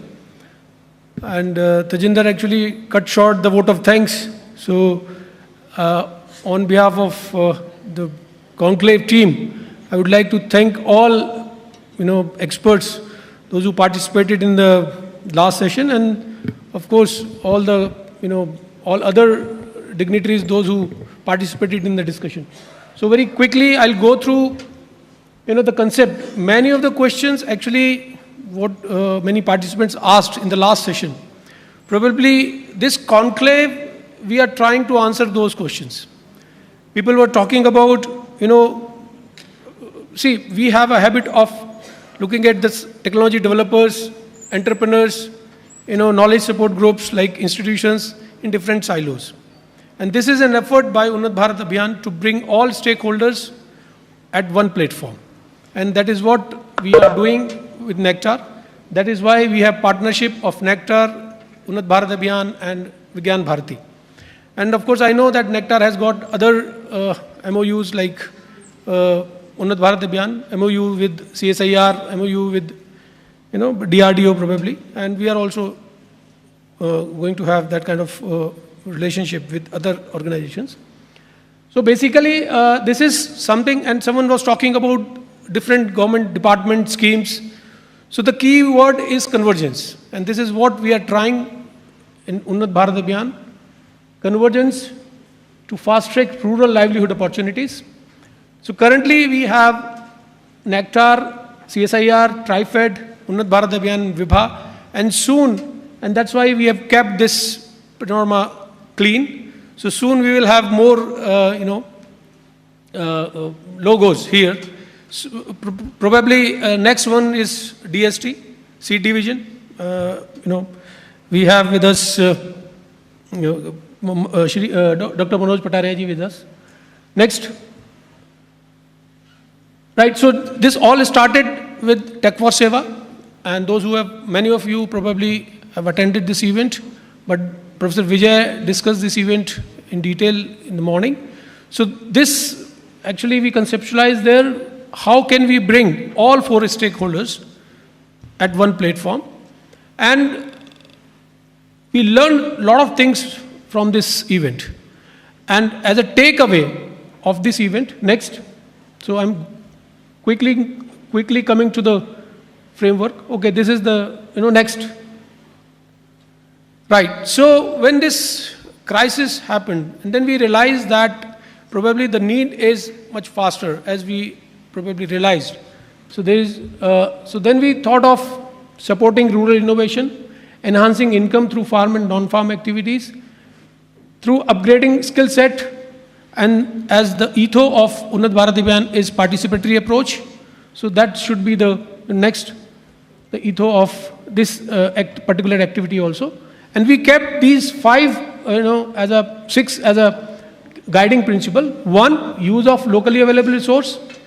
2, synergy with the traditional knowledge system. 3, adaptation of R&D as per the local social context. 4, empowering local people with S&T skills. 5th, convergence. The proposed action flow, this is how we are going to, how we are planning to work. Dr. Shelja talked about a gap between solution provider and the solution seeker or the entrepreneur. So this is how we are trying to fill this gap. So on one hand, we have solution providers. So when I say solution provider, we have technology providers like CSR laboratories, and then we have solution provider in terms of different government schemes, right? Technology as well as fund for implementation of there is a provision for technology outreach also. Previous slide. So then at the end you have solution seeker, whatever you can call them, like community, maybe you can call them entrepreneurs, whatever. So we are bridging this gap with solution facilitator and solution disseminator. So UBA participating institutions, we will work as a solution disseminator. So they will take the problem from and that also was raised in the previous session. So how the problems will come? So problems will come from the community with the help of UBA participating institutions. And we have, under Unnat Bharat Abhiyan, we have 45 regional coordinating institutions. And all these regional coordinating institutions are, key knowledge support institutions of this country. All of these are either IITs, agriculture universities, NITs, or many other, eminent institutions. So these will be acting as a solution facilitator. How it will work? I'll just unfold it. Next. So this is kind of knowledge sharing ecosystem we are going to create. So we are going to collaborate for the societal benefit. So at the center, there will be a real-time platform. Currently, we are not working with a platform, but this kind of conclave is nothing but, the seed of this platform. So we will name it as a Tech for Seva Information ERP portal, where solution seekers, solution providers, and solution facilitators, they all will interact in real time. And these two are the physical entities which we are, proposing. Already, Professor Sharma in the morning session told that Nectar is planning to have 2 skill upgradation centers in Northeast. So this is the idea, that in our 45 regional coordinating institutions all across the country, and in Northeast there will be at least 4. And we will increase. So as already Nectar has added 2, so it will be 6. So there will be 2 physical entities. One will be Rural Technology Demonstration and Skill Upgradation Center, and second one will be Rural Innovation Facility for the promotion of rural entrepreneurship. Next. So just a glimpse what this innovation facility, what kind of services it will provide, and just a glimpse of that. There can be some more services, for example. So like ideation to prototype. A grassroots innovator needs that, right? Then he needs support for product development. He may need some support for, like, for example, licensing and training on GMP, standardization of existing process and product, or quality testing and assurance. So this all will be provided by those centers. And the idea is that all higher education institutions, we have extensive facilities, IITs, NITs, and we are planning that 5% of the time of those equipment and machineries and the time of the faculty members will be kept aside for this societal based work. So all these grassroots innovators will be, given priority at least for that 5% of the time or 10% of the time. So whatever, directors or faculty members of these institutions, they agree upon. Next. So this is going to be our methodology. So brainstorming, implementation with S&T input, planning, monitoring, and evaluation. I'll just focus on 2. Next. So brainstorming will be for identification of area of intervention, short term, medium to long term, and then what technology is to be implemented. So here we have already set up a framework with CSIR. So we are taking introductory module from them, and we are disseminating those introductory modules through webinars and through other delivery methods to our participating institutions. These participating institutions taking these modules to the community, and then they come up with the feedback. In implementation, those centers will have prototype demo units. We will be developing training modules. Support for quality assurance and support for management inputs is already we have talked about. Next. So this is a kind of workflow for technology diffusion. We have the technology, then we identify the technology after brainstorming, then solution providers like Dr. Shailja, they make introductory module. They have already presented at least twice on our platform. So it is a 10 to 15 minutes kind of module. Then it is disseminated, then we get the feedback, go back to the solution provider, and this next 6, 7, 8 step we are still working on. So they will come up with some modules, and then next is entrepreneurship and handholding. So this handholding, we will have a big role to play. Knowledge support, knowledge institutions will have an important role to play. Entrepreneurship is something which we are looking for organizations like Nectar and many more. So with FISS also, we are planning to have this kind of network for Northeast. Seva Bharati is already there. So we are trying to build a network for this 7th thing, entrepreneurship development. Next. So quickly, selection of technology is very, very important. So we have identified certain parameter after a lot of discussion, a lot of churning. So right from the, let's say the gestation period, what kind of climatic and geographical conditions are required, raw material required, all these parameters, then only we identify the technology. Next. Okay, so this is what we keep in the introductory module. Very basic information, so that one is, and you all will have feeling of that. Tomorrow we are going to have this event. One session is dedicated on technology pitching. So this is what Dr. Shailja, you were talking about. So once you pitch your technology, and we are trying to, of course, this is a beginning. Next workshops will have more entrepreneurs, more organizations of entrepreneurs already suggested by FISS. So the idea of that event is that you pitch your technology, entrepreneurs are sitting, funders are sitting, and they will see, okay, this is an opportunity, let me put some money. So they will come to you. For example, Ashish ji will be there. So that is the kind of opportunity we are creating through this kind of workshops or this kind of events. Next. Okay, next. I think this already I've talked about. Just a case study. Like funding opportunities, I have talked about the open call, like where entrepreneurs are there. But we can also seek funds from different government departments, different government agencies like Nectar. This is an example I have given for DST. So we have sought fund from DST, C division. So what we have done, we have collaborated with 6 of our PIs. We have collaborated with some local field groups, and we are trying to, we made a proposal which is based on regional planning, which has got livelihood generation at the center and keeping the environmental concerns. So we have made a good project where this we propose to DST, C division, and we have received the funding for that. So this will act as a demo project in that cluster. Of course, it will build the capacity of the cluster. A lot of employment will be generated, and then it will also act as a multiplier in that region. Next.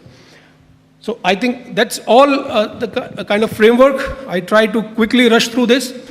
But I hope that all the suggestions which we have received in the previous session and with the support of all of you, of course, Nectar in Northeast, we will create this kind of ecosystem, and I hope that soon we will have some good results.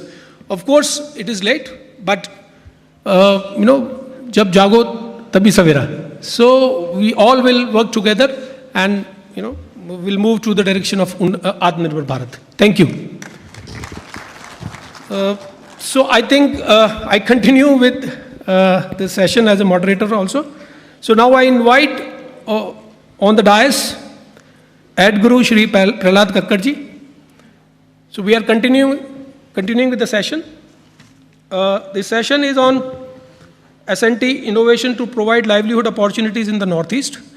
So I also invite Dr. Manoj Pateria ji, advisor SERC DST. Sir, welcome. And I request, sir, you to chair the session. So please, Dr. Pateria ji. So we have two panelists present today in this session physically, and all other are online. No? So they are present. Dr. Jonali Goswami. Okay. So, I'm sorry for that. So Dr. Jonali Goswami, Scientist F, Northeast Space Application Center. She is also present physically. So I invite you, ma'am, to join the dais. Okay. Dr. S. B. Wan, Senior Principal Scientist, Northeast Institute of Science and Technology. He is also physically present in the hall. So I request you, sir, to join.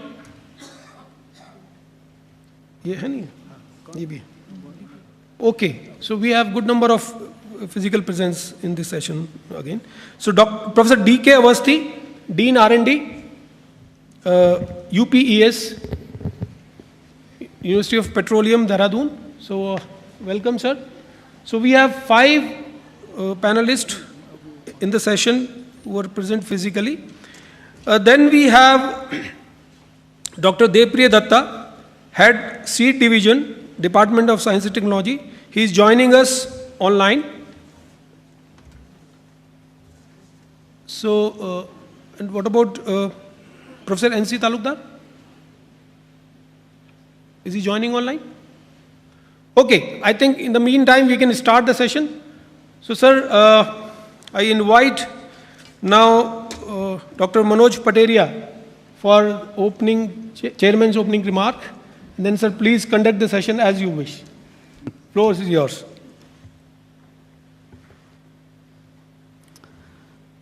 Thank you and very good evening to all of you.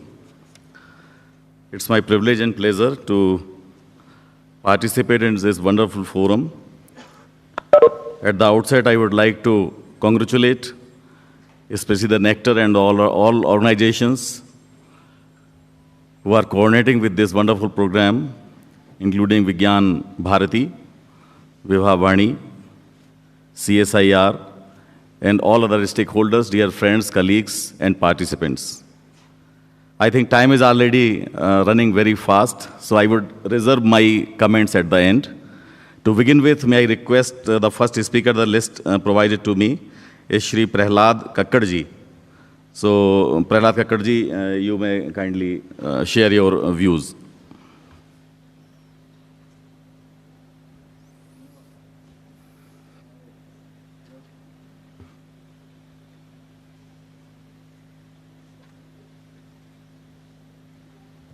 Is it on? Yes, thanks. I'm actually an accidental attendee of this forum, but I'm also a great fan of Nectar because I've been reading about what Nectar has been doing in the region and what their real role is. You know, everybody seems to be a little confused as to the fact that Nectar is not a bank. Nectar, they're expecting Nectar to start bankrolling all the various enterprises that people are thinking of. And that is not really the role of Nectar. They will bankroll you up to a certain point, like a pilot project. But basically, their intervention is really to provide a scientific base for a great leap forwards. Instead of digging yourself into a hole with lack of funds, with lack of ideas, with lack of dreams, with lack of passion, they're actually there to make sure that the people who have the commitment and the passion to be able to take it forward. Now, I don't know about most of us here, but there's a small story. I'm basically a storyteller, as you can see. And the small story that I have to tell you, especially the potential entrepreneurs and all the people who are running businesses in a very difficult environment like the Northeast, because it's been neglected for such a long time, with such a lot of natural resources and such great beauty, and such not a part of the mainstream of everybody's conscience, that we have to become a part of that conscience.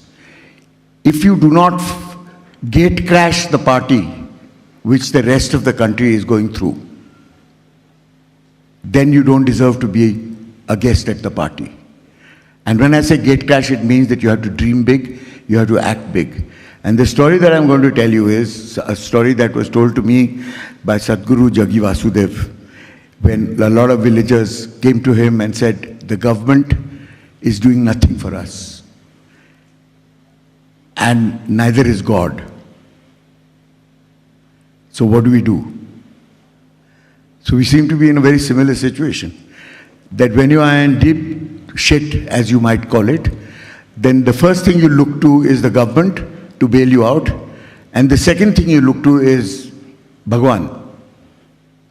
And when neither of them appear, because they're on holiday, then you have to start digging the well because you don't have water to drink. And so the community gets together and starts digging. And halfway through digging the well, miraculously, God appears, and so does the government. So what is the lesson? The lesson is that if you are dependent on somebody else to get on with your job or your work or your dream or your passion, you will always be dependent. So you have to start on your own. It doesn't matter how small, it doesn't matter how feeble, it doesn't matter how insignificant it might seem to the rest of the world. But you have to get on with it. Because time and tide waits for nobody. And God and the government are not solutions. They eventually become answers. So when I see the Northeast and I see the potential and the sheer physical beauty of this place and its people, I'm amazed that nobody really wants to get on with it. And I personally think it's because of two reasons. One is the entrepreneurial spirit, and the other is because you've been spoon-fed for so long. And because you've been subsidized and spoon-fed, and you've had such an easy life all this time with doing the minimum amount of effort, nobody wants to take that first step and take that risk and stick their necks out. And the worst thing that can happen to you, what is the worst thing that can happen to you? Is you'll fail. So what? Every success story in the world does not start with success. They fail many times. I've failed many times. But I only fail if I admit to myself that I have failed. It doesn't matter what the world thinks. As long as I don't think I failed and I can get up again and try again and again and again in different ways. And until I give up, I have not failed. And I don't give up. It doesn't even occur to me to give up. I'll die trying, but I won't give up. So if I believe in what I want to do, if I have a dream that I want to follow, and I dream all the time, and if I give up halfway through, I'm just not dreaming big enough. I don't have enough commitment, I don't have enough passion. if we do not teach our entrepreneurs that the business of failing is the education that they will get, with each failure you will learn something. It is not the end of the world. It is not a stigma. Failing is not something to be scared of. I find our children today are scared. They're scared of committing themselves to something that might fail. Whether it's exams, whether it's college, whether it's getting a job. And our parents are responsible for exactly that. Because they have ingrained into them fear. Starting from when they were little children. So jao, nahi to Buddha Baba aake le jayega, aur Gabbar Singh utha ke le jayega. Start from there. So, failing is a very much a part of life. Everybody doesn't succeed all the time, especially the first time. And if you succeed the first time in your life, that's the end of your life. Because you become so arrogant, you think you know it all. You never learn. So the greatest entrepreneurs, the greatest success stories, if you go back into the back history a little bit, and see whether they failed, how many times they failed before they succeeded, you'll be amazed. Which is why in my school of entrepreneurship, I run a school for entrepreneurs. And I don't select them on the basis of marks. I select them on the basis of aptitude and psychometrics. I select them on the basis of the ability to take risk. I select them on the ability for passion and commitment. And I have a 20% reservation for dropouts. You know why? Because kids who drop out don't drop out because they're stupid. Kids who drop out are usually the brightest kids of the class. And they drop out because they're bored. And they're not challenged. The curriculum is so basic. It's meant for the lowest common denominator. And the brightest kids drop out because they're bored with the curriculum because it's repetitive. So why should I learn something in class 9 that I've already done in class 6? So what's new? So what's the point of going to school? So which is why I believe that dropouts are the brightest hopes that we have. If you challenge them, if you motivate them, if you hold their hands and take them into the right direction, they will be the success stories which everybody else will envy. And I've proved it over and over again. In a small organization like mine, I have trained 300 professionals in the last 30 years. 300 professionals who today run the advertising film business in Bombay. They run it. And a lot of them were dropouts. A lot of them went out of school. A lot of them left college. But a lot of them are doing brilliantly today. So it's just a matter of creating the right climate and the right attitude and having the courage to say, I'm going to do this. It doesn't matter if I fail. It's not a big deal if you fail. You can always start again. You won't die. You won't starve. Somebody will feed you. So it takes so little to be disillusioned and to be stigmatized that we fall such a big prey to it. And my vision for this region is to actually do what Nectar is doing in a very small way, which is I want to start a school here for filmmakers. And every filmmaker that you create who has a dream and a story to tell will be steeped in the ground and the roots of his cultural tradition and the language that he dreams in. Now, I'll ask you a question. This question was asked to me when I joined advertising. What language do you dream in? Ask yourself that question. Because the language that you dream in is your mother tongue. It doesn't matter what language you are educated in. It doesn't matter what language you conduct your business in. But the language that you dream in is your mother tongue. And when you start dreaming about entertainment, about telling stories about the place, the geography, the people, its culture, its wars, its fights, its differences. When you start telling stories about that, you talk about your culture. You talk about the earth that you are born in. You talk about what you have eaten, what you present it to the world. It's a position. Filmmakers are very special because they have an audience which is worldwide. And when they tell their stories about themselves, about their people, about their cultures, the world sits up and listens. And that is what I want to do here. I want to start a film school where I get young people, it doesn't matter whether they're even formally educated or not. To tell a story in visuals does not require an education. It just requires a commitment and a passion and the capacity to dream. And you know what's the difference between people who are creative and people who are not? Everybody in this room dreams. Every single human being in this room sitting dreams. The people who remember their dreams are the ones to watch out for. Everybody else wakes up and forgets their dreams. The people who remember their dreams say, whatever I am doing is not good enough. I want to follow my dream. It doesn't matter what price I have to pay. Doesn't matter what I have to walk away from. Doesn't matter what I have to give up. But I am going to follow my dream. And that's the difference.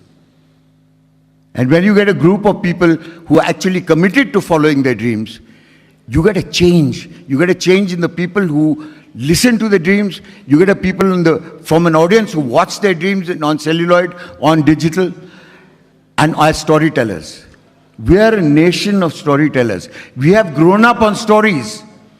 Every time you're a little kid and you don't sleep, nobody puts you in front of the TV and says, watch cartoon channel for the rest of the night. They tell you stories to put you to sleep. And that is what you've grown up on. And we are now denying that same privilege to our children so that they can't dream anymore. I think that's really sad. I think the region is so special that what we need is a geographical thappa on it saying this product comes from the Northeast and therefore it's organic and therefore it's special. And it's the best that this country can produce and maybe lots of other countries in the world. And if we are not proud of what we have and to take it to another level, that is where Nectar comes in. Nectar will come in and give you a regional, geographical identity. Just like Basmati, just like Darjeeling tea, just like champagne, just like Bordeaux wines. Nobody else can turn around and make a wine and say this is a Bordeaux wine unless they come from Bordeaux. They get a thappa. Nobody outside of the Northeast should be given a certification of credit unless they come from the Northeast, unless the product is Northeast. And why are you all so special? Because traditionally you've never learned to use chemical fertilizer and ruined your earth. Your earth is still pure. The products that you develop here are pure. And the world is waiting for them. You just have to get up together and tell a story about what your product is. To be able to tell a story is where people like me come in. We will create brands for you. We will tell your stories. We will create value. So you have to cultivate not only people from outside who can come and tell your stories, but also cultivate your own young people to be able to tell your own stories. The day you get enough of a community who can tell your stories to the world, that is the day the Northeast will have grown up. Otherwise, it will always struggle. अच्छा, ये बोलेंगे. So think about that.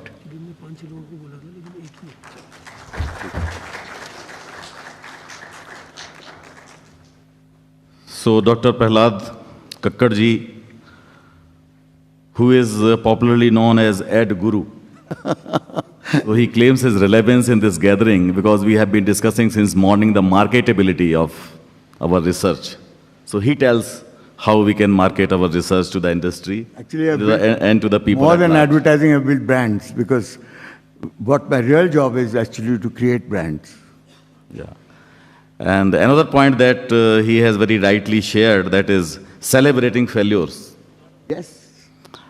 It reminds me that when somebody asked from Bill Gates, because he was a kind of dropout, as you mentioned, he asked that what the topper is doing.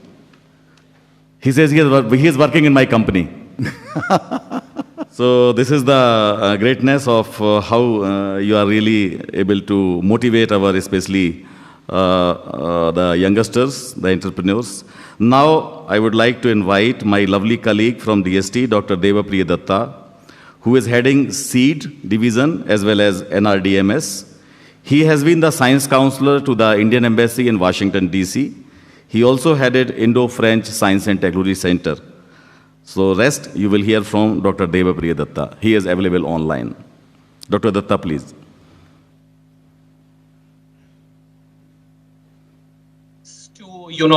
Digitally get connected with you, and just if with your permissions, I have a small the presentations, and the first of all I congratulate the DG of the Nectar, and incidentally before him I look after the Nectar for 9 months, so that's my role, I always say, is the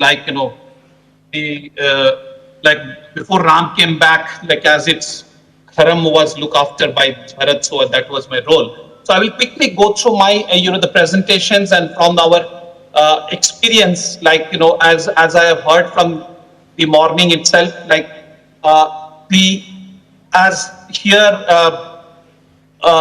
the Nectar is trying to converge and bridge the gap between the science and the the social entrepreneurship.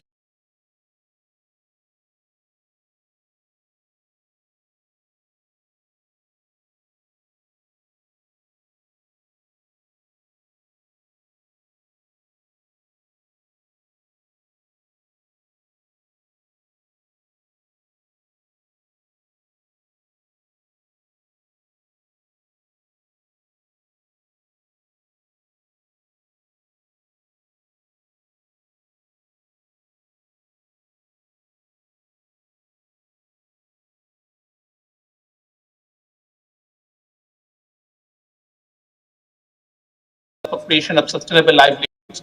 So goal is to empower community for inclusive development in sustainable manner. Let us into this overall this value chain put seed as Nectar is a more often agency to the in the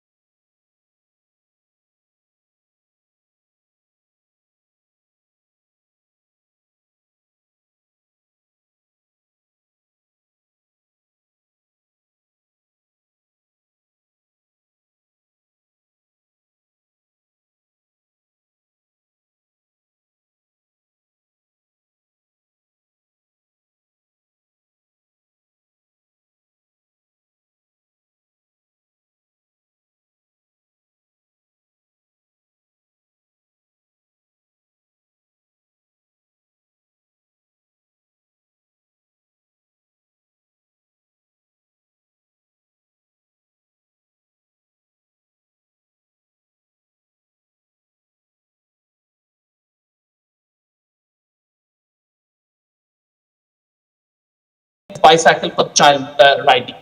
And the other, the important technologies which are available for taking forward the stabilized mud block and bamboo technology for housing, TerraFill water filter and twin pit toilet technologies, low-cost water filter, ceramic membrane for filtration, and hybrid polymer nanocomposites for waste plastic and wood tasks.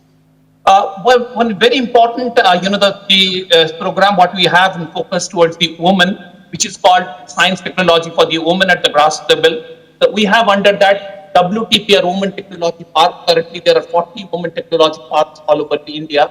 In Meghalaya, there is one at the Bolomoran at the East Garo Hills. Under this technology park, the technology which has been tested and disseminated at the solar incubator, organic composting, citronella, fruit processing, and this the technology park, which basically been implemented by the Meghalaya Science and Technology Councils. It looks into the training and the capacity building aspects also, as you can see here. For developing the systemic interventions, we have developed a Science Technology Innovation Hub for the SC/ST populations, which gives the technology interventions as per the requirement of the livelihood system, basically on the weakest link of the livelihood system, updating the indigenous knowledge, and also work as a hub for the social entrepreneurship development. We have supported an STI hub in Dibhoi and East Khalsi Hill districts by the Martin Luther King Christian. Is going to cover around 100 villages in Umling, Umsing, and the Willem blocks. This will be implemented in collaboration with St. Joseph's Agriculture Training Center, Gumran, and Bethany's Society, Meghalaya. So, this is the the future in which we are trying to support and to develop. That as the community's aspiration is improving, we are trying to bring that more advanced technology interventions for taking them to the the higher value chain. So my point is, like this, all the technologies which are available, and we are ready to collaborate with Nectar to take it extensively into not only in Meghalaya but in the other parts of the northeast and the other northeast states. Thank you very much. With this, any questions? I will be ready to. Thank you. Thank you, Dr. Datta. I think the questions we will take at the end of the whole discussion. And I think Dr. Datta has given a clear image that what DST is doing through seed division, especially for the northeastern region. And you will find that DST, while sitting in Delhi, has the outreach to the nooks and corners of the country. And everywhere you will find some DST project is going on. And especially seed is a great contributor of these projects. Thank you, Dr. Datta. Now, with the permission of my fellow panelists, shall I invite Dr. N.C. Talukdar, who is Vice Chancellor of the Assam Downtown University and ex-director of IASST DST. Dr. Talukdar, please. He will be joining online.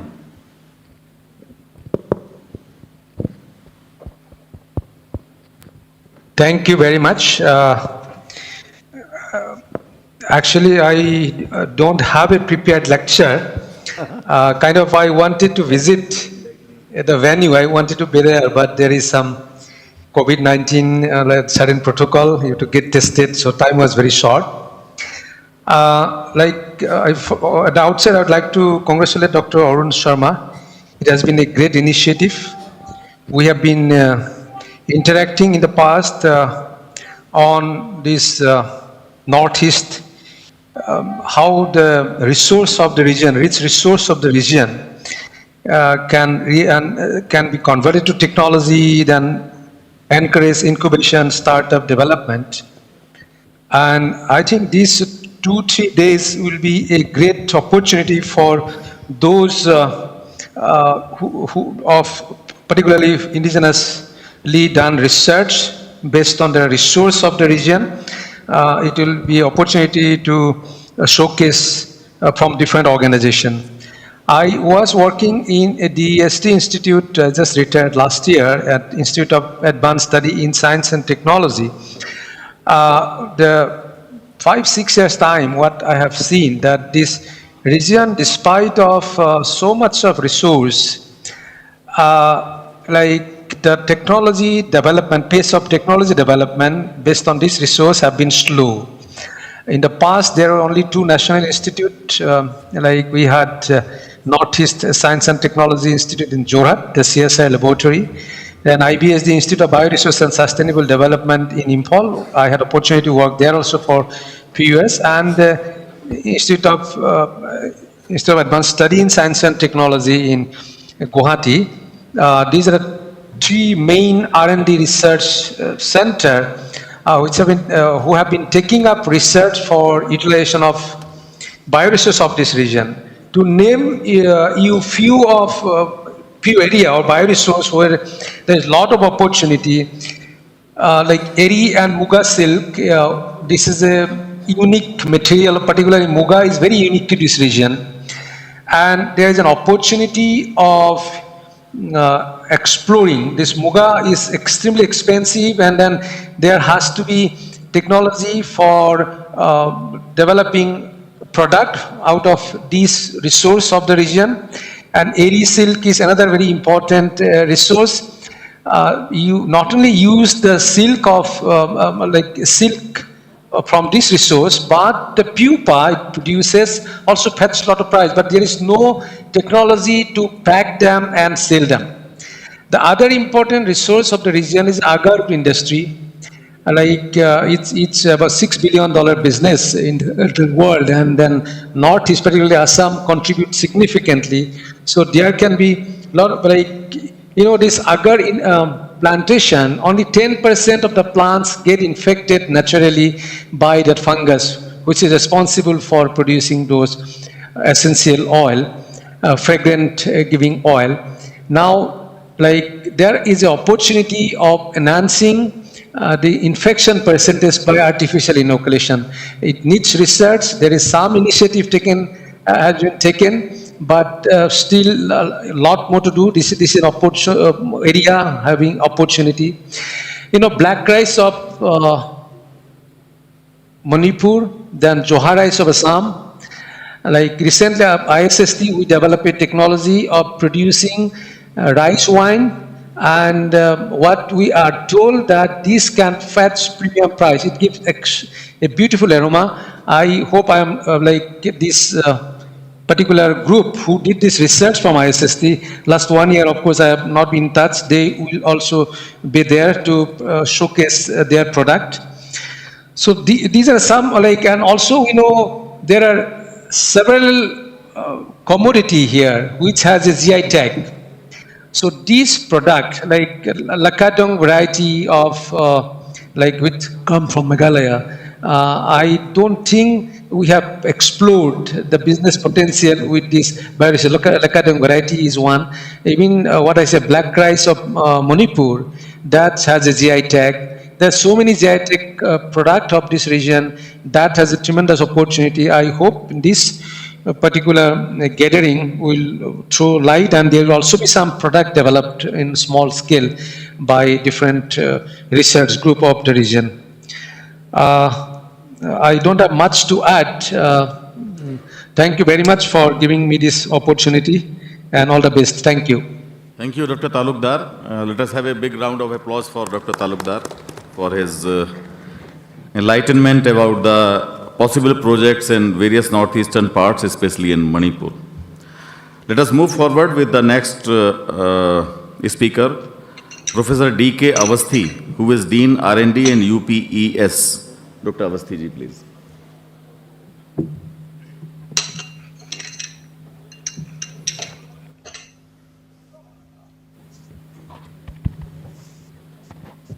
Yeah, very good afternoon to all of you.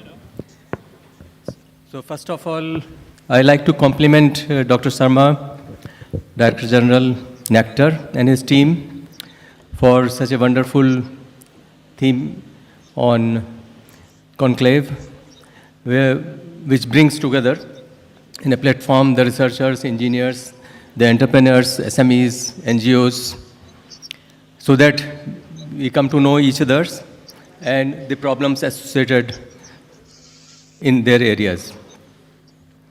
And it was very interesting to see that we have motivational speeches by Ashish and Prahlad ji to the young entrepreneurs.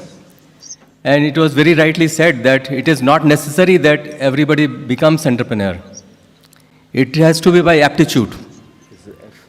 And I personally feel that such lectures like by Ashish ji and Prahlad ji should be given to even youngsters in schools. So the aptitude develops from there. We have to catch them young.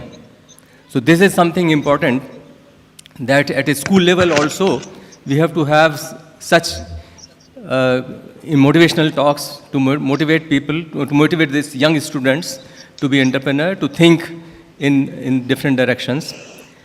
And this was also mentioned that there are failures in entrepreneurships, and that is true for every profession actually. In my own research careers, I have failed many times in what we wanted to achieve. So nevertheless, we don't give up. Maybe in entrepreneurship, that thing is more. So we have to be passionate about what we want to achieve. So this is what I wanted to add. Well, what at UPS, that University of Petroleum and Energy Studies, what we are doing is mostly working on research for the development of technologies for the societal needs. So this cannot come directly. It has to, first one has to do some experiments at the lab level. Then we see out of that experiments, only few of them are having some results which could be brought to the next level where it could have a potential of technology. So then in a test tube level or a beaker level, but when we try to go up slightly higher level, we call it TRL 1 to 3 and 4 to 6 levels. They fail in technology readiness level 4 to 6. So failures are there, but still we keep doing things. And our focus has been mostly on energy area, water and environment, and health. And these are actually related with the mission of the nation and the sustainable development goal of the UN also. I don't go into details of that. There have been very nice talks on Unnat Bharat by Professor Vikram here. And so in interaction over here, I came to know that there are actually issues related with the forest fires because the water is not much retaining there. Similar problem is there in Uttarakhand. So in Uttarakhand, because that's Himalaya, northeast, that's Himalaya, so we have very much similarity in the soil, in the environment, and the problems also. So there are a lot of pine trees in Uttarakhand. And there are pine needles, they fall down. And these pine needles are highly inflammable. And the fire is because of that. So what is done actually by a project that we correct these pine needles, and by briquette process we make some kind of small bricks like that. So they are compressed together and makes bricks like that. So similar kind of thing could be done for that grass which was actually addressed here. I forgot the name. So this is what the advantage we have to come across, we have to discuss, and there are similarity with the problems. So what we have actually tried to do for pine needles, it could be done for this grass, which is the cause for the fire. So which, if I think then we will find some partners in this and try to do that for the northeast region. Maybe we try to scale up a little bit more so that production rate can be higher. And this cakes actually could be utilized by the industries for fuel. So we are trying to save the forest and at the same time providing the fuel to the industry. Another thing, you must have noticed that all of you have got a pencil. And this pencil actually is made in UPES. And there is a project now with Nectar. And this pencil, generally pencils are made of wood. So in world, if you look, then trillions of pencils are made. Then some trees are cut actually. You have to convert that. Maybe that number will be very high. So these pencils are made from waste newspaper. If you make it this by sharpener, you can see that whatever coming out is a newspaper kind of thing. So this is a project now we are having with Nectar for Northeast region. And we have actually trained some women there in the Uttarakhand who are actually doing this in that region. And third thing which could be of interest, I want to bring it here to the notice. In this COVID region, COVID time, there is a huge problem of disposal of the PPE kits, which actually Dr. wears on in the hospital, and every day he throws it off. So the huge pile of these PPE kits, which are basically polymers which are non-biodegradable. So it is impacting the ecosystem. So we have done some experiments on a very small scale first. And we have a patent on mixed plastic conversion into oil. The same technique with the pyrolysis technique, we did some additional things. We could convert this PEP kit into oil, and the gases which come out can be burned as a gas. And residue is carbon. So the PP kit, which is a non-biodegradable, is impacting the ecosystem.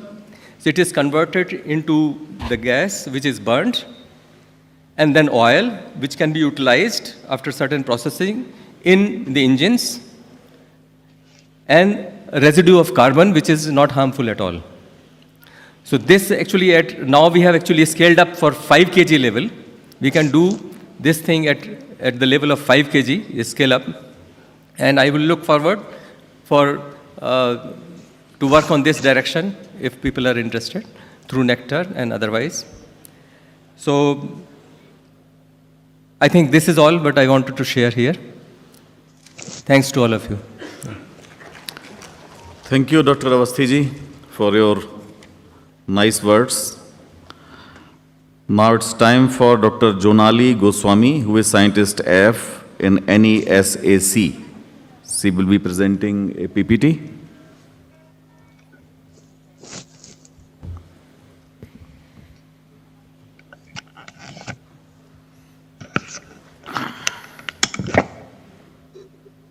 Good evening, everyone present here today. And I am from Northeastern Space Application Center, which is in Umiam.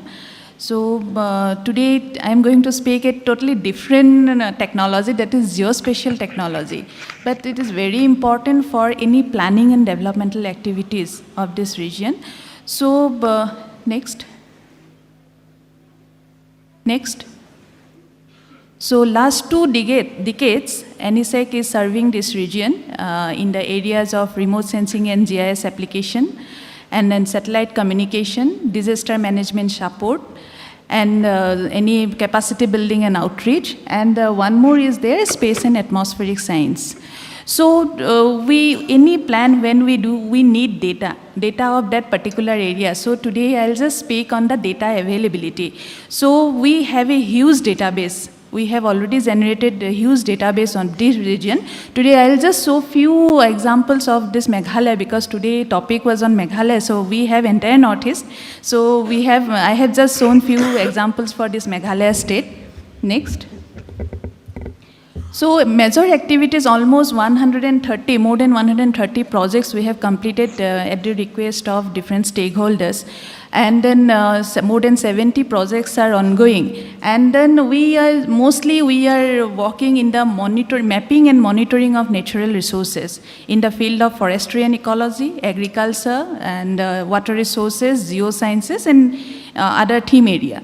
And we are also providing inputs for developmental planning. So whatever data we are generating, we are just disseminating those data in the form of either through internet or in form of standalone system. This Northeast District Resource Plan, this all district information, whatever we are generating, we are disseminating to the DC office. We have given a setup.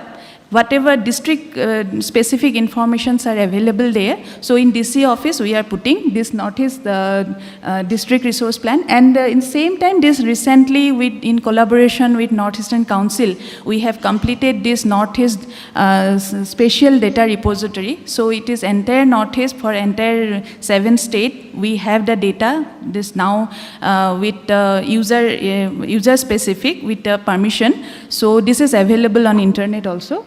And for sericulture, as you know that this Northeast region is livelihood is, many people livelihood is sericulture. So we have worked on sericulture development also. And whatever data we have generated, I'll show you what we have done under sericulture. So we have formed one portal. This is funded by Central Silk Board. So we have formed one sericulture information linkage knowledge system, SILKS. Then again, CSDP one portal is there where all these spatial database are available. And whatever means site suitability analysis also we can do using this spatial data. And we are also providing effective disaster supports data. So just like flood early warning system, we are doing landslide hazard zonation, this forest fire, this one assessment also we are doing, and any lightning or storm, these are also detecting through this space technology. So emergency communication and satellite communication also, we are providing this telemedicine, teleeducation, and then emergency communication, and in disaster support system also, we are giving communication. Then atmospheric, I will not go in details, but we have another wing where we provide this training to our user department. Next. So major activities, I'll not go in details. This high resolution satellite data over entire Northeast we are having, not high moderate resolution also, but entire Northeast we are having. So we are happy to extend our hand with Nectar also. We are already in touch with Nectar, so we can support. And high resolution digital elevation model also is available with us. And recently for last 3-4 years, we are experimenting with unmanned aerial vehicles. So today we have displayed here one UAV. So we using UAV because in agriculture or whatever, because if it is a very small size, it's difficult to identify using remote sensing data, means satellite data. So using UAV, many application we are doing. So next. So recently I told this Northeastern Spatial Data Repository in collaboration with NEC, we have completed around 832 thematic data are available online now. So this was released by Secretary NEC. This is recently we have completed. Next. So next, I'll not come next. So land use planning. So any planning, first and foremost thing is our requirement is land use. So land use, where we are just doing annually at a very low scale, 1:250,000 scale, but at 5 years interval we are doing at 1:50,000 scale. So entire Northeast we are having. I am just showing for Meghalaya. Next. So wasteland also we are doing at regular interval, and we have seen that from 2008 to 15-16 around 330 square kilometers is increasing wastelands, and now we are promoting this culturable wasteland to convert for bamboo plantation also, and we have done for this sericulture also, sericulture expansion, this Muga Tasar expansion in all this culturable wasteland area. Next. So land degradation also we are doing in a regular manner. Even in Meghalaya we have seen that 28% is under this land degradation process, and measured land degradation class is acidity followed by seat erosion. So this type of information is very important for any planning or developmental activities. Next. So we have also this soil fertility mapping. Soil fertility mapping of entire Meghalaya we are having, and then soil resource mapping with 20 parameters. 20 parameters we have, but one district is under process. It is not completed till now. So next.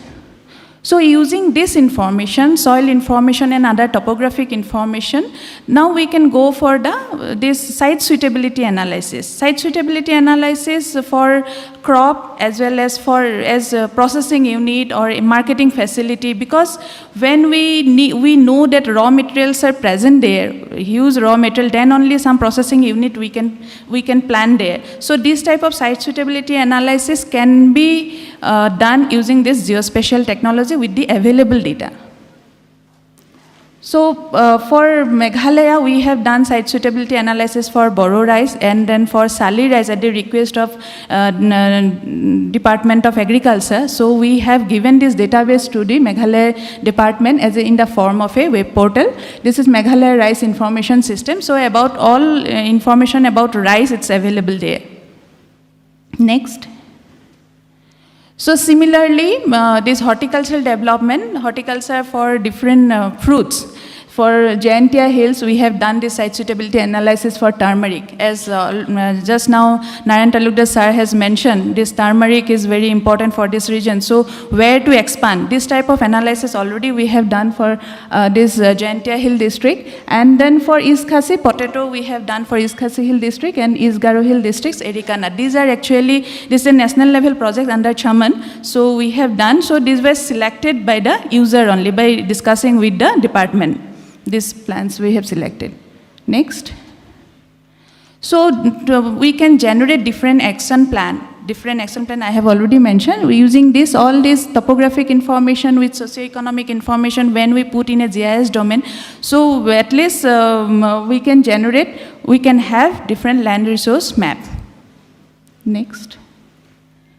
So in the tea area also we have done many things, because it's very easy to map tea gardens from this satellite image. So tea areas we have done many, mapping of tea areas. Next.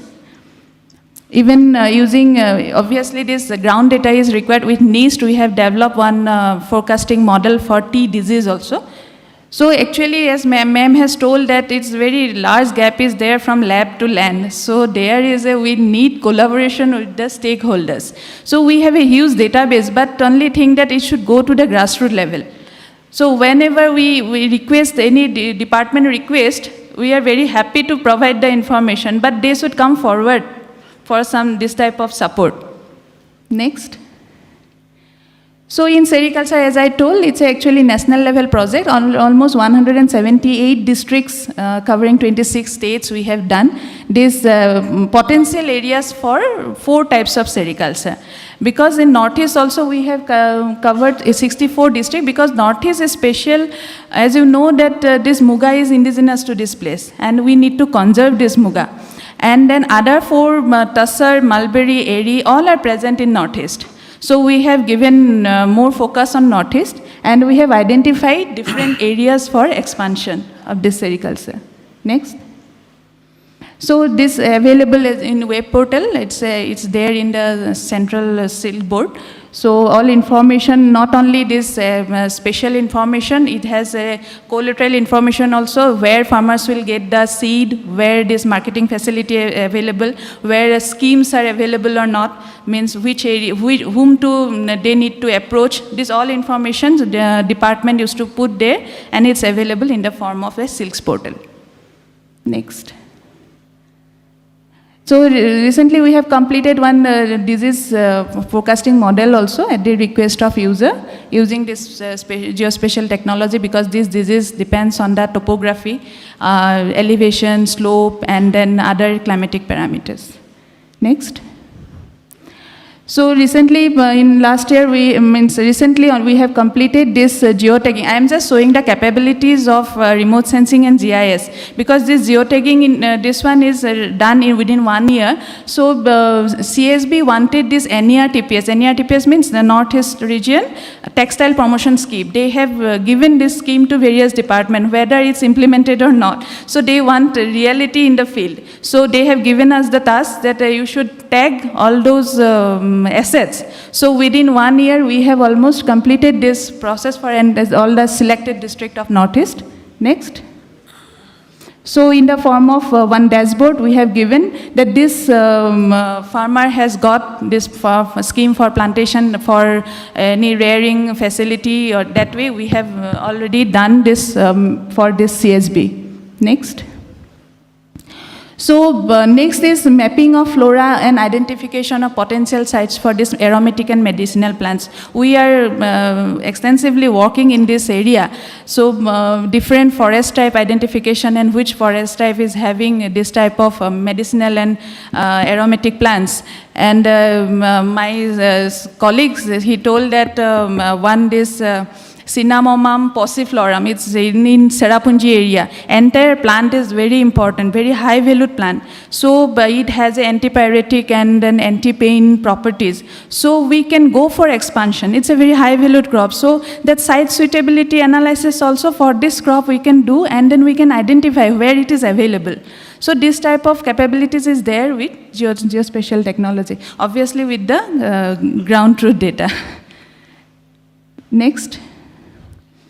So mapping of bamboo resource, today we have seen many products from bamboo, so it is very important, this distribution of bamboo resources. Today my colleague says from forestry only, she asked one he told that this is made of tulda species, but he told Meghalaya it is not available. But she told no, it is available in Rivoi district. So this type of information, where this raw material is available. So this distribution of bamboo resources, and we are doing at NSEC, and then we have done for Tripura, we have bamboo flowering areas also for Mizoram, we have completed. Next. So when we talk about any development, and any agricultural development or any water resource development, this unit is always a micro watershed. So already for Meghalaya, we have done this micro watershed delineation also. Next. Because I have given only 7 minutes, I am going fast. So this irrigation potential also, it's possible using this geospatial technology, using different layers. Next. So we have another this one, that where to put check dams in water resource, where to put check dams in different this suitability analysis can be done using different layer and land resource map. So that is the one example, using this 10,000 scale information also we are having for different layers. Next. So as I told already, that UAV application is a new initiative in this area. So river bankment studies, landslide mapping, flood inundation mapping, and crop health monitoring. We are just trying for precision agriculture also, this UAV applications.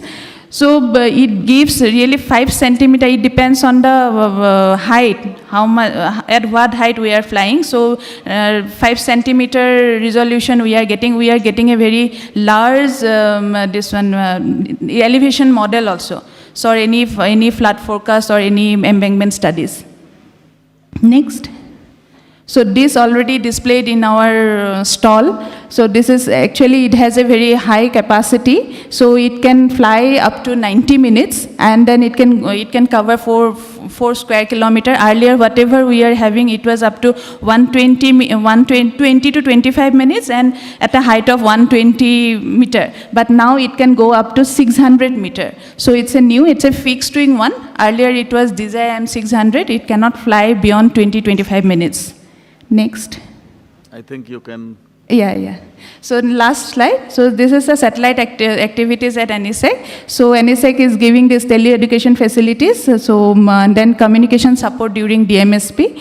And it has location-based services. We have purchased and we have given to the various departments this Gagan Dangal, GPS-aided geo-augmented navigation. This Gagan Dangal we have given for precision accuracy.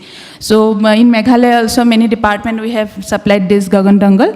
And then different SMS-based service during disaster also we are giving. Thank you. Thank you, Dr. Jonali, for nice presentation. Now, Dr. S.B. Van, Senior Principal Scientist, NIST.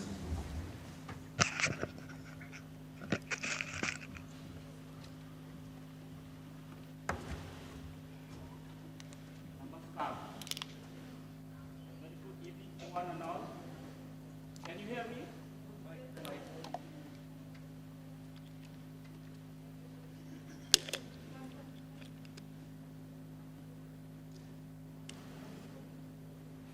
I think it's here.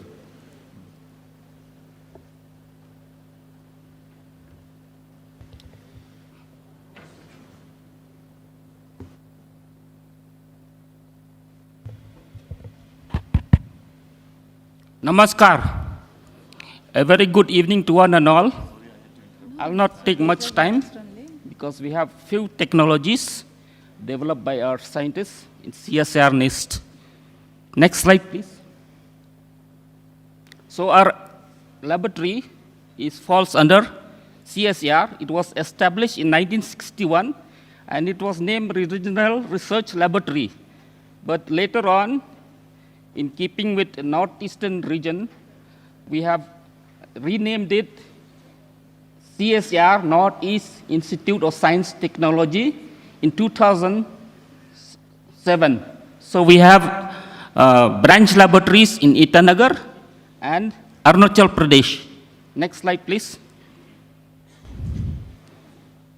So our mandate is to put effective use to the immense natural resources like gas, petroleum, minerals, tea, aromatic plants, and to provide technology to the general public. And our mission is to achieve excellence in R&D frontiers in areas and to generate and develop products, processes, and technologies which meet international standards in terms of quality, cost, and efficiency. And some of the technologies are even patented. And our motto is connecting science and technology for a brighter tomorrow. Next slide, please. So we have 7 departments. Our laboratory is multidisciplinary, meaning we have all departments: biology, chemistry, geoscience.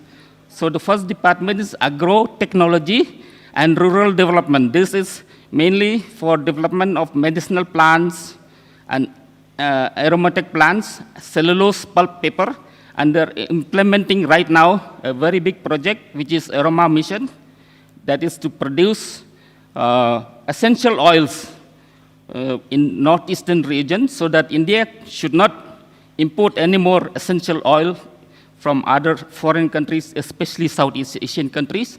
And next we have biological sciences and technology division. This is mostly they work R&D in biotechnology and the microbiology, CRISPR technology, that is gene editing. And next is we have chemical science and technology division. Under this, applied organic chemistry, natural product chemistry. Next we have engineering science and technology division. Under this, we have chemical engineering, general engineering, applied civil engineering. In this applied civil engineering, we have consultancy services. Like one scientist, he is a product of IIT Madras. He specialized in applied civil engineering. So the contractors or the government need to build a strong bridge. So he will test the strength of cement, or a bank needs a strong house to store their currency, their money, so that no thieves can break it. So he calculates the strength of the cement. That is consultancy services in civil engineering. And then we have for business development, that is research, planning, and business development division. That is to transfer these technologies which are developed by our scientists, and they monitor all these projects. And then we have human resources development, that is mainly dealing with research workers, with PhD students. We have more than 100 PhD students and workers, research workers. So they are our backbones. So they monitor all their activities. And then we have material science and technology division. Here mainly they deal in polymer and petroleum, coal and energy, analytical chemistry, advanced materials. And then the last one, we have advanced computation and data sciences. They collaborate with all the departments. And then the last, and technology. This is they deal mostly studies with earthquakes. Slide, please.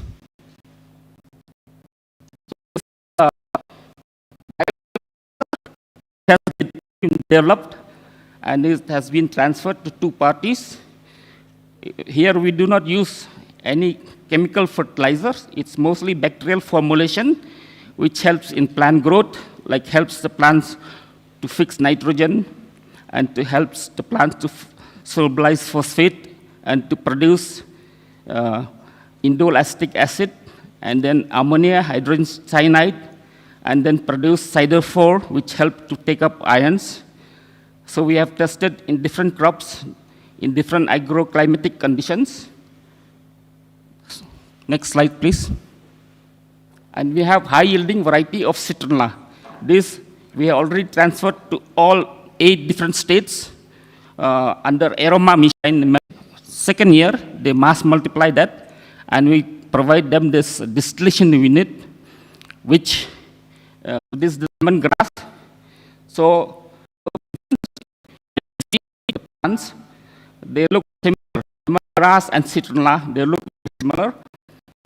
But if you look closely, this lemongrass is more thin. But for commercial purpose, the citronella is more better. This has been transferred to more than 10 parties. Next. And freezer. This is value-added product from Meghalaya coal. And then just recently, one scientist has developed carbon dot from this technology has been transferred to Sigma. It is mostly used for medical applications, mostly for X-rays. Next slide. And then we have agrotechnical mushrooms, mostly for oyster mushrooms, which is a rich source of protein. We have anti-fungal ointment, because during summertime, as most of you will experience, you sweat. And when sweat comes out, most of the minerals come out. That is a source of food for this fungal. And then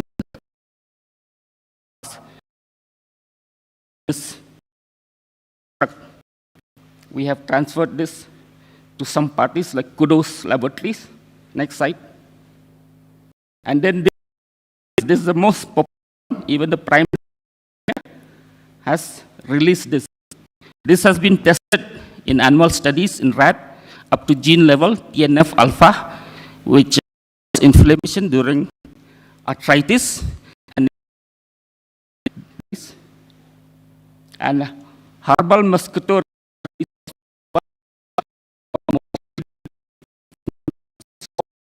essential oils.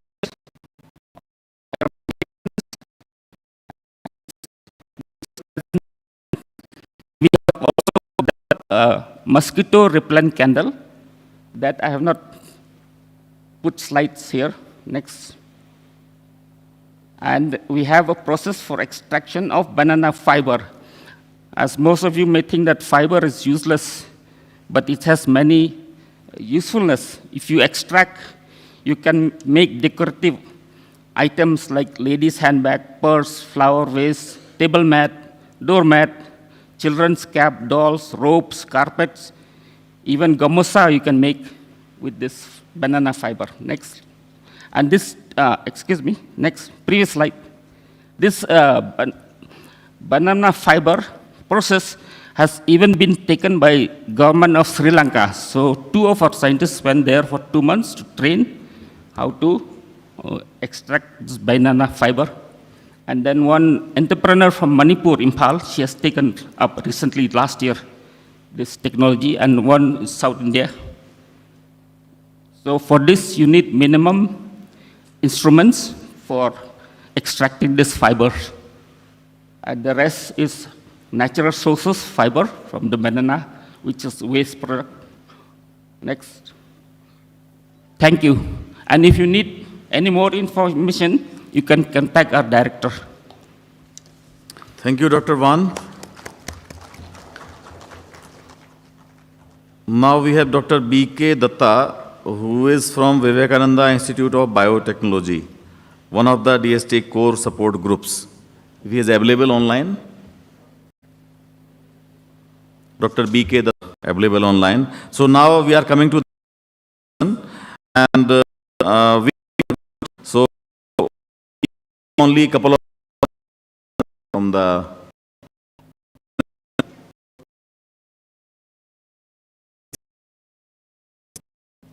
our volunteers can help here with the mic.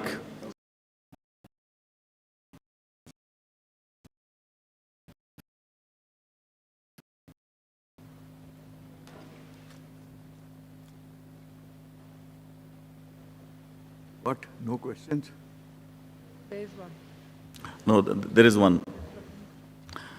I think you can speak loudly. Good evening.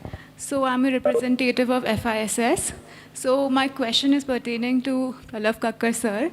So I completely agree with what you said, about how entrepreneurship spirit is kind of missing in that, about how entrepreneurship spirit is kind of missing in the Northeast, as well as, taking risk and failing is not the end of the world. But I want to ask a parallel question to that. What if I do not have the privilege to fail? So we live in this particular social ladder where there are a lot of social exclusions taking place, the whole hierarchy of an alienation from the whole social and economic capital. So what about the marginalized sections who are not able to take the risk and come up as entrepreneurs? So what do you think on that line? It's not a question of... Sorry. It's not a question of whether you are privileged to fail or not. Everybody has the privilege to fail. The point is that do you get up to struggle? What motivates you to step out of your comfort zone and step into an area where you might fail? See, that is the difference. It's not about marginalized or non-marginalized. There are lots of marginalized people who've made good and so easily procurable, no comfort zone. So the point is that do you encourage people to step out of their comfort zone? It's a matter of education, it's a matter of parenting, and it's the general milieu all around, and the stigma that comes with failure. Now, the stigma is very localized. But the fact is that the pressure becomes so much that children become suicidal if they think that they're going to fail. Yeah, so that's something that a representative here mentioned as well.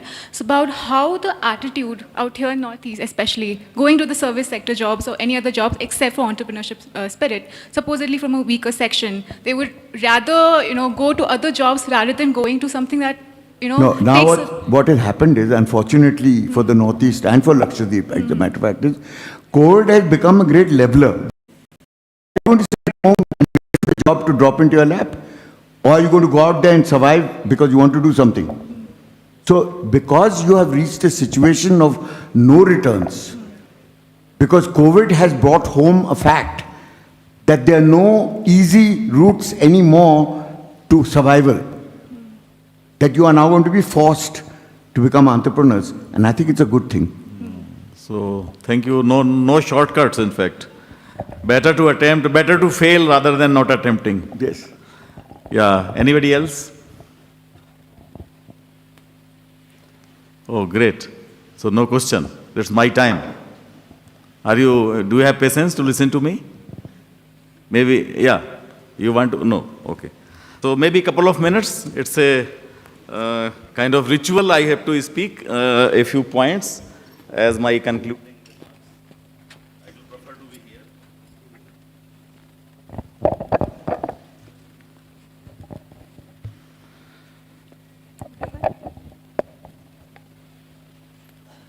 Very fruitful discussion has come out of these 5 panelists. A number of issues which were mentioned are really very, very important. And since I belong to the DST system, I would like to highlight one initiative that has been taken by Department of Science and Technology, is the new Science, Technology and Innovation Policy, STI Policy 2020 draft. It is already on the website. A number of things which we are discussing since morning have already been covered. Like there is long discussion that we require a kind of mechanism from research to industry, and that mechanism has to be in place.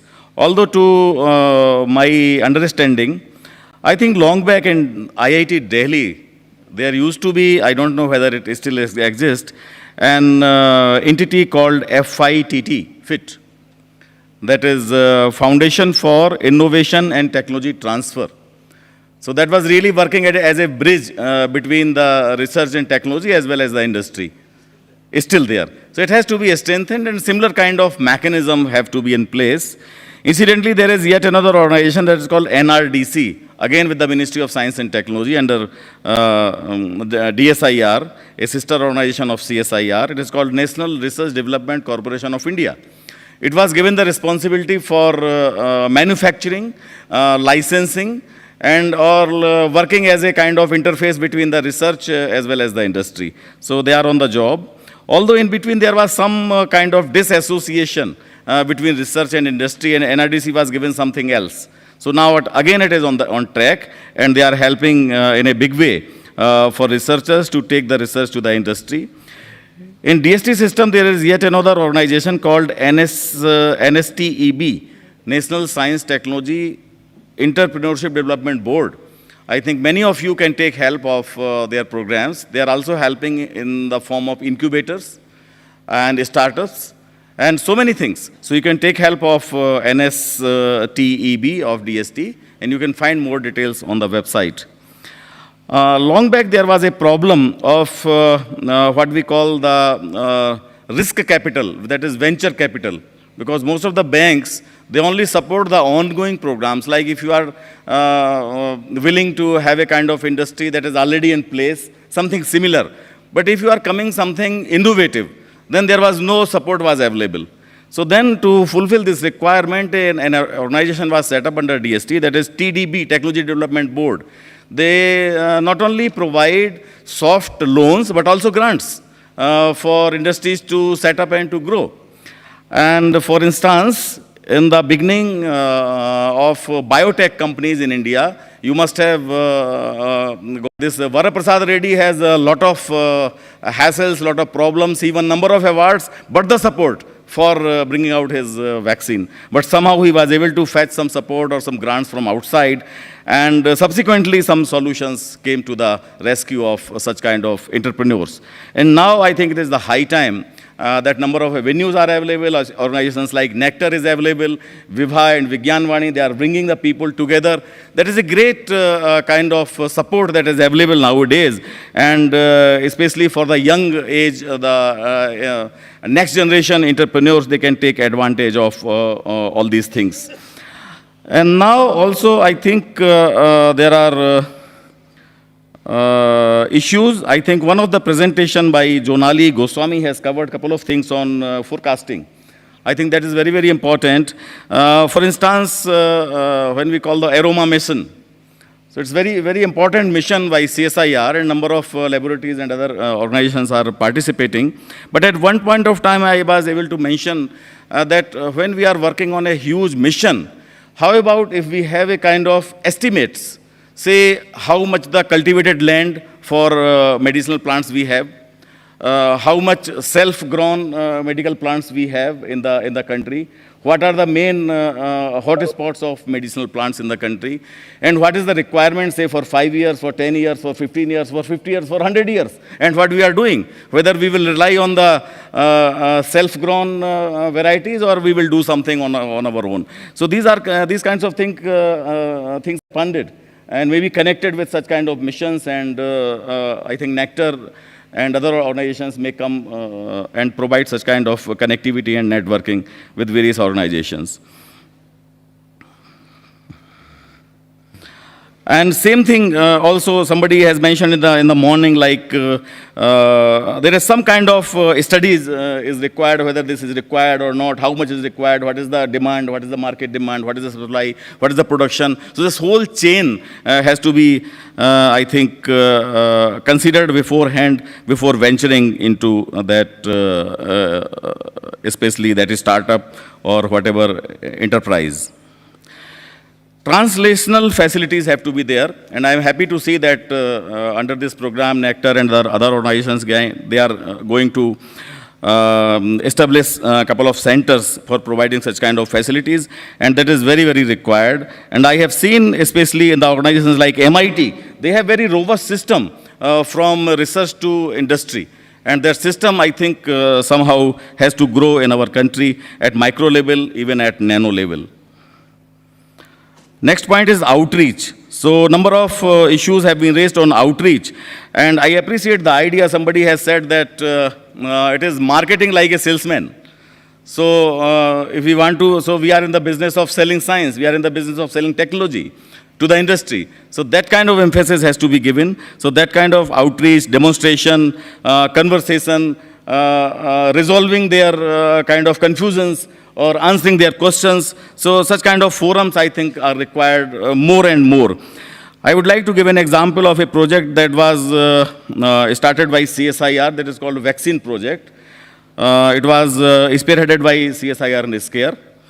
And something like 10, 12 universities, institutions, and laboratories, they came together. And we have identified the highly vulnerable areas of climate change. It was on climate change vulnerability assessment. So we identified areas like Lakshadweep Islands, Himalayan areas, as well as Sundarban areas. And as a part of that program, we have organized a demonstration in Lakshadweep and Kavaratti. A number of such technologies which are really helping in combat the climate change were on display. And the local lieutenant governor, he was very much interested for taking up these technologies to the various islands of the Lakshadweep. But again, the technology is available, but not at the market, at the industry level. So industrialization was not there at that point of time. So end of the hour, and that kind of collective projects have to be undertaken for bringing these technologies to the fore through the industry and the local administration. Integration is yet another point. I would like to highlight one instance from my own experience. As failures, we must also appreciate the criticism also. As a matter of fact, I was traveling in Korea, and I happened to see a newspaper advertisement. And there was an advertisement by a famous company. They have already flooded the markets in India and all over the world. There was an advertisement.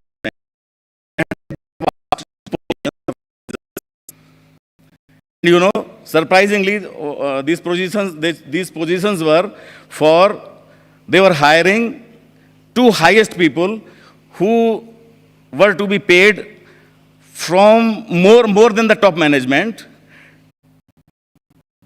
And that is the way of progress. We are afraid of force. So we have to invite criticism. Through criticism, हमारे यहाँ कहा जाता है निंदक नीरे राखी और बिन साबुन पानी बिना निर्मल करे सुभाए. So we must. So that is also another part of progress and growth. If we are inviting criticism, we are growing. So that is yet another. We must welcome.